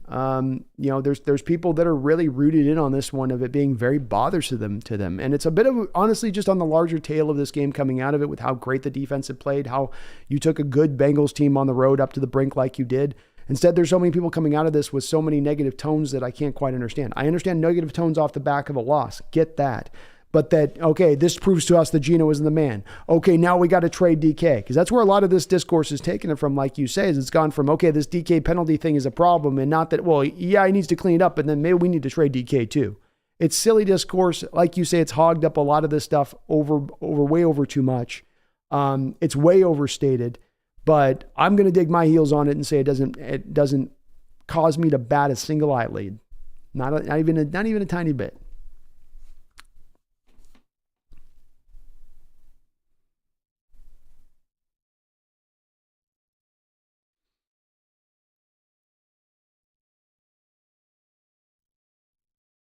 Frolf is a must.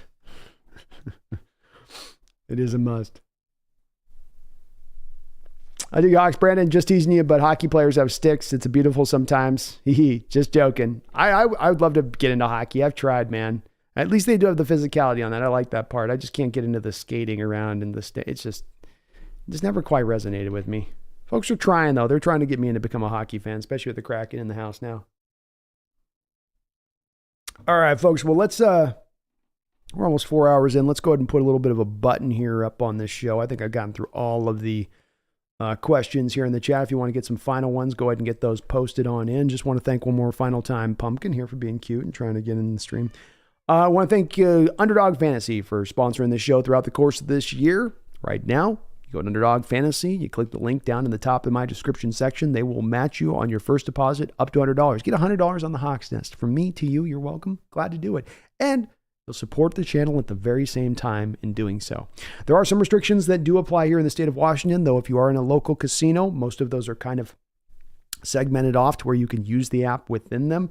So if you have a local casino, and there's a lot of them over there on the Western Washington side, especially, certainly is out here in the East, go on in there and you can use that app, get this $100 back into your pocket on that. They got a lot of great contests on going throughout the course of this year, giving away $200,000 a week, $2 million on the year.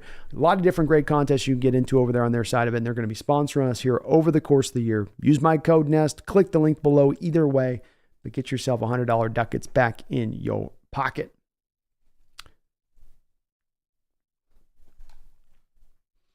Joe, I would literally take my old broken ass down to the field and try out for the Olympics if it was open for tryout for flag football.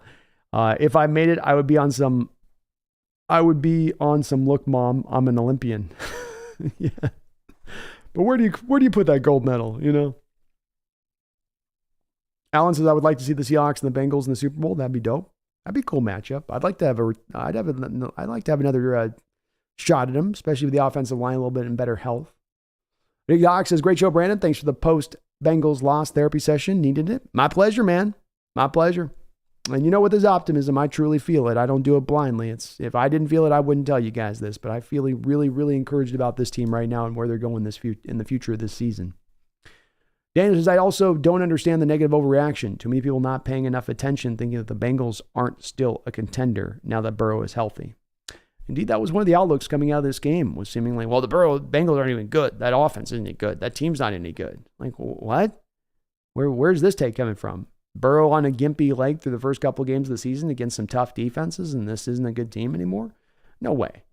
No way. That's a very good team, like you say. And yeah, this was I've done this for a few years now, and I've seen my share of overreactions. I've had my share of overreactions. This was one of the ones where I saw a good course of overreactions going in a certain direction that caught me a little bit strangely too, that I wasn't exactly expecting coming on the heels of this game. Tommy says, Cam basically played the hockey enforcer role. Now we got Adams and Spoon doing it. We need teams to fear the middle of the field again. Yes, we do. Well said. Well said. Joe says, I don't even think twice about the DK penalty. I played football in the 90s when they had handed out barbarian helmets and axes when you played defense. Let's go, baby. Keep the violence in. Well said, man. I can't anything else. That's the way it was when I was in there. You went out there, you knew to keep your head on the swivel or you were going to get dumped face first into the mud. Why do I says, well, 8 a.m. comes early in the Midwest. I had a great time with all of you. You are my people, and I love my brothers and sisters. Go Hawks, night all. Have a good night, my brother, and appreciate you watching. Y2K, hope you're having a great night. Flag Sabbath, good to see you too in the chat as well. You guys caught it just at the end as you're jumping in here. Mez Ape says, good stream. Thank you, Mez. Appreciate you. Jail says Hawks Bengals Super Bowl equals Geno's revenge game. There we go. Let's go. Greg Kemp says, I miss the Sean Taylor type playing style in football. Me too, man. It's something lost in the sport. There's a type of player that you don't get to see anymore, including the Cam Chancellor, Sean Taylor types. And I understand some of these hits needing to be removed. I get some of it. I do. CTE is a real thing. And these guys, some of those elder players had brains turned into mush, but boy, it was fun football to watch, wasn't it, Greg? At least we got the old tapes to go back to. Kingdom is rocking the Kraken, and they have a Yamamoto playing for them. I'm part Asian, so I'm going to go hard with the Kraken and my man Yamamoto. Let's go. That'd be a great name on the back of a jersey, man. A great handle on the back of the jersey, especially for a hockey jersey. Dickie said, Brandon, I heard rollerball was going to be the next Olympic sport. Now they're just memeing on us, right? They're just messing with us at this point, right? Yeah, it's going to be laser tag after that pretty soon. Seahawks blue and green, exactly. Hennock says, I feel like we struggle guarding the middle of the field when the linebackers are guarding. I think there's sometimes you're dropping in zone and the teams are attacking you with a slot receiver on your linebackers at moments, Hennock, which I think is what you're seeing. And that does occur at times and will occur when you run a little bit of a zone defense. I think they did a better job throughout the course of this game against the Bengals, and they have done a better job the last 2 weeks of squishing down and squeezing those routes a little bit more consistently. But I think it certainly has been at times. Rams game, you saw Bobby get targeted with the receiving core of the Rams a couple different times in that game, left in a matchup against Puka Nuka, for instance, which wasn't really the best thing for him at that point. DVD Forever says Levi Bell. Mark Miguel says if we lose flag football to Canada, we'll be devastated. Or the Russians. Yeah, we cannot do that. If we got to put pros out there to avoid that situation, then that's what we got to do.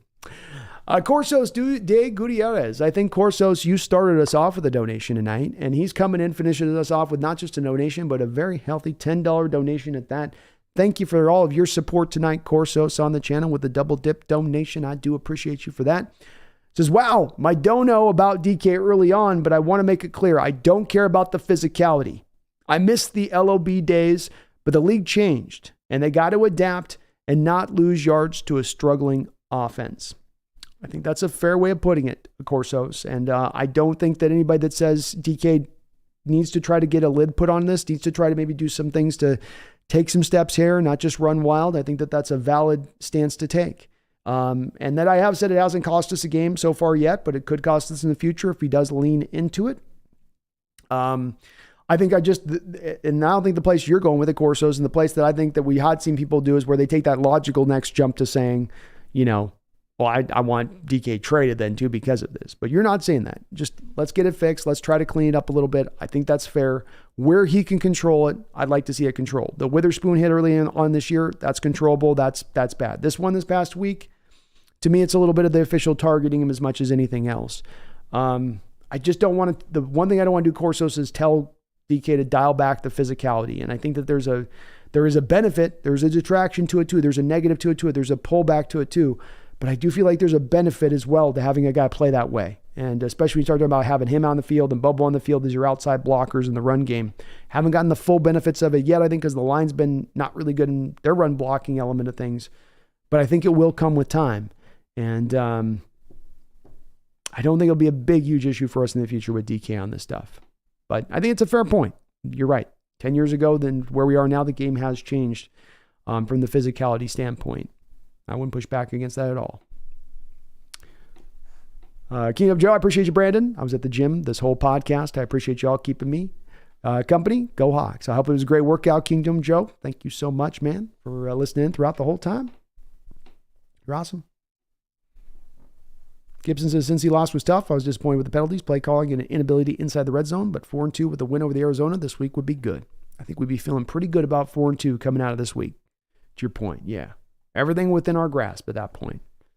Everything. First round bye, being a great team in the NFC, it's all still there at that point. Fleece, I hope the Huskies win the national title too this year. That'd be great. That would be great. It'll be a sad day in America if we don't get the gold in flag football. Yeah, it'd be a tough day. Tough day. There's always ways to be physical, just run through them. Justin says the con is that DK became a target and the other team is targeting to hurt him too. That's why he has that backside injury. Yeah, I mean, it's the safety hit him in the Lions game that caused the rib where the safety's just trying to give him a crack and comes back on the backside and is able to get him. That kind of play is going to happen a lot with the safety closing in there because the safety's trying to punish the guy for catching it and dislodge the ball. He just caught him at the right angle, hitting him in the ribs because DK kind of tried to turn back to the ball and he's turning back because Geno's trying to throw it away from the incoming safety.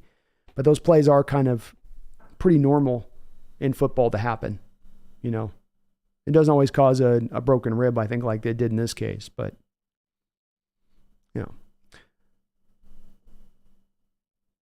Kingdom Joe was fun, but I agree with the rules on the heads and helmets.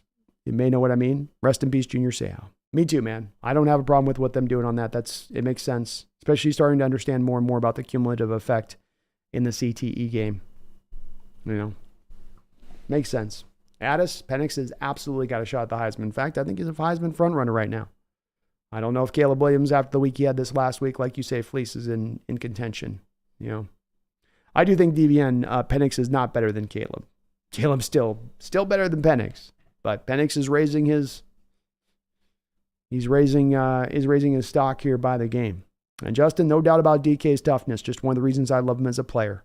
Hurt, injured, he goes out there every week and performs all of the duties required of him as a wide receiver, including catch and run routes and yak and blocking. Does it all. Can we see some more offensive defensive tape for the fun of it? Can we see some awesome defensive tape for the fun of it? Well, I'm just signing off. Feed me more Seahawks. So I'm at my 4-hour mark here, man. I'm going to try to keep some of these a little tighter here as we can get more streams up here through the year, just to try to not, because once I get to that 5, 6, 7 hours, I know you guys love me going deep and long on this stuff, but it blows me out the next day. Like, my head's just torqued when I get to that next dot. So I'm trying to make sure I can rebound quicker to be able to get more stuff out. I know you guys love these 6 and 7 hour streams, but I got to kind of selectively keep them out there for Sundays so I can keep myself fresh and ready to go throughout the whole course of this week on this. Appreciate you guys here on the chat. I think we'll wipe it up on this. John Paul Backup, everyone has an off day. This was probably just an off day for Geno. I'm expecting he will be back to the Geno that we have come to expect and has been our cornerstone. Well said, John. I've got a lot of encouragement for Geno going through the future of this year. I think he's been dealing with an offensive line that's held him back a little bit. I don't think the play calling's been at its best. I think the running game has been stymied here for quite a bit of time as far as being on a consistent realm and a consistent run. Yeah, you get the big plays in the running game, but the consistent getting out there of 5 and 6 yards has not been there if we go back to week 13. When these things start to improve, you'll see the improvement of Geno's performance along with it. And I do think that this is going to improve as this year goes along. This offense is too talented, too good, and will start to maybe get too healthy to not expect them to start to really produce. And the great news is that this defense has taken a top where we thought your ceiling is here as a top 15 defense, and they're maybe starting to show some signs of having some more ability to go even beyond that, to be even better beyond that.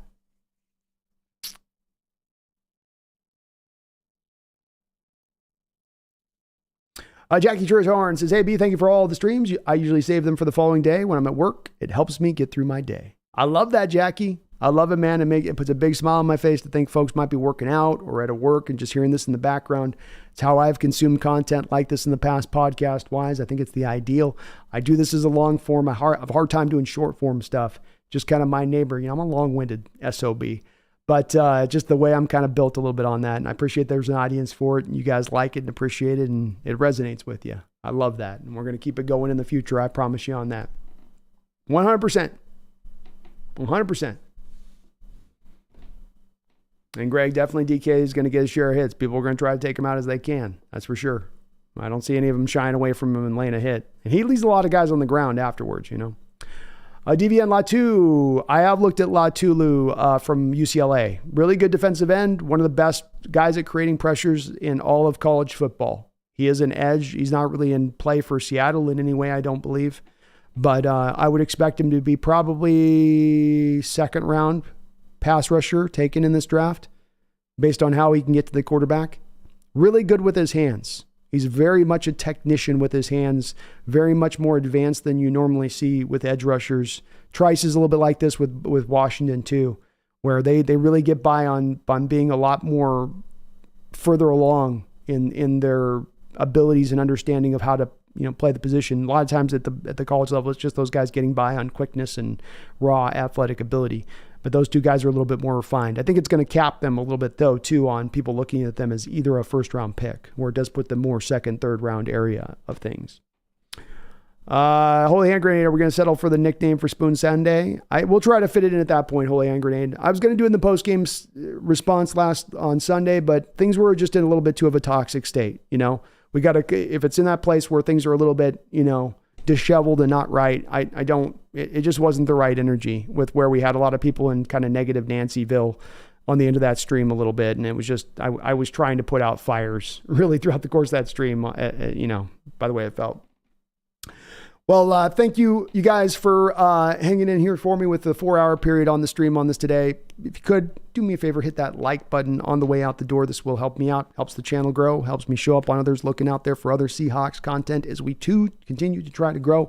If you're not subscribed already up here to the Hawks Nest, do me the favor, hit that subscribe button. We're trying to get around here to 14,000. Or to 15,000. We are right on the edge of 14,000 here. We're almost kissing it. So if you could help us by jumping up on the channel, subscribing on up, I'd be very appreciative. I promise no clickbait videos, nothing but good, fine, honest content. I want to thank you guys in the chat today. I know this was a tough week and they aren't always the easiest subjects to cover when we got to cover things that are negative or things that aren't going necessarily great with the team. For those that I might disagree with, I want to thank you as well for being respectful. We had a lot of disagreement in the chat today, but there was a lot of great energy behind that disagreement and that people were arguing the points at hands. We didn't get into straw manning. We didn't get into attacking. Just let's just discuss this thing. Let's unpack this a little bit. And hopefully over the course of the stream, we got a little bit closer to the ultimate truth. Not personal truth, but maybe the ultimate truth of the situation of this past week with Geno and company. And that truth from my standpoint is there's a lot of blame to pass out. It ain't merely on Geno. It ain't merely to the offensive line.